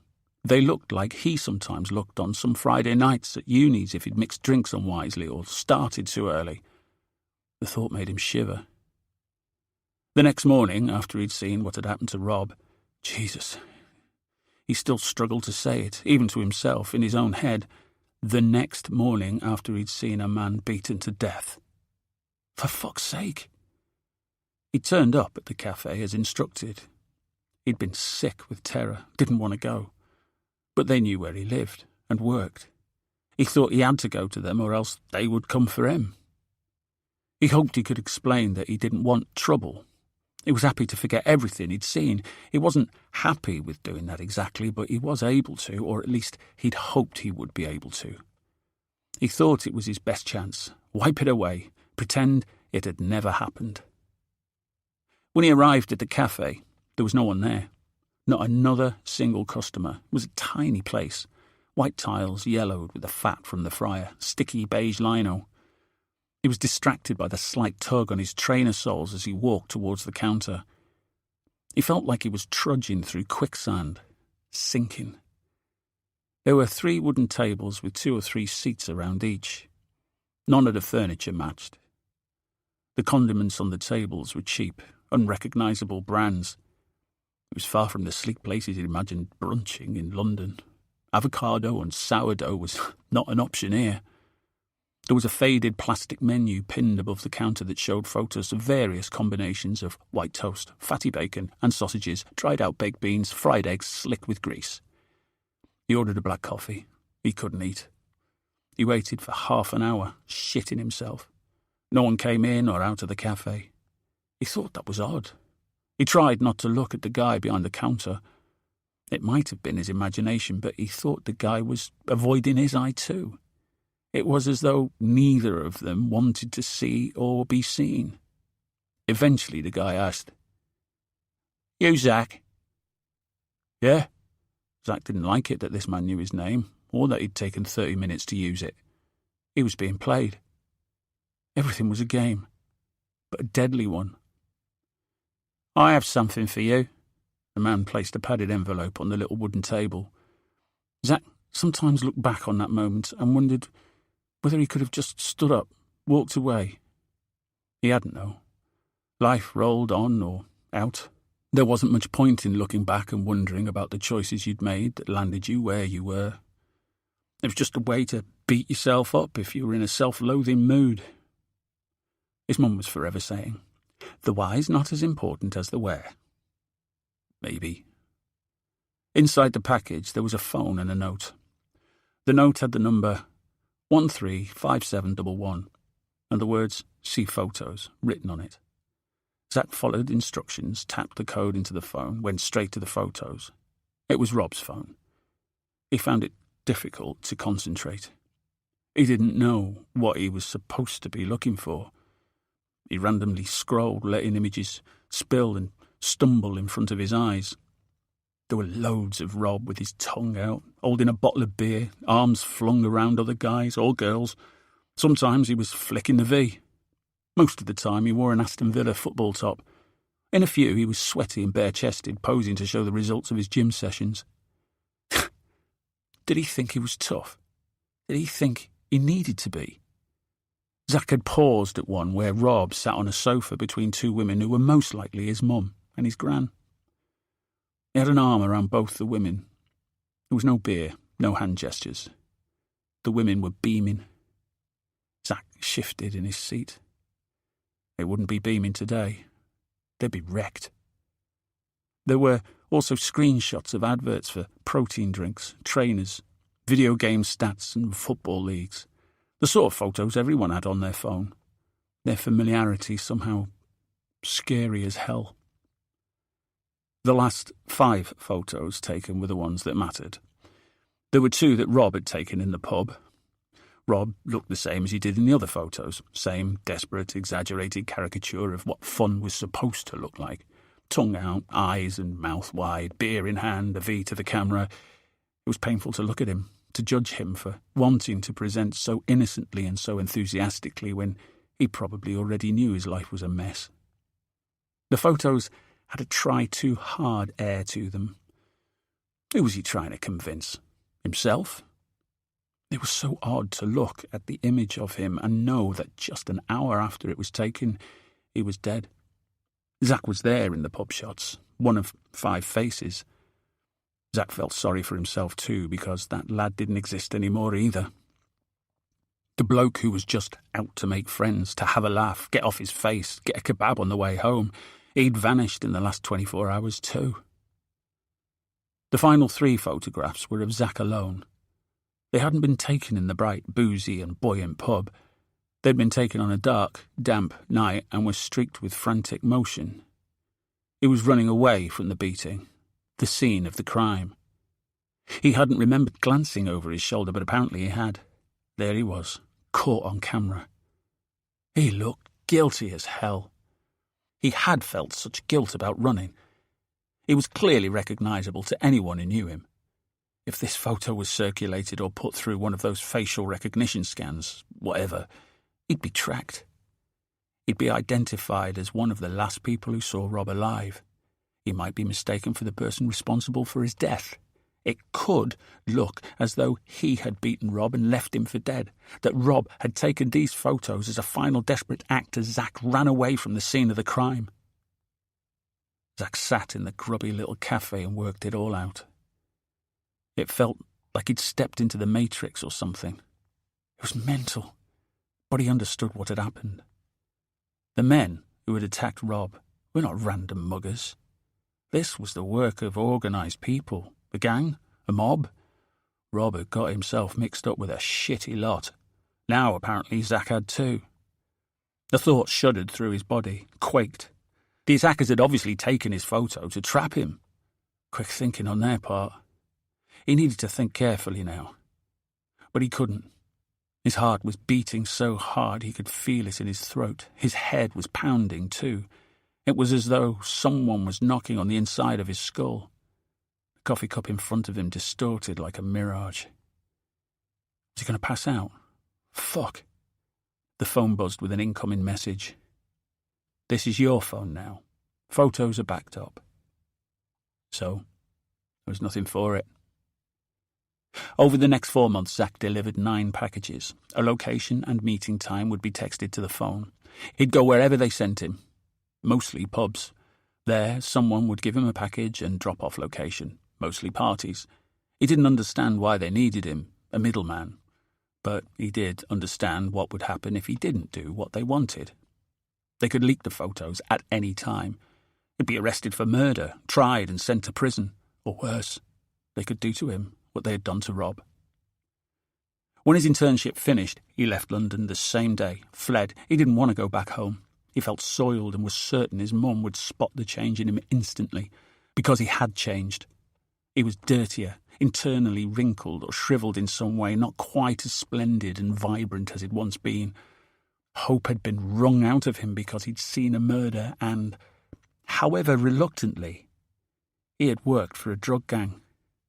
He thought it was better to spend the summer in York, wait for term to begin. He just wanted to be a student, put all of this behind him. A fresh start. He cut his hair, planned to keep his head down. That was when he hooked up with Fran again. For a few weeks, he thought everything was going to be okay. That everything was brilliant, actually. He was ecstatic to be out of London, charged, like there was actual electricity running through him. Maybe that was one of the reasons his relationship with Fran had blazed so brightly. The total relief. He decided that the answer was to never return to London. He would decline the offer of a permanent position at Zappion Tech. He would find another job, away from London. No one had pursued him to York. Clearly, it wasn't worth chasing up the A1. His guess was that there was already some other sucker bribed or tricked or terrified into doing the job he had done. Maybe there were many of them, a network. With luck, they'd forget about him. But then Fran told him her family lived in London, and then she said she was pregnant. Initially, he tried to comfort himself with the fact that London was a big place. Her parents probably lived in a leafy suburb, nowhere near the places he'd done the drops. But the minute she told him they were getting a tube to Notting Hill, he'd started to feel a slow burn panic. He had walked those streets before. He thought it would be okay if they just hung out at a parent's house or their friend's place. But then someone suggested they stop off at the Duke for a drink. He'd known it was a risk. He'd tried to get out of it. He'd said it would be more polite to go home with her parents and grandparents, but Fran had insisted. "Mum and Dad need some time to process the baby news. I want you to get to know my friends." Inside, he recognised the barman instantly, and the barman recognised him too, apparently. Bear had people everywhere. They told him they might not have bothered bringing him back into the game. "But it's Christmas, right? A busy period. Lots of parties. So, since you're here, you might as well help out." They presented it like a reasonable proposition, almost as though he was a mate and they were asking a favour, but it wasn't that. It was entangled and organised. He felt like he was in a maze running full pelt into a dead end. He said no, bullish on the few months' break from being in their power, buoyant as only people in love ever were. "I'm not doing it," he said firmly, confidently. "I'm finished with this." The knife was jabbed into his hand before he'd completed the sentence. The blood oozed, the pain ran up his arm. "We decide when you're finished." So, they were right. Christmas was a busy time. This week he'd already delivered 3 more packages. It didn't help to think about the accruing number of crimes he was committing, how deep he was falling. It was too deep. It was too much. Chapter 22. Zach. Zach pushed his way through the sweaty, stumbling throng. The smell of bodies, alcohol, smoke, vomit, and sex was overpowering. He noticed that the ceiling fire alarms were all covered in plastic bags. A planned party, then. He wondered whose house it was. It wasn't a student house, it was someone's proper home. There was a wicker basket full of trainers by the door, loads of coats piled up on a wooden bench in the hallway. He didn't imagine many of the partygoers had arrived in coats, despite the season. Whoever's house it was, he hoped they had insurance. The carpet was already pocked with marks where cigarettes and joints had been stubbed out. He had seen this sort of filth before. Someone might have urinated in the cupboards, ornaments would be broken, books torn, toilets blocked. Not actual vandalism, just a total lack of awareness. No respect, no care. Civility gone. Rules ignored. Laws broken. He shoved his way through to the kitchen, which was awash with bottles and cans, full, empty, and everything in between. Open, often upended. The tiled floor was slippery underfoot. He was sort of relieved to note the pools of beer frothing on the surfaces and dripping to the floor.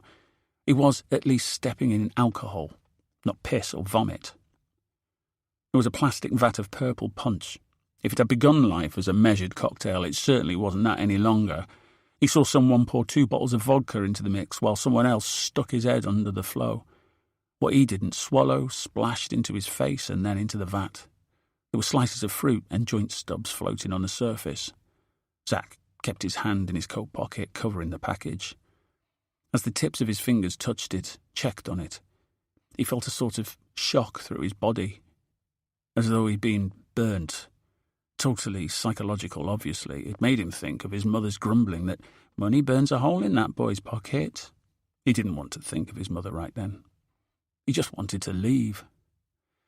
His man wasn't in the kitchen. He hadn't really expected him to be. He'd be somewhere darker, upstairs, hanging about in a bedroom. Zack pushed his way up past the partygoers. He tried not to look at them too carefully, best to think of them as a crowd, a mass, rather than individuals. They were just anyone. He recognised some blokes huddled around a doorway. He knew who they were by sight. They knew him, too.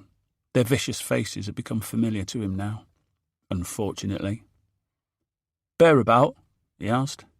They were all huge. They didn't answer his question or even acknowledge it. Zack stood still and waited silently. What else could he do? He didn't know what would happen next. Whatever, it was beyond his control, that much he did know. It was important that he didn't look terrified or out of his depth, even though obviously he was both. That was what he had to concentrate on, not letting them see him shake. They wouldn't be able to see the patches of sweat blooming under his arms because of his bulky coat. He hoped they didn't notice it bubbling on his lip. One of them he hadn't seen before. His face was inked, but only his face as far as Zack could see, not his arms or neck. Zack assumed it was to show some level of straight in there, no messing mentality. Most people who got into inking worked towards face tattoos after they'd covered less painful parts of their bodies, thighs, back and chest. Usually a face tattoo was the result of some level of addiction to the process, which therefore showed a peculiar form of helplessness, as all addiction did. This man, who was bald and had every centimetre of his face and head inked with Celtic symbols, illustrations of medieval weapons, a dragon and some Chinese characters that said who knew what, was showing that he didn't need to work towards anything. He looked vicious. There was little doubt that his viciousness was more than just a look.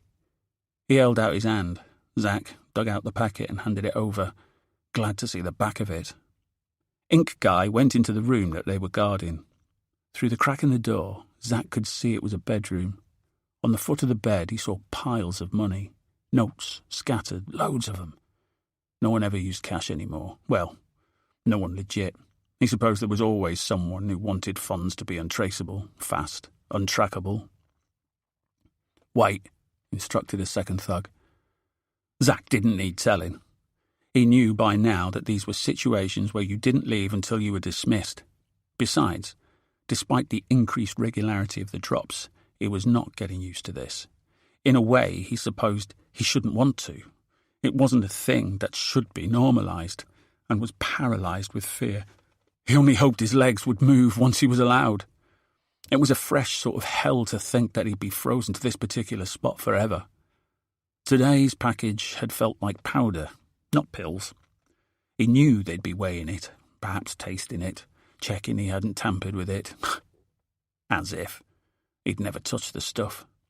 Drugs disgusted him. They gave bastards like these power. The wrong people always seem to have the power. Another guy poked his head out from behind the door. Was it just a show of Bear's strength, a display of his numerous foot soldiers? "Fuck off," he said. Zack quickly turned away, so he didn't see which one of them added, "See you soon." As he was coming down the stairs, he saw a girl standing on her own in the hallway. He noted her outfit first. It was in every way revealing. Too short, too sheer, too tight. Not just scant, but somehow uncomfortable, inappropriate. "Sophie, what are you doing here?" "What do you think? It's a party. I'm partying," she snapped defensively. She did not look like she was partying, if by partying you meant having fun. She looked awkward and lost. She looked like she'd tried too hard and that she knew everyone knew it. Her shoulders were curled around her own body as though she regretted choosing the short, strappy scrap of a dress with a plunging neckline that almost dipped to her tummy button. He'd never seen her in anything so obviously sexy before. She normally wore jeans and hoodies.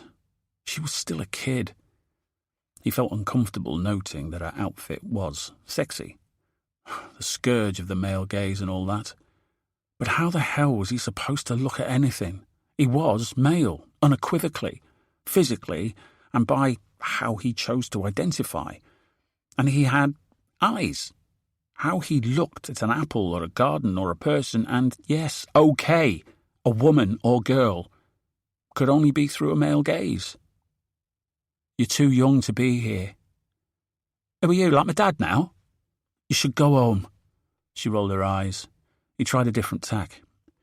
Who do you know here? My friend's brother invited us along. Which friend? She didn't answer. Where's your friend now? She shrugged. Maybe she's upstairs. Maybe she left. Zack frowned, concerned. He'd been on enough nights out at uni to know that girls who got split from their crowd were seen as sitting ducks by some absolute dickheads. You can't stay here on your own. Dude, when did you become so uptight? I didn't have you down as Mr. Square, what with being a baby daddy at 22 and everything. Life goal right there. She was holding a red plastic beaker half full of the purple liquid he'd seen being prepped in the kitchen. He fought the urge to snatch it out of her hand. Maybe she sensed as much, because she drank it down in one long, defiant slug, and then deftly turned the tables. What are you doing here? This was the last question he wanted to answer. Where's Fran? Or maybe that was. At yours, I think. Sophie raised an eyebrow, as though she knew what he was up to. She didn't, of course. The betrayal she was imagining was ordinary, not seismic. So who do you know here? She asked, hinting at her suspicion. No one, he said, quickly. I was just passing. Just passing a party in Shepherd's Bush, and you thought you'd pop in? Yeah, my mum and dad's Airbnb is just along the street. I heard a lot of noise and was curious. Sure. It was a pathetic lie, unconvincing. But Sophie wouldn't be able to call him out to Fran because she shouldn't be here either. Their conversation was interrupted as a huge guy in his mid-20s stumbled into Sophie. He was totally out of it. He put his hand on her neck, pinned her to the wall and kissed her. There was nothing about the kiss that suggested it was expected or welcome or even enjoyable. It was sloppy and brutal, entitled. Hey, piss off! Get your hands off her! Zack pulled the guy off Sophie, his response instinctively angry. Sorry, mate. The guy laughed, held up his hands in surrender. He was a half-foot taller than Zack, considerably wider too, but then he was an entire foot taller than Sophie. She yours? No, she's not mine. She doesn't belong to anyone. Just piss off. He didn't piss off. Well, if she ain't your hoe. He turned back to Sophie and started roughly kissing her neck. Sophie didn't push him away, but nor did she offer any encouragement. Her eyes met Zack's. They were dead. He couldn't work out if she was into it or not. Had she taken something? We should leave. The guy took a momentary break from running his tongue over Sophie's collarbone. He turned and snarled at Zack, bared his teeth like a dog. He put his hand on Sophie's thigh, high up, just centimetres from where her legs joined. She was frozen. Just fuck off, mate. This is nothing to do with you. Zack ignored him and spoke to Sophie. Come on, let's go home. I'm okay here, she said, but her voice was a squeak. No, you're not. Zack knew he couldn't leave her here. He turned to the leery handy guy. She's 15. She's my sister. The guy's hand worked up her skirt as though Zack's words were motivation, not the opposite. And I work with Bear. The lout immediately pulled away from Sophie, let go of her as though she was on fire. He stepped back, his hands once again raised in that annoying surrender gesture, but this time the sentiment was genuine. Hey, no offence. I'm not looking for trouble. He turned and quickly walked away. No, come back, yelled Sophie. None of that's true. I'm not 15. He's not my brother. Bitch, those things weren't a problem, the guy called over his shoulder. He didn't turn round. What the hell? Sophie glared at Zack. I'll walk you home. Your mum would not be happy if I left you here. As if she'd even notice right now if I was at home or not. I could get head to toe inks and she'd ask me what I thought of baby names. "Do you bring a coat?" Sophie rolled her eyes but followed him out of the house. 5 days before the end. Chapter 23. Connie. 30th of December. Connie felt that Fran was avoiding being alone with her. It was frustrating and concerning. It seemed an immature response at a time when her maturity most needed to be evident. As Zach was spending the day with his parents, Fran no longer had him to hide behind, but she stayed close to her sisters, and unless Connie officially requested time together to talk, she couldn't see how the moment might be engineered. If she did request a specific time, the conversation was obviously not going to be a cosy chat. She did not want to give scheduled conflab vibe. Flora had just left for Brighton to visit friends, so Connie offered Sophie 50 quid to go to the sales. Sophie was naturally suspicious. I thought you said I hadn't done enough revision this holiday for my mocks. You haven't, but I thought you said you wanted something new to wear on New Year's Eve. I'm not going to argue. Why would you? Her youngest daughter skipped out of the house on the quest for the perfect NYE outfit, as girls had for generations. Luke was back in the office, and so when Fran finally stumbled downstairs at 11 a.m., all bleary-eyed and leggy, they were alone. House is really quiet, Fran commented. Connie immediately hit her phone and selected a Hotel Cost playlist to run in the background, so the silence wasn't ominous. Everyone's out. I didn't want to wake you. You need your sleep. You should have. I have uni work to do. Connie resisted pointing out that if that was the case, Fran ought to have set an alarm. She simply nodded, smiled. Yes, right. It's going to be a matter of balance. Decaf? Can't you just call it coffee? Try and make it sound normal? It would be far too easy to comment that she'd got out the wrong side of the bed, but even Connie could remember that being an annoying thing for parents to say, so she simply made the coffee in silence. In front of her daughter, she placed a fresh fruit salad and a bowl of oats that had been soaked overnight in yogurt and honey. This, at least, elicited a muttered, "Thanks." Fran began languidly spooning food into her mouth, her head draped over her bowl, her hair trailing in her coffee. She was dishevelled, but somehow still inherently beautiful, the way your own children always were to you. "So, how are you feeling?" It was a lousy start. Too wide.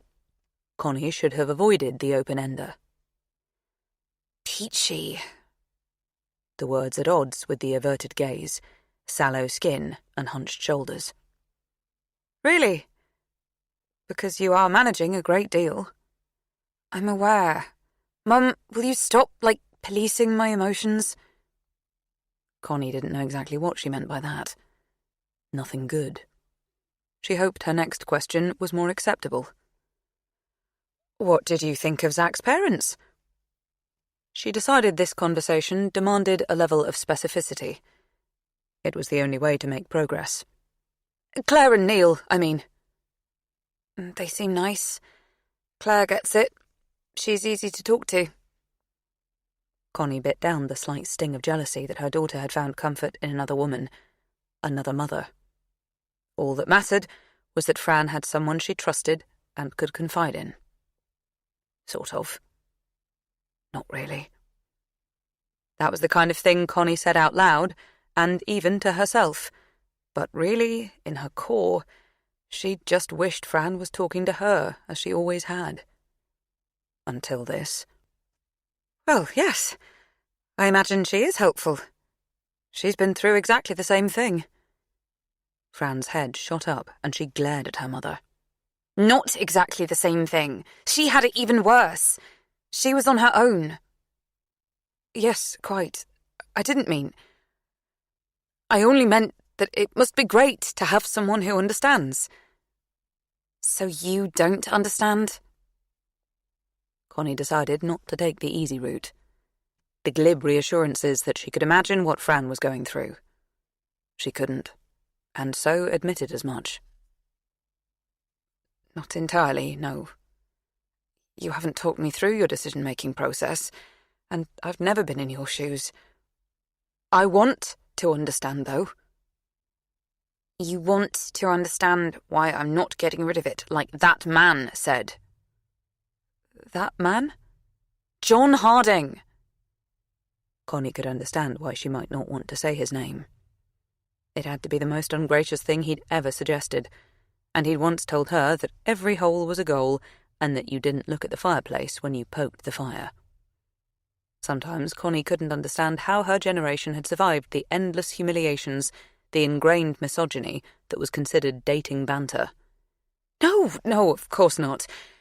He had no right to say such a thing. To say anything. I would never suggest that. I don't want you to get rid of the baby. I can't, anyway. I've told you, it's too late. Fran dropped her spoon. It clattered against the bowl, and an arc of yogurty oats leapt onto her pyjama sleeve. She didn't appear to notice. Would you have, if you'd discovered your pregnancy earlier? Connie reached out and rested her hand on Fran's arm, careful to avoid the breakfast gunk. It didn't seem enough. She moved her hand to her daughter's cheek and felt the heat of her, the life in her, as she had since Fran was a baby. That's a pointless question, Mum. I hate it when you talk about theoretical situations. Her daughter started to cry. Big, fat tears silently rolled down her face. Connie moved forward, arms open, but Fran abruptly stood up, dodging the embrace, and walked through to the sitting room. Snatching a tissue out of the box on the coffee table, she flopped down onto the sofa and pulled a throw over her legs. Connie trailed after, sat at the opposite end of the sofa, sensing she mustn't crowd, and waited. I want the baby, Fran muttered. I just don't have all the facts. What do you mean? She shook her head. Not facts, just understanding, right? I have my exams, so does Zach. I guess I'm just crying because of my hormones. Connie thought too much was blamed on hormones. Fran was crying because her situation was scary, overwhelming, and unknown. She didn't say so. It wouldn't help. It's okay to cry. It's good to let it all out. And loads of my friends are applying for jobs already. How will I apply for jobs? Well, you'll need some time. That's not for you this year, but maybe next year. Or the year after, Connie thought. She kept this to herself, too. Do you have to declare dependence on job applications?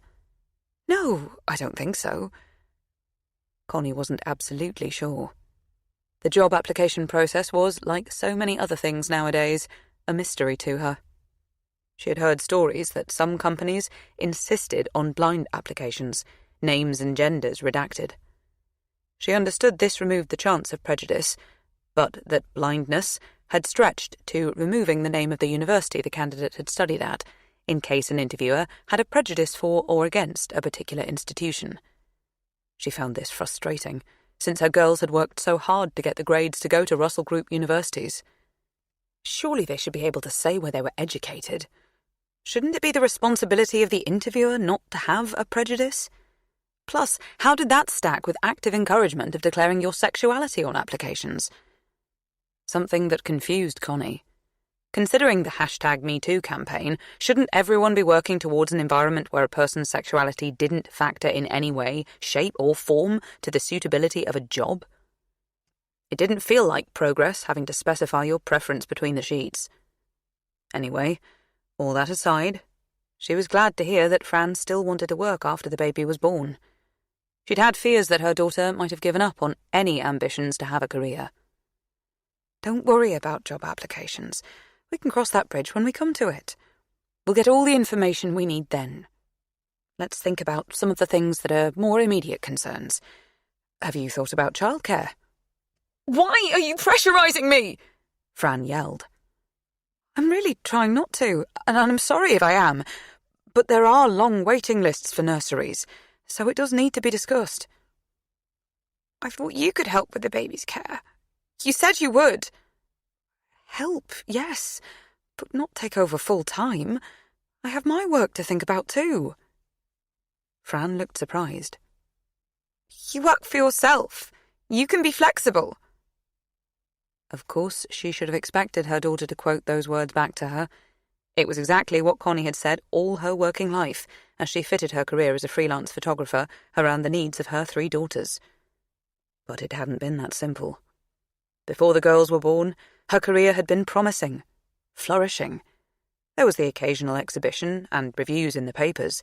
She'd sold her work in Germany, Sweden, and America, and there had been talk of a coffee table book. But as her family grew, she'd increasingly found that she had to turn down assignments, particularly those that involved travel. She'd had no time whatsoever to network, and those 2 factors contributed to limiting her progress. Or maybe it was just the invention of the iPhone. Everyone was a photographer now, right? AI was the final nail in the coffin. She had never complained that her career didn't grow to Annie Leibovitz proportions. She was grateful that it had provided her with the sort of income that meant she didn't have to feel guilty for having a gym membership or treating herself to the occasional pedicure. Luke earned a great salary as an architect. His career had thrived.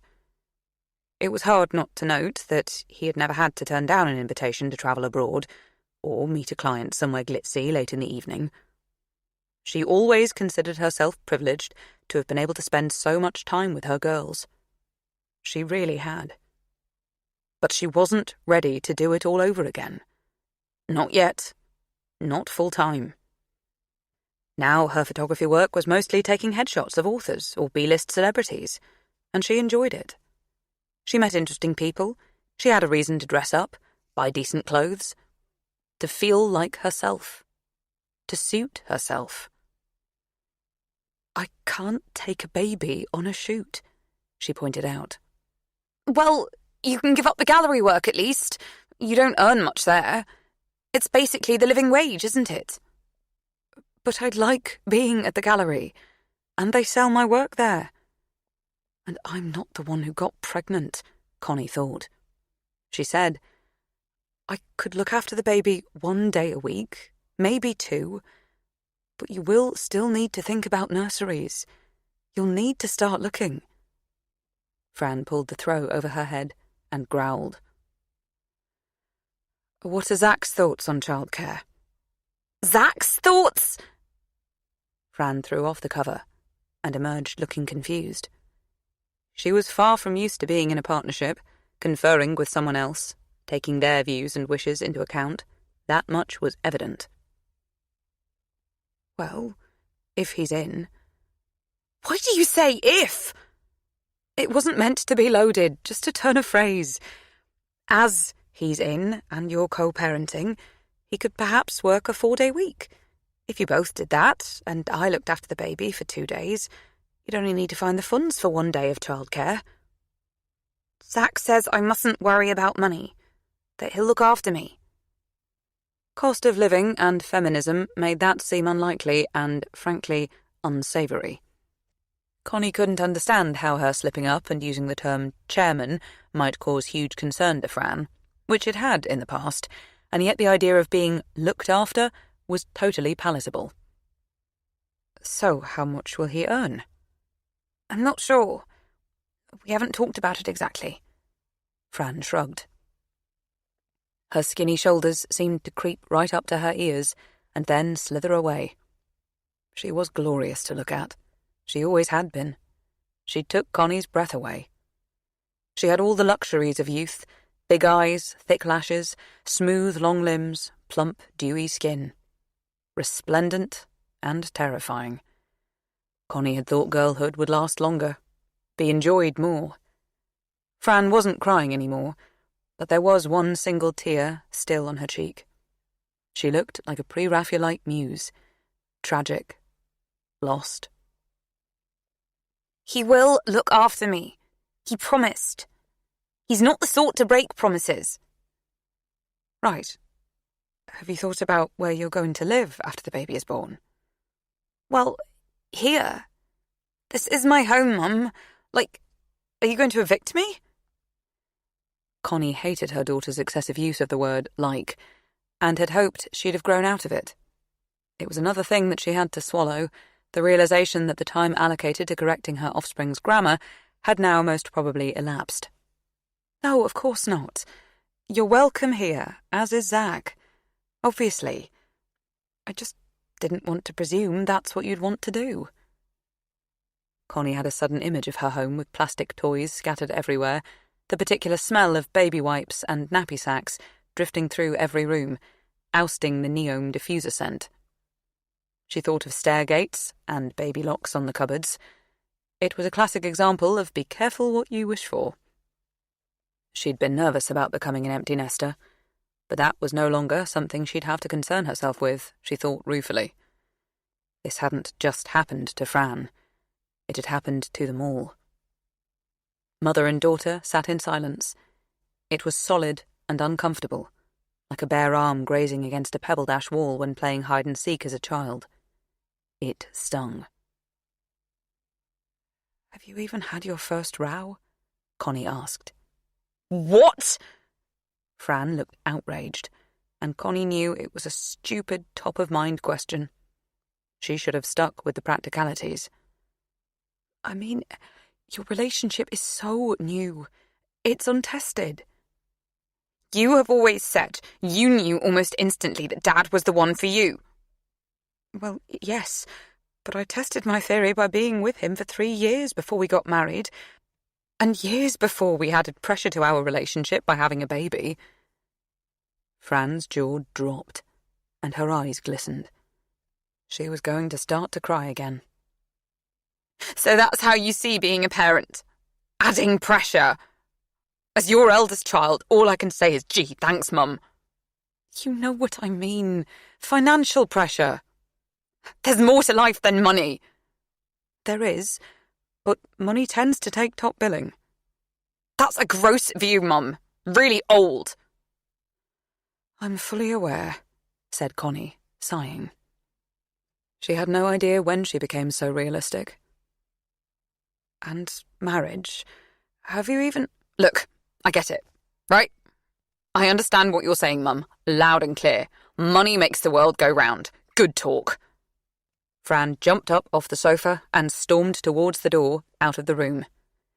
She slammed the door so hard, the vibrations upset the plastic Santa that Connie's parents had bought in the late 80s. A vintage classic that Connie was always quick to explain was ironic. The Santa fell forward onto the button that activated its voice box. Ho, ho, ho! Merry Christmas! Merry bloody Christmas, Connie muttered. Chapter 24. Fran. We have had our first row, but I don't feel like telling Mum about it. I don't like thinking about it. It happened just 2 weeks after that day Zach walked into Boots. Honestly, the make-up sex might be when this baby was conceived. A detail Mum is unlikely to find an amusing origin story. Though it might not have been then. It could have been the day before, or the day after. I didn't practice restraint, so I can't pinpoint exactly. Following the meet in Boots, we'd hung out together more or less continuously, both pretending what was happening between us was no big deal. I certainly wasn't going to risk acknowledging that being with him hit differently. That it was cool, in case he didn't feel the same. There are rules, and everyone in my generation is aware. Texting, then chatting and seeing each other before dating, before exclusive, then BF and GF. The boomers and Gen Xers don't get it. Even the millennials struggle with why it's that way, and they created it.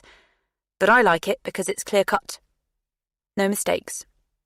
The labels are designed so that everyone knows where they stand. It's crystal when and if we need to meet each other's parents, buy birthday gifts, say no to having sex with other people. I tried to explain that to my mum once, but she just said, I thought your generation liked fluidity and resisting labels, which was a basic pop. But Zach apparently doesn't give a shit about the rules. After 2 weeks of hanging out, he said, "Do you think we're falling in love? I totally love loads of things about you." It was so naked, so raw. We were, in fact, naked. Slick with our own and each other's sweat and cum. He was drunk, which was a relief, so we could both ignore his outburst if we had to. I was shocked, sort of thrown. I didn't know how to respond. I mean, yes, maybe. Clearly there were things to love about him. But also, no, what? Who says that? I took the next day to process my thoughts, and my plan was to tell him that maybe I could see us moving on to BF and GF. We could jump some steps. I wanted us to be exclusive. My silence wasn't a rejection. It was a process. But, well, he didn't see it that way. Before his total batshit crazy declaration of love, we had agreed that the next day we would try out Orcs, a cocktail joint. It was a new place and glitzy. We were supposed to be meeting there at 6:30, straight after I finished work at Boots. It's a bit expensive and not an obvious student hangout, but I was kind of excited to do something novel. We hadn't texted much that day. I hadn't really known what to put in a text after the "do you think we're falling in love" question. Sending him pictures of my matcha oat latte seemed lame. I sent him a single text to confirm times. 6:30, cocktail emoji, question mark. He replied with a thumbs up emoji, as though he was my dad. I didn't know what that meant after everything. It was pretty distant. A sort of retraction. A cooling? Maybe. Which wasn't an entirely bad thing. It's universally accepted that it's hot to be cool, but it had been something really different when he wasn't being cool. I already regretted the idea that he might start to play games. Or, I wondered, was the thumbs up emoji just old school? Like a literal yup? Confused as possible, I squirted deodorant under my arms and changed out of my work uniform into a black top and leather trousers. No false modesty, I looked many sorts of good, and was pretty sure me dressed this way was one of the things he loved about me. Places do not intimidate me. I tend to strut into a room rather than walk. My mum taught me how to manage that when I was tiny. I was about 4, starting preschool nursery, and the room seemed massive, chaotic, and somewhere I did not want to be. She told me to take the time to look around. It's not scary if you know what's in all the corners, she promised me. It's one of my first memories, her crouching down so she was eye to eye with me. She told me that knowing the room I was walking into would always be useful for 2 reasons. Firstly, you can decide if it's somewhere you might want to stay, and at this point, she leant very close to my ear, and in a whispered giggle added, secondly, you can spot all the exits and find a way to get out of it if you really want to. It wasn't a conventional thing to say to your preschooler, but it was respectful, honest, and helpful. She knew I'd feel empowered and in control. She always wants that for us. Then she pointed out the music box pushed up against the nursery teacher's desk. I already had a recorder and could play a few notes. Mum knew the music box would make me feel better. It did. Inside, I discovered a ribboned tambourine and a pretty cool glockenspiel. Over the years, I've used her tip whenever I walk into a new room. I look about me and note that there's nothing to be intimidated by. A busy club, a school hall, the hall of residence at uni, a stage where I might be performing. It's a really useful tip in life, and has led to quite the strut. The bar was trying hard. Maroon-coloured curved brick walls scooped out areas of cocooned intimacy. There was dim lighting and lavish leather sofas to sink into. I admit, I was more than a bit excited by the moody, rich feel, offset by splashy, glittering chandeliers. We didn't have anywhere else like it in York. I thought it was going to be the right place to say we'd move up a level or two. Notable. Sexy. Stand out. I picked up a menu. It was a fake leather-bound thing that told me before I looked that the cocktails would be overpriced. 15 quid each. I asked the guy who was waiting if there was a happy hour. He tried to do that shitty make-you-feel-small thing that servers do to show that the place they pour drinks at is special. He winced, spoke in a tone learnt through watching TV that showcased NY waiters being rude. No. We think they're a little tacky. Attract a daggy crowd. The soft drinks are only a £5. A Coke for a £5? Are you kidding me? The waiter was early 30s, so I guess a total knob, because at his age, he shouldn't have to embarrass someone my age to feel validated. I gave him a withering look that suggested I ate boys like him for breakfast. My mum's friend Lucy taught me it. She's in her mid-50s, but I swear is the coolest woman to walk the planet. I wondered what she'd do in my position, but I couldn't imagine a world where she couldn't afford to buy a bottle of champagne if she wanted to. I ordered tap water. With ice and lemon, I insisted, making it clear I wasn't intimidated by his dick move. The place wasn't that cool. I glanced around, hoping that Zach would appear because it was already 7:15, and it was not like him to be late. The place was busy, but not heaving. In the north, people don't go out straight from work as much. They go home, have tea, get dressed up, and then come out. It was a Monday night. I didn't expect it would start banging any time soon. A bunch of people in their late 20s, laughing loudly, held my attention for a while as I casually assessed their attraction and duly gave them a digit. The girls were cute, averaging 6s and 7s, whereas the guys were coming in with 4s, maybe 5s, with just one exception. A guy with big thighs and a good smile, long eyelashes. A 7 in the right setting. I know it's considered reductive and shitty assessing people and giving them scores, but surely women get to do it to men for a few years, considering men have done it to women for thousands. Social and historical justice, right? And anyway, the scoring thing is really only a problem when the score is less than 6. People judge all the time. I'm just open about it. There was a gay couple to my right. They were in their 30s and possibly newlyweds. Their rings were shiny, and they were solicitous to one another. They were talking about home decor, which was a cliché, but also lovely. I thought of chipping in, because I have lots of views on colour pops and the emergence of teal, but as time ticked by, I became more awkward about the idea. I didn't want to draw attention to my obviously waiting for someone, maybe stood up status. I was drawing attention, though. There was a guy. I felt him staring. I was trying to avoid his gaze, but he had caught my eye twice. Through boredom and habit, I checked him out. He was wearing expensive-looking dark clothes. The sort of looks he kept floating my way suggested that maybe he had a dark heart too. My life at that moment was such that I thought to myself, oh well, I will never find out. I haven't got the time or emotional energy for a thing. I have Zach. I was that content. That full. Then something flickered, so briefly. Just the most fleeting acknowledgement that it was a bit of a shame that I couldn't pursue or investigate the man with Riz, as I sort of like a dark heart.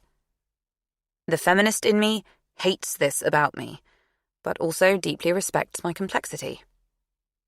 Look, to be clear, I had no real interest in him. It was just a butterfly wing beat of a moment. Like everyone in the bar, he was older than me and clearly not a student. He sent over a drink. FFS, what century? But I couldn't afford my own cocktails, and he'd sent a Negroni. I like a Negroni.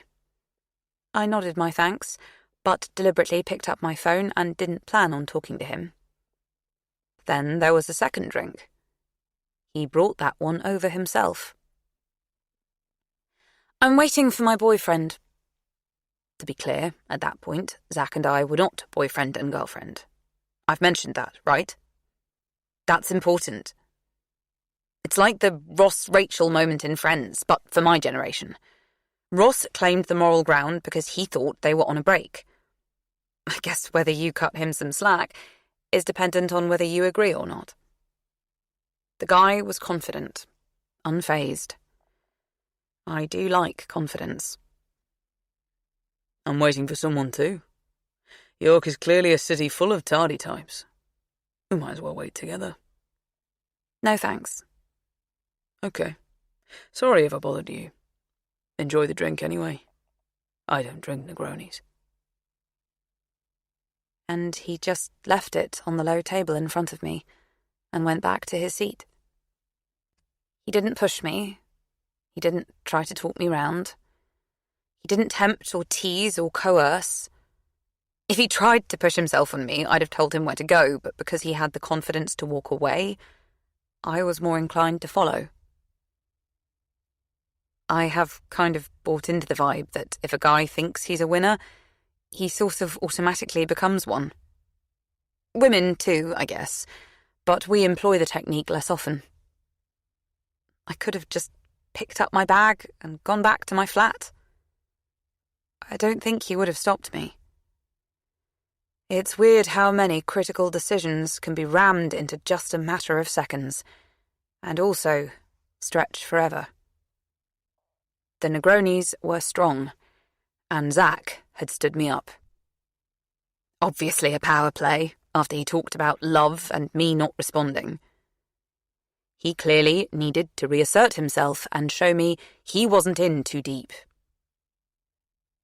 So I fucked the Negroni man just to prove I hadn't bought into his crap about love anyway. Chapter 25. Fran. I went back to Negroni Man's hotel. He said he was in York on business, and his company were paying for it. It was the best hotel in the city. High ceilings, low light fittings, someone playing a piano in the lobby. The sort of decor that made me feel confident that the chances of him murdering me in his room were slim. He offered me another drink in the hotel bar. To help reduce the chances of the aforementioned murder in the room, I made a point of telling the girl serving at the bar that we were just hooking up and what our room number was. Negroni Man thought that was funny. Clever. But I'm really not thinking of killing you. I like my girls very much alive and kicking. It was a creepy thing to say, but he had something about him that made me want to fuck him anyway. So I did. Technically, it was very good sex, but I thought about Zach throughout and felt shitty rather than happy. It was at that point I knew I probably was in love with Zach. Lousy timing on the development of expressive intelligence, but the mechanically brilliant yet emotionally dull fuck with Negroni Man had tragically underlined that. You're not staying? NM asked as I pulled up my knickers. They do a great breakfast here. No, I'm not a sleepover sort. I'd have thought he'd got that since I hadn't asked his name, and when he asked me mine, I just avoided answering by saying, "You can call me Baby." Do you want some money for a taxi? No, I've called an Uber. Should I take your number and call you next time I'm passing through? Call me? No. He looked surprised and amused rather than hurt. It's been fun, but I can't see... I broke off and waved my hand vaguely between the two of us. I can't see this going anywhere. I can't see a repeat performance. I can't see you again. I didn't finish the sentence. Fair enough. He rolled onto his side. Hit the light on your way out, will you? And that was that. Until my period didn't come. I've read everything I can on the matter. This baby is Zach's. Most likely, statistically speaking. A one-off encounter, well, twice, technically, is far less likely to have got me pregnant than the sustained at-it-like-rabbits action that Zack and I had been indulging in for a fortnight, and resumed after just a 24-hour break. I had put Negroni Man out of my head. I had not allowed myself to think about the possibility that the baby might be his. I want it to be Zack's. Zack wants the baby to be his, although he doesn't know that there's a chance it's anyone else's, so there's that. It never came up. I am in a relationship with Zack now. We love each other. Just the day after the thing with NM, we made up and told each other that was the case. As I'd slept with someone else while we were not official BFGF, I didn't think it was worth mentioning. When I found out I was pregnant, I didn't know how to mention it. I said I was pregnant and Zack assumed it was his. Right? Our situation wasn't an ideal one, but thinking about the slight possibility that someone else might be the father was only going to make it worse. I just didn't allow for that possibility. But after meeting Zack's parents, everything has changed. The thing is, like Mum said, I may be in exactly the same position as Claire. A fruitful one-night stand. I shut Mum down because it's too much. I don't want to hear it. It's massive. What if it is NM's baby? Then Zack is Neil in this, sort of. The guy bringing up some other guy's baby, but far worse because Zack doesn't know. It's so messed up. I can't get my head around the whole dynamic with Zack's complicated feelings about his situation, the position Neil finds himself in now John Harding is in their lives. It's all totally impossible, so messy and painful. And I'm in the same space. I've been doing a good job of ignoring that fact, but since I met them all, his family, I really can't ignore anything anymore. It feels different now. The morning after NM, Zack called me at 9 a.m. He didn't text like a normal person, but rang. Bang, straight into it. I considered not picking up. But I couldn't not. I'm really, really sorry about last night. Really, really, really sorry. He sounded stupid but sincere. I have a hangover, Zack. I don't want to talk to you. But you took my call, so... I answered just to tell you I've nothing to say to you. You're more rational than that. You don't know me enough to decide if I'm rational or not. I think I do. It's what we all want in the end, isn't it? To be known and liked anyway. I stayed silent. I can explain, he added. Nope, you can't, because I'm not giving you the chance to. How come you're hungover? What did you do with yourself? I stared at my phone, glared at it, outraged that he dared to be checking up on me after standing me up. Then he added, I hope you had fun. As previously mentioned, I don't want to talk to you, now or ever again. That would be a tragedy. I didn't mean that I never wanted to talk to him ever again, even as I said it. I already yearned for him. Think about that. The word yearn. The feeling yearn. It's massive. I'd already forgotten feeling pissed off with him, or turned on by NM. I just wanted the status quo between us reinstated. I was too proud to admit that straight out, straight away. You're a prick.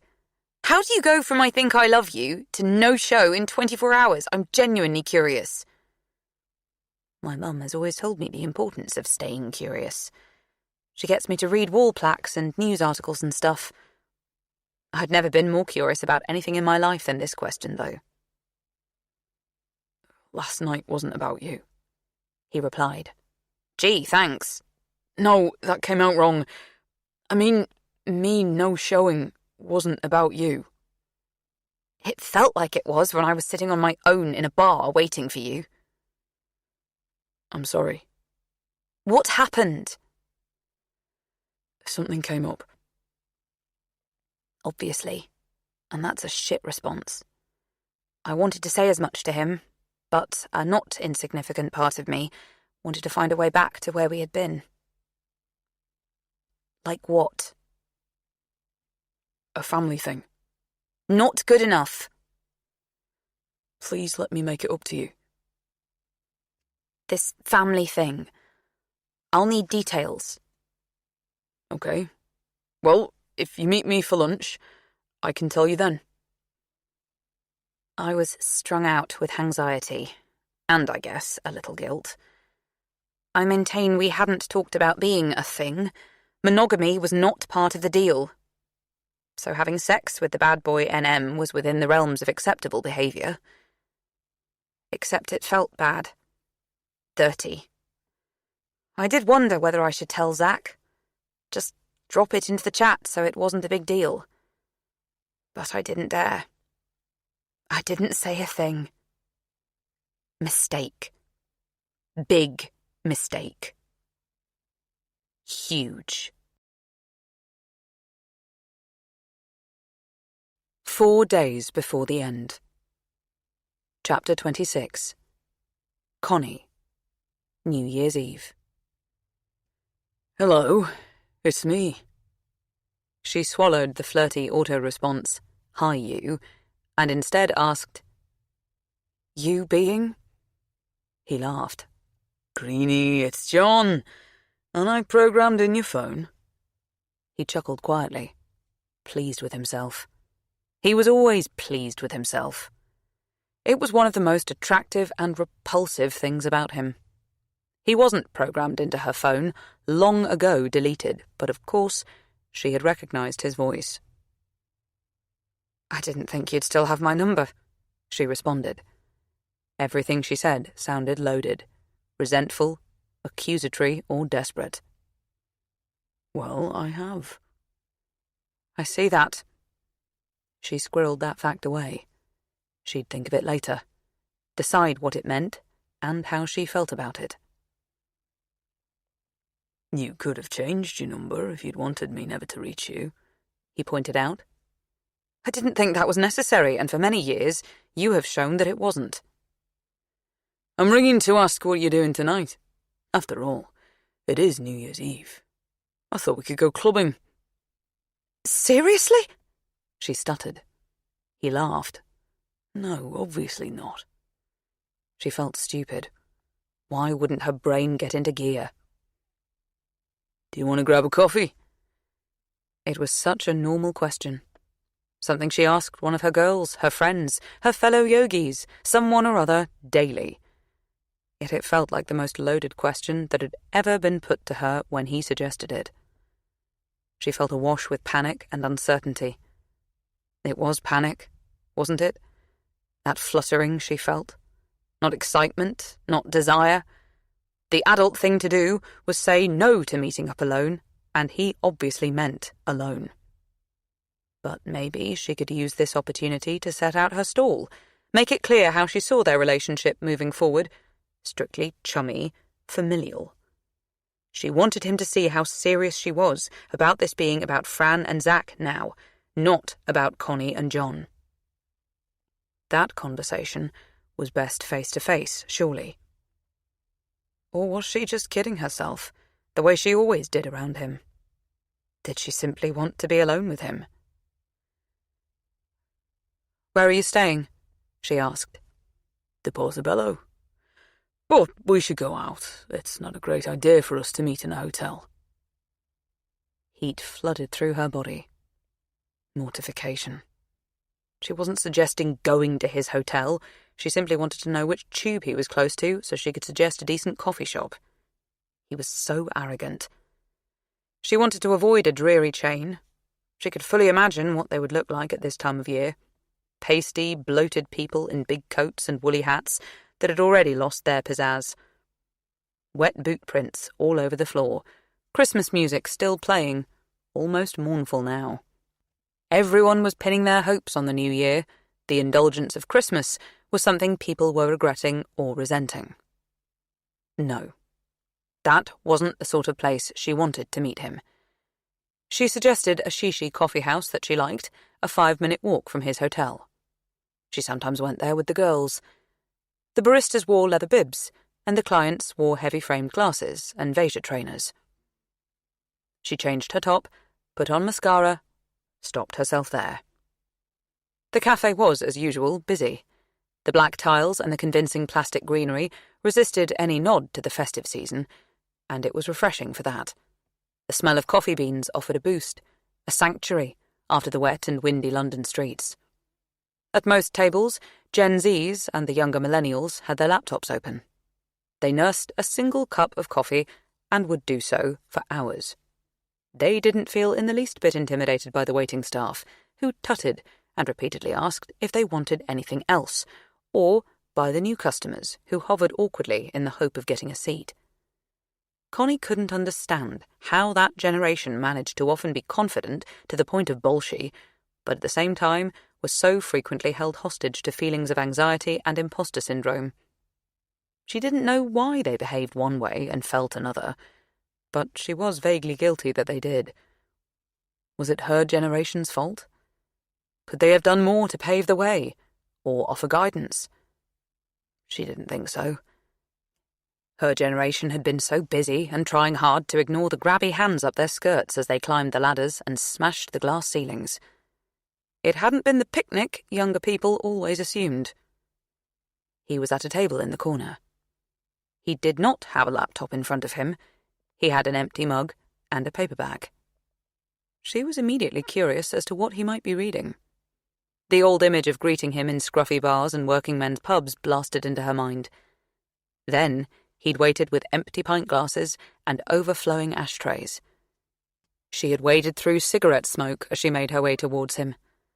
Now she cut through the coffee aroma and the steam from the elaborate espresso machine. A different world. "You managed to get a table, then?" I thought I'd walked into an office. Our office was rarely this industrious. Maybe you weren't greeny, but the rest of us put in a shift. She shrugged. It was too true. She hadn't been fulfilled in her work when they met. She'd thought at the time maybe it was boredom that had led to the affair. At least in part. "I'll go and order. Do you want another?" Flat white. Even in the... She went to the bar, ordered the drinks. It seemed to take ages for them to be prepped. She wanted to relax into the minutes, concentrate on her breathing and rehearse the conversation she needed to have, but she found it was as it ever was. She resented the moments she was away from him. She willed the servers to be more efficient, couldn't focus on anything other than being with him. What was that about? When she returned to the table with her double espresso and his flat white, she nodded at the paperback and commented, "No one reads novels or newspapers in cafes, or even on the tube commute anymore." This isn't mine. He put it back on the shelf next to him, which was full of artfully arranged Orange Penguin classics. The sort of books no one read, but that made a nice display. Connie felt oddly disappointed. She pushed on. "Do you remember they once did?" She sat down opposite him. "I miss that. The commitment to the time and even space that was required to read a paper. Now at best we scan curated articles on the media channels we've pre-selected, echo chambers to our own thoughts. Most people simply play Candy Crush."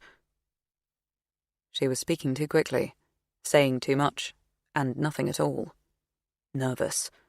The girls would identify it as word vomiting. His eyes widened, and he raised his eyebrows. The gesture familiar. Her insides pulled like a yo-yo coiling up a string.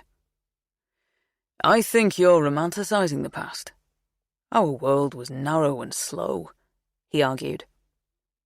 He'd often argued with her. They'd disagreed on a great number of things. That had been part of it. That and the exquisite delight when they finally agreed on something, usually something deep and fundamental. She countered, "I liked slow. Now everything is temporary, fleeting." But vast. I'd have thought you'd be supportive of wider experience. You were always up for that. She ignored the innuendo, told herself she was reading too much into everything. She stuck to the argument. It was exciting enough, this debate. She didn't need flirtation. She and Luke shared opinions on most things, never spoke about anything they disagreed on. They'd been together too long to want to try to change one another's minds about anything much at all. Which was fine. Just fine. A path of hard-edged loyalty gave direction to many good marriages. Still, it was fun to spar. A few inches on a screen is not experience, she said with a swift smile. Of course it is. Stop being so negative. It's boring and predictable. Newsflash. Middle-aged beauty resents progress, as it reminds her she's aging. Connie knew she should be angry. His comment was derisive, his tone combative. But he'd called her a beauty. She let the moment settle. After a beat, he said, Weird. Despite the oddness of this situation, it is good to see you again, Greenie. He stared right at her. Through her. She nodded, but couldn't bring herself to say the same back to him. It was certainly something seeing him again. But was it purely good? This. He waved his hands, gesturing between them and confusingly more widely, perhaps indicating the situation in general, rather than specifically the two of them. This is complicated. It's made me feel very young and very old at the same time. Yes, she admitted. That much they could agree on. I'm not happy about it. You made that abundantly clear when you came for lunch.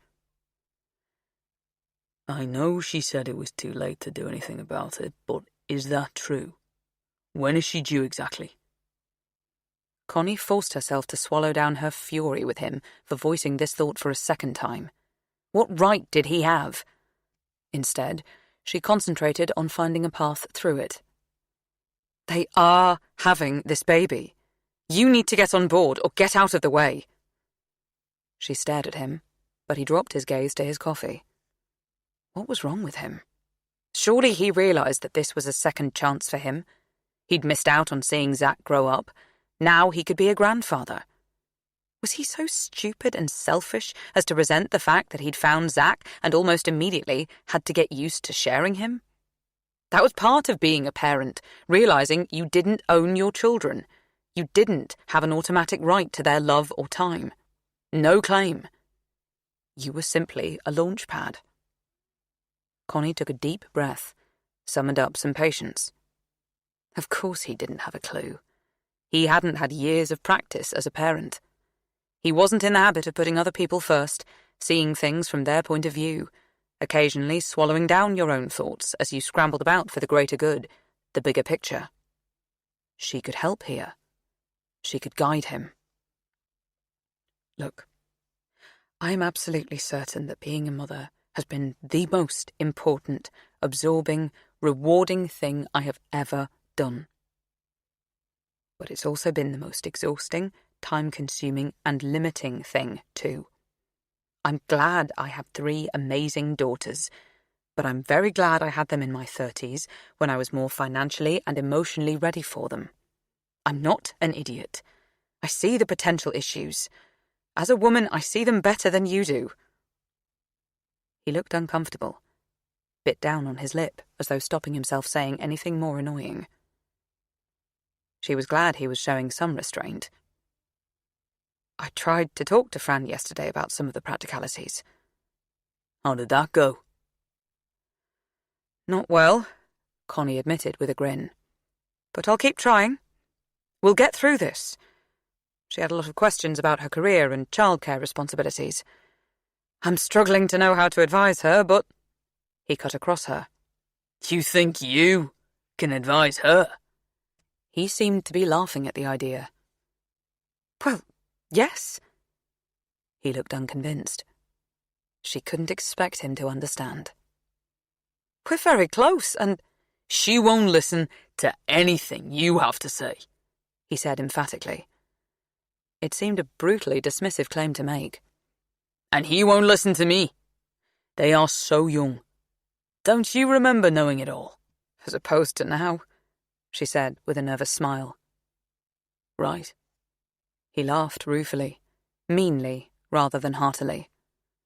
She felt there wasn't a need to articulate her fear that as she got older, she had become concerned that she knew less and less.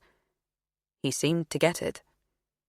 Everything was murky now, a sludgy amalgamation of shades of grey. Youthful invincibility didn't last forever. He shook his head and said sadly, If you make a mistake when you're so young, you have to pay for it for a long time. Yes, she admitted. She wondered whether he was thinking about Zack and Fran, or about the mistakes he'd made, or the one she had. The consequences roll and roll. They can't imagine that right now. It's weird, isn't it, because popular opinion would have us believe that having so much future ahead is a good thing. It is, of course, said Connie. She refused to admit anything other. It was too bleak, but she understood what he was saying. She had thought the possibilities were endless when she was young, but it was a fallacy, a fairy tale. Every choice taken closed another option down. Every opportunity seized voided a different chance. Life was a series of possibilities, yes, but not a limitless amount of them. She played with her coffee cup, turning it around in its saucer. I remember thinking everything was possible and available when I was young. And maybe it was. But even so, I chose to do the same thing over and over again. Live in the same city, country, sleep with the same man for nearly 30 years. Greenie, remember who you're talking to. You almost slept with the same man for nearly 30 years. He started to laugh out loud. People around them eyed them uncomfortably. Connie had often noticed that younger people were shocked by boisterousness from anyone over 50. Stop it! That's not funny. You were a blip. They both knew that wasn't true. They fell silent and sat in it. The air shimmered. Would they talk about it? She didn't want to. She believed now that she didn't have the energy to talk about it ever again. He might have been thinking the same, because he let it go. He stayed on point. So you agree? You also think they're too young? No, that's not what I'm saying. They are young, true. But maybe not too young. I'm saying that even with the endless possibilities of youth, I chose stability and continuity, so maybe it's not a disaster that they are looking to do the same. They're just starting earlier. Can I bring you back to the question of monogamy and your struggle with it? Connie scowled at him, but didn't respond. It was undeniable. Fran and Zack were 21 and 22. It would be a struggle. 50, 60 years of fulfilling each other's every need, physical, intellectual, and emotional. Was it even possible? So you say you're close, you and Fran? Yes, we are. I wasn't sure. I didn't see much interaction when I was at yours the other day. It was a difficult lunch. Obviously, I wasn't at my most relaxed, nor was she, Connie pointed out sharply. Oh, don't be offended. Why are you always so quick to take offence? Because you are always so quick to cause it. No, that's not true. I'm offended because I pride myself on my relationship with my daughters. I'm honest with them, rational, supportive, loving.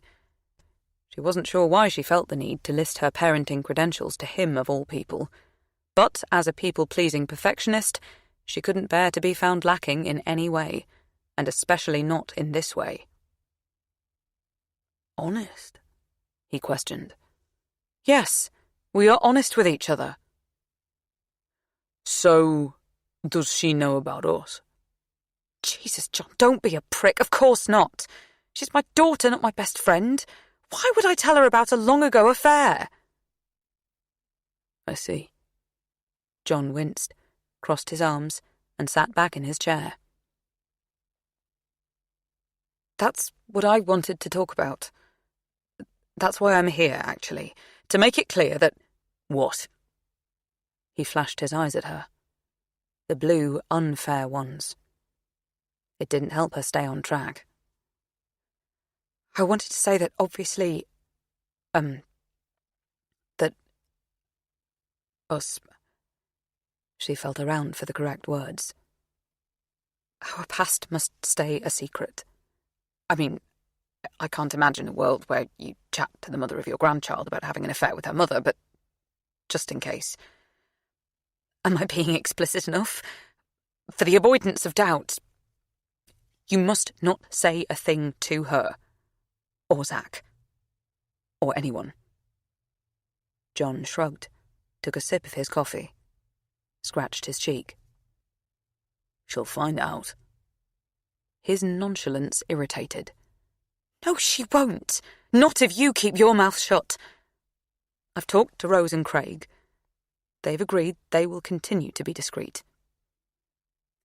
And what does Luke think about all of this? Connie sighed, glanced around the cafe. She'd hate for this conversation to be overheard. Obviously, he's delighted, she muttered. Really? No, you idiot. He's concerned for the kids because, well, they are kids. And as for the fact that you're Zach's dad, he's... Connie didn't know how to finish the sentence. He's what? Apoplectic.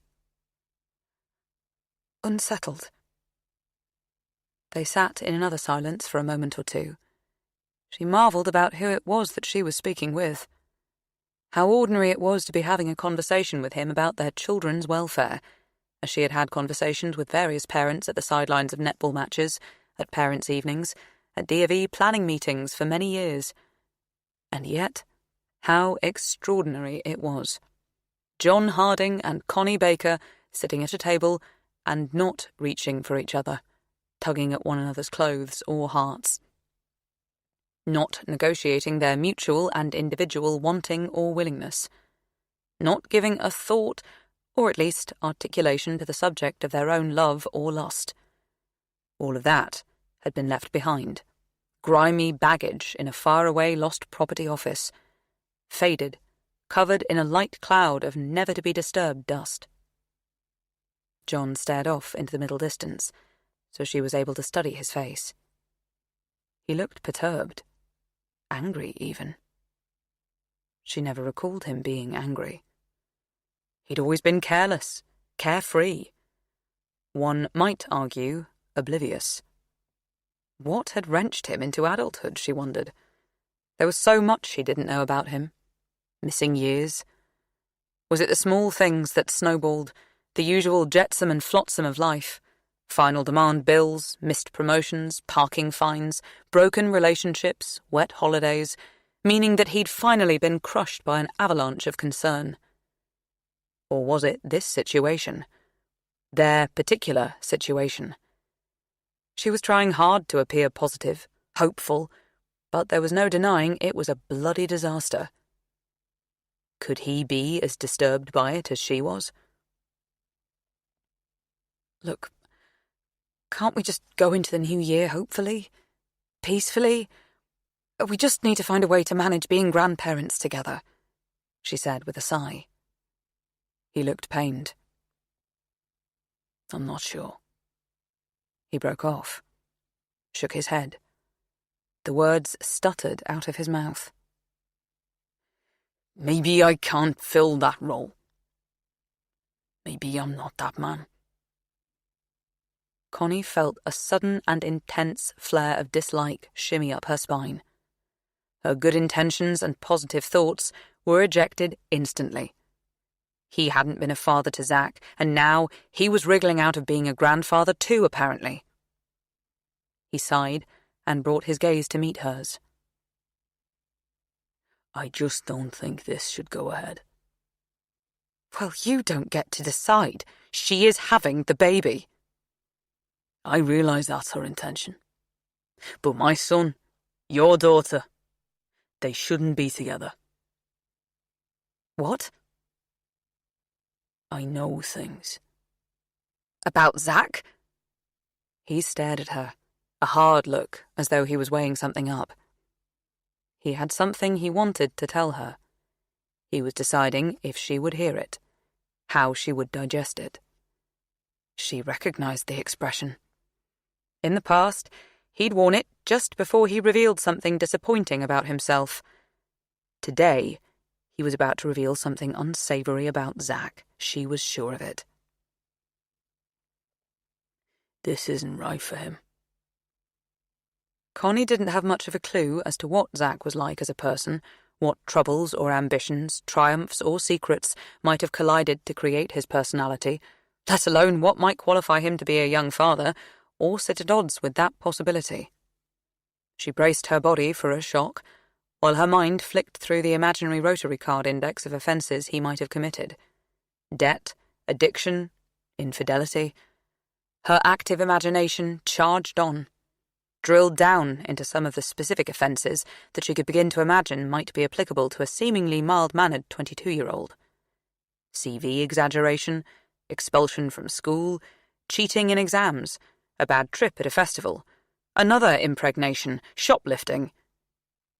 She leant a fraction closer to John to encourage him to spill, but he remained tight-lipped. Apart. He shook his head, just once. Obviously, he was deciding to keep something from her that she wouldn't like. Protect his son. She'd wanted him to behave like Zack's parent, and this act was exactly that. But she felt panicked. What did John know about Zack that might be an issue for Fran? All he said was, "She's not right for him." What? A pivot. His issue was not Zack's lack, but Fran's unsuitability. Connie was ambushed by a sense that her daughter was being rejected in some illogical, nebulous way. Fran was a gift. Anyone would be lucky to land her. She couldn't keep her irritation in check. How would you even know what or who is right for Zack? You haven't exactly been a main character in his life, not even a bit part. And you don't know Fran at all. Are you just making this judgment because of me? Because of us? John slammed his hand down on the table, attracting the attention of other patrons in the cafe. Bloody hell, Connie! Not everything is about you. I have unrelated concerns, right? He looked directly at her. I'm going to advise Zack to walk away from this. You're going to do what? Connie couldn't believe what she was hearing. I just thought it was fair to give you a heads up, and to let you know that if she still wants to proceed with having the kid, then I'll chip in financially. See her right that way. Connie's mouth dropped open, but no words came out. She's not a moral fit for my son. A moral fit? Connie leapt to her feet. The chair legs let out a squeak that sounded almost like a howl as they resisted the wooden floor. What decade was this man living in? His phrases were ludicrous. Chip in, see her right, and his mindset was worse than his vocabulary. He was determined to pile shame on the unmarried mother, but protect the father. It was like something out of a 1950s kitchen sink drama. All eyes in the cafe were on them now. One teenage boy had pulled out his phone and was recording her, hoping she'd do something meme-worthy. Was that even legal, recording a private conversation? In that moment, she didn't care. She didn't care whether she broke the internet for all the wrong reasons. A moral fit? What the hell does that even mean? I've nothing more to say. As far as I'm concerned, the matter is closed. John's face was red. She didn't know if he was embarrassed or angry. She didn't care. She no longer cared what this idiot man felt or did or said about anything. How could she have ever? She glared at him. I thought I could come here and have some sort of adult conversation with you. That we'd pull together to help them. More fool me. You are a fucking wanker. You always have been and always will be. You tell him, lady, encouraged the guy recording the outburst. It was obvious he was geeing her on to get more outrageous footage. Connie cast him a withering look too, and then strode out of the cafe. The door crashed closed behind her. Chapter 27. Zack. He loved her so much, like an overwhelming amount. He didn't know it was possible to be this involved with someone, that their happiness, their safety, their being was absolutely intrinsic to your own. He noticed everything about her. The hole in the heel of her sock, there was always one in every pair she owned. She must walk heavily on her right foot. What her pillow smelt like, shampoo and fake tan. How she lined up her toiletries in size order, biggest bowl on the right. Which way she preferred the loo roll to sit on the holder. Over, not under. She sang in the shower and talked in her sleep. Her voice was everything. He loved the sharp correctness of her consonants and the gentle contrast of her vowels. He loved talking to her and also just lying around being silent with her. Her silence was like being in a hammock. It cradled. He only felt safe when she was in his sight. Rooms and spaces where she wasn't felt like vacuums. He loved tracing the shape of her lips, pouty, plump, but naturally so, not bloated with chemicals and shit. He liked to trace her jawline, her neck, with his finger. She often shivered when he did so, but in a good way. She coiled into him like a cat. He loved the feel of her collarbone, her arm, her waist. Her skin was soft, smooth. It grew hot when she was angry. Her buttocks were always cold, even when she was on top. Her elbows were the epitome of defenselessness and might at the same time. Crazy, right? They summed her up more than any other single part of her body. Vulnerable and tough. There wasn't anything he wouldn't do for her. He didn't know if she felt exactly the same. Was it possible to quantify? Did it even matter?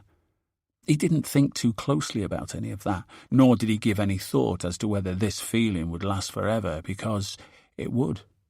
It was impossible to imagine it not being there, despite his mother muttering dark warnings about infatuation and lust. He thought that was pretty close to hilarious. His mother using a word like lust. His mother thinking about lust. And also, it was sad, right? Her inability to understand the enormity of what he was experiencing obviously meant she'd never known anything like it. But yeah, no, of course she hadn't. His dad was a good bloke, but he couldn't imagine him or John Harding inspiring the same sort of absolute immersive devoted obsession in anyone that Fran inspired in him. He felt sorry that his mother had never had anything like this, although over this past week he'd started to think that maybe it was for the best. Loving someone as much as he loved Fran was debilitating. It was a crazy risk. Not a weakness as such, but a vulnerability. He didn't like to think of what Bear could do to him, but he couldn't bring himself to think of what could be done to her. If the thought crept up on him, he felt dizzy and sick. He shoved it away. He just wouldn't allow it into his head. Couldn't. He shouldn't have come to London, got messed up in this again. But how could he avoid London now? This was her home. She was having his baby. He'd do anything for her, go anywhere to be with her, but Bear must never get the chance to hurt her. Never. The thought, over my dead body, sprang into his mind. An old-fashioned thing his nan muttered about 5 times a day. When she said it, it always seemed funny. Now that the thought landed in Zack's head, it didn't seem funny at all. He knew the reality. They could hurt her if he wasn't around to look after her. If he was to end up the way Rob had. He knew these people had no limits, no qualms. He felt breathless and anxious a lot of the time, all of the time, admitting that was filthy. His nan talked about people living on their nerves, very panicky. He used to think that was a funny expression too. Again, now he knew better. Now he understood the pain of it. He hadn't been sleeping well. He was struggling to eat. When he did, it gave him the shits. Definitely in love, laughed his dad when he turned down the offer of tacos at Oaxaca. Off his food. Zack had tried to smile, joke along.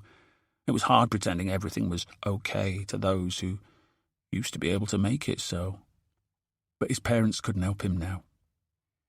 Everything felt in flux, like liquid inside his body, inside his mind. He needed something to feel solid. Focusing on keeping Fran safe felt like a concrete thing to deal with. So he had no choice. He just had to keep doing what they asked, unquestioningly. Not upsetting them was the key, the only answer. That was all there was to it. He could never let her be in any danger, and he could never let her know what he'd done, what he was. He didn't like having secrets from her, obviously. In an ideal world, he'd tell her every thought that flitted into his head, and all his thoughts would be about sex and video games and uni work and food. But he no longer lived in an ideal world. She could never know the real him, which was a total pity. That was why he knew she couldn't love him as much as he loved her. He had secrets. She was an open book. He had made it impossible for her to love him entirely because he was dark and shadowy, unknowable, undeserving. Those thoughts were too big, sort of too loud for him to deal with right now. There was a lot going on in his world. He knew one thing, just one, in a clear and focused way. Loving her was like sitting up close to something beautiful. It was real. Their love was an actual thing, a fact. Something good, something great, and now there was a baby. He couldn't process just how incredibly, awe-inspiringly fantastic it was that they had made a being, an actual human.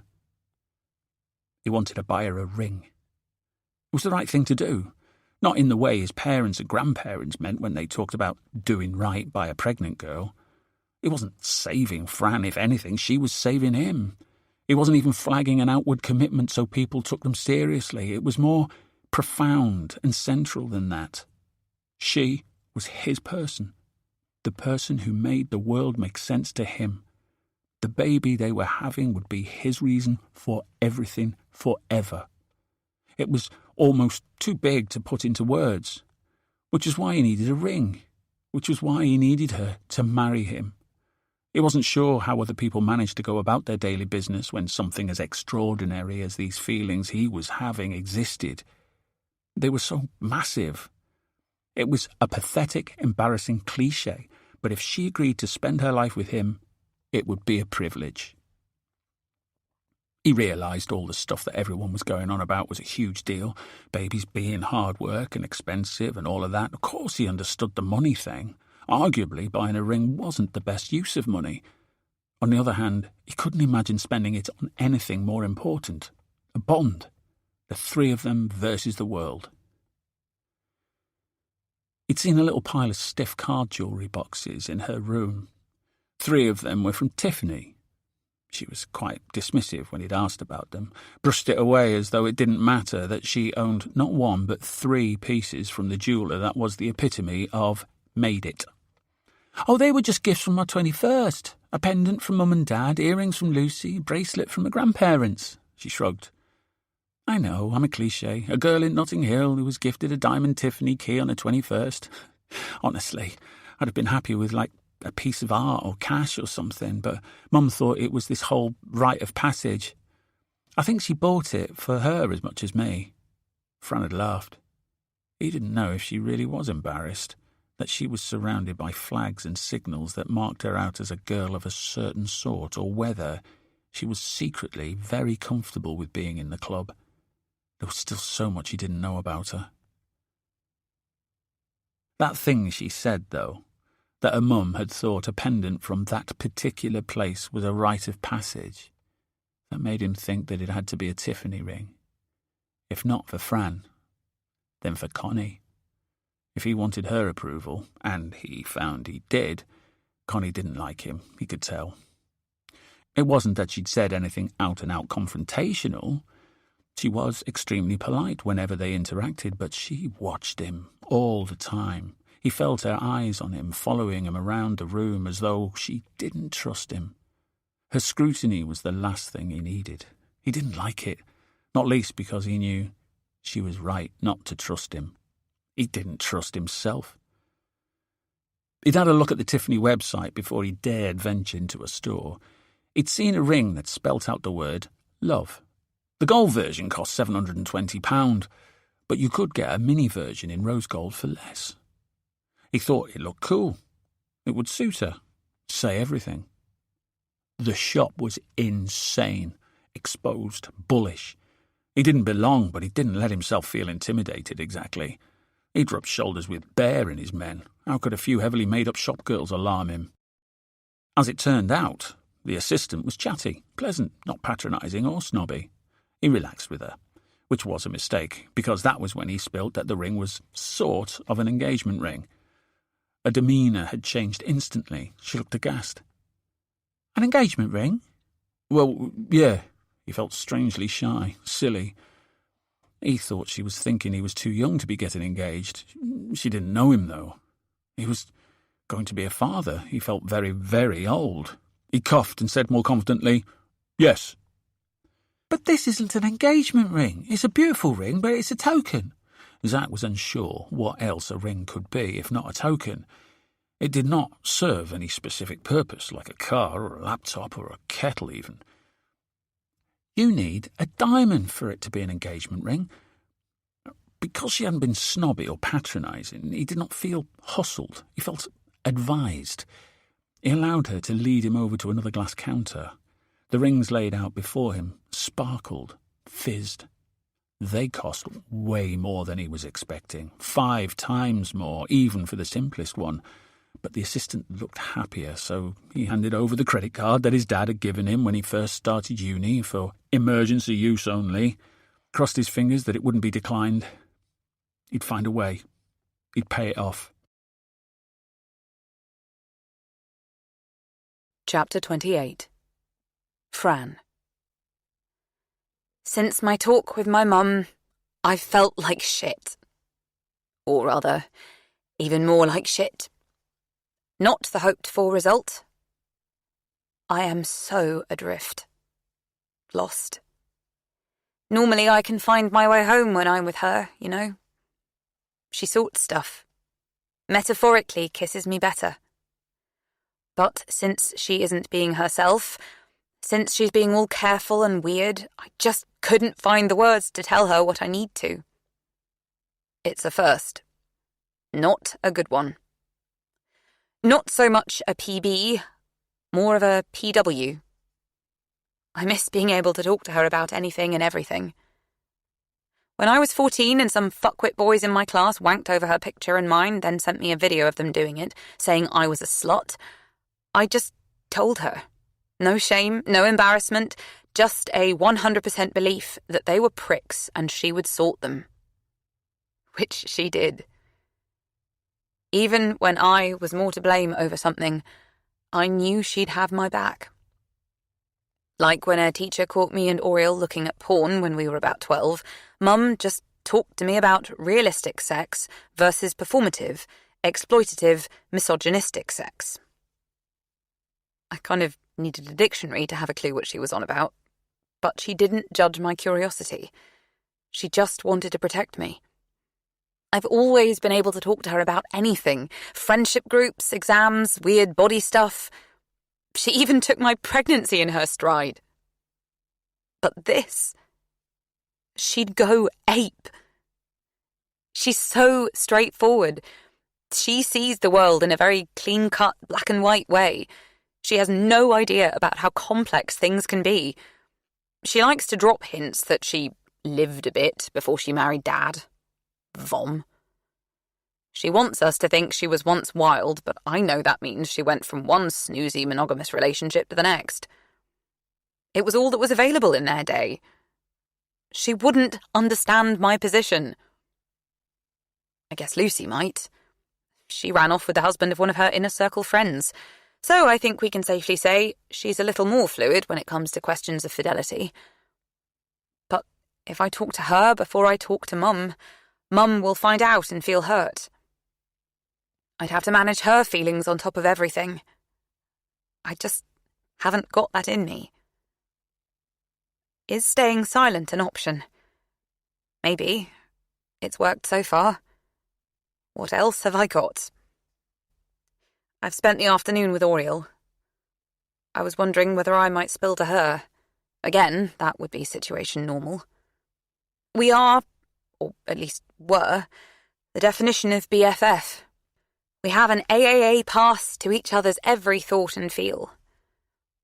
But when it came to it, today, I just couldn't.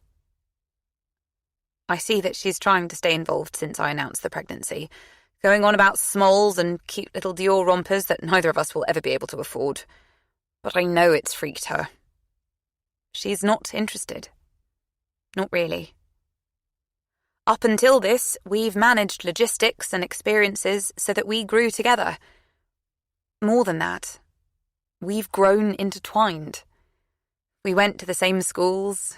We learnt to swim, horse ride, and ice skate together. We both had our first kiss on the same night at the same social, different boys. Ditto, first time we drank too much alcohol, smoked cigarettes, smoked weed. We even managed to have sex for the first time within a week of each other. For clarity, different guys. We never even learned a TikTok dance separately. It's the first time ever that one of us has done something that the other doesn't feel compelled to do within the next 5 minutes. We have always talked about getting a flat in London sometime after we graduated. I guess that's off the table. I know she feels on some level that the baby has ousted her. Problem. Night before last, I asked her straight out. Do you think I'm making a mistake? We were at her house, watching some lame rom-com where the protagonists were all wearing Christmas jumpers. I wasn't following the plot. Not just because I had half an eye on my phone as I was texting Zach, but because, as ever, my mind was chewing over my real-life drama. No room for romantic montage or the inevitable glow-up makeover scene on the screen. Oriel replied, "Not a mistake exactly, but it's certainly like a..." To her credit, she paused for ages, really searching around for the right word. "It's a definite hiccup," she said finally. "You know, for our plans and, generally." She looked uncomfortable, but I got the sense that she was not uncomfortable with what she was saying, more that she was uncomfortable with me for making her say it. A hiccup. FFS. It's a two-way rift. Today we went to Oxford Street. Big mistake. I wanted to go to the Selfridges sale because that's what I usually do on NYE, but then I remembered nothing is usual. Live Carter came with us. She's our third wheel. Always has been, since year 9. She knows it, we know it. We are never unkind to her. She's definitely a friend. It's just, she's never been essential to our fun. We've always had each other. The vibe sucked. The three of us trailing around the clothes departments lacked energy. We were looking at delish totem tops, glittery corset dresses from House of CB, and everything adorable at the Couples.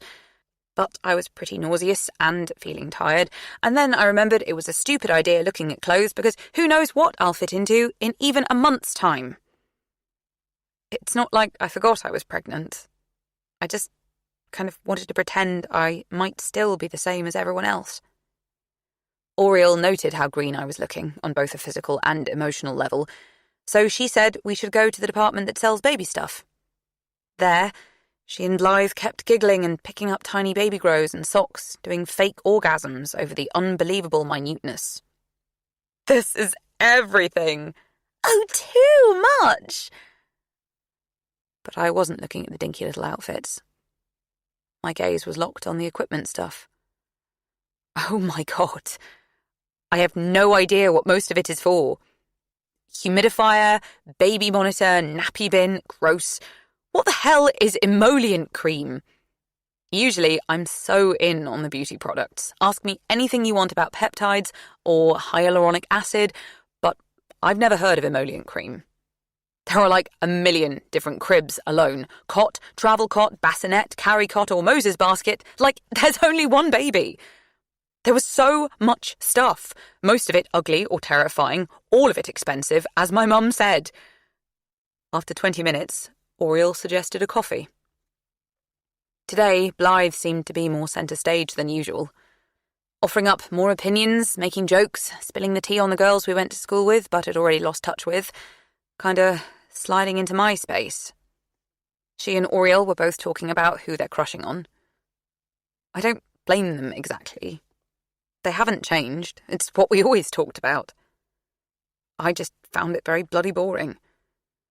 I hadn't realised that we talk about so much remote and pointless shit. For months now, Oriel has been going on and on about this guy she was hot for, Ned. Today, I asked about him and she stared at me all vacant. Ned?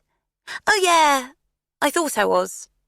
Oh my God, I thought I was falling so in love. It was everything, and now it's quietly just sort of something. But not, you know. She paused and stared at me intently. I realised that usually this was the part where I chipped in, but my body ached with tiredness and my head was full of real problems. I just stared at her. Dumb. Blythe jumped in. Like a side dish, not the main meal. I hear ya. She giggled. I nodded, but felt a bit irritated at the thought of the many hours we've lost talking about Ned, and really exhausted at the thought of the many hours there will be in the future talking about someone else that she's pash about, and then someone else, and then someone else. I thought you really liked him, I commented a bit petulantly. I don't know why I was hacked off by her frivolity, but I was. Yeah, but now I think he's something like a faded picture.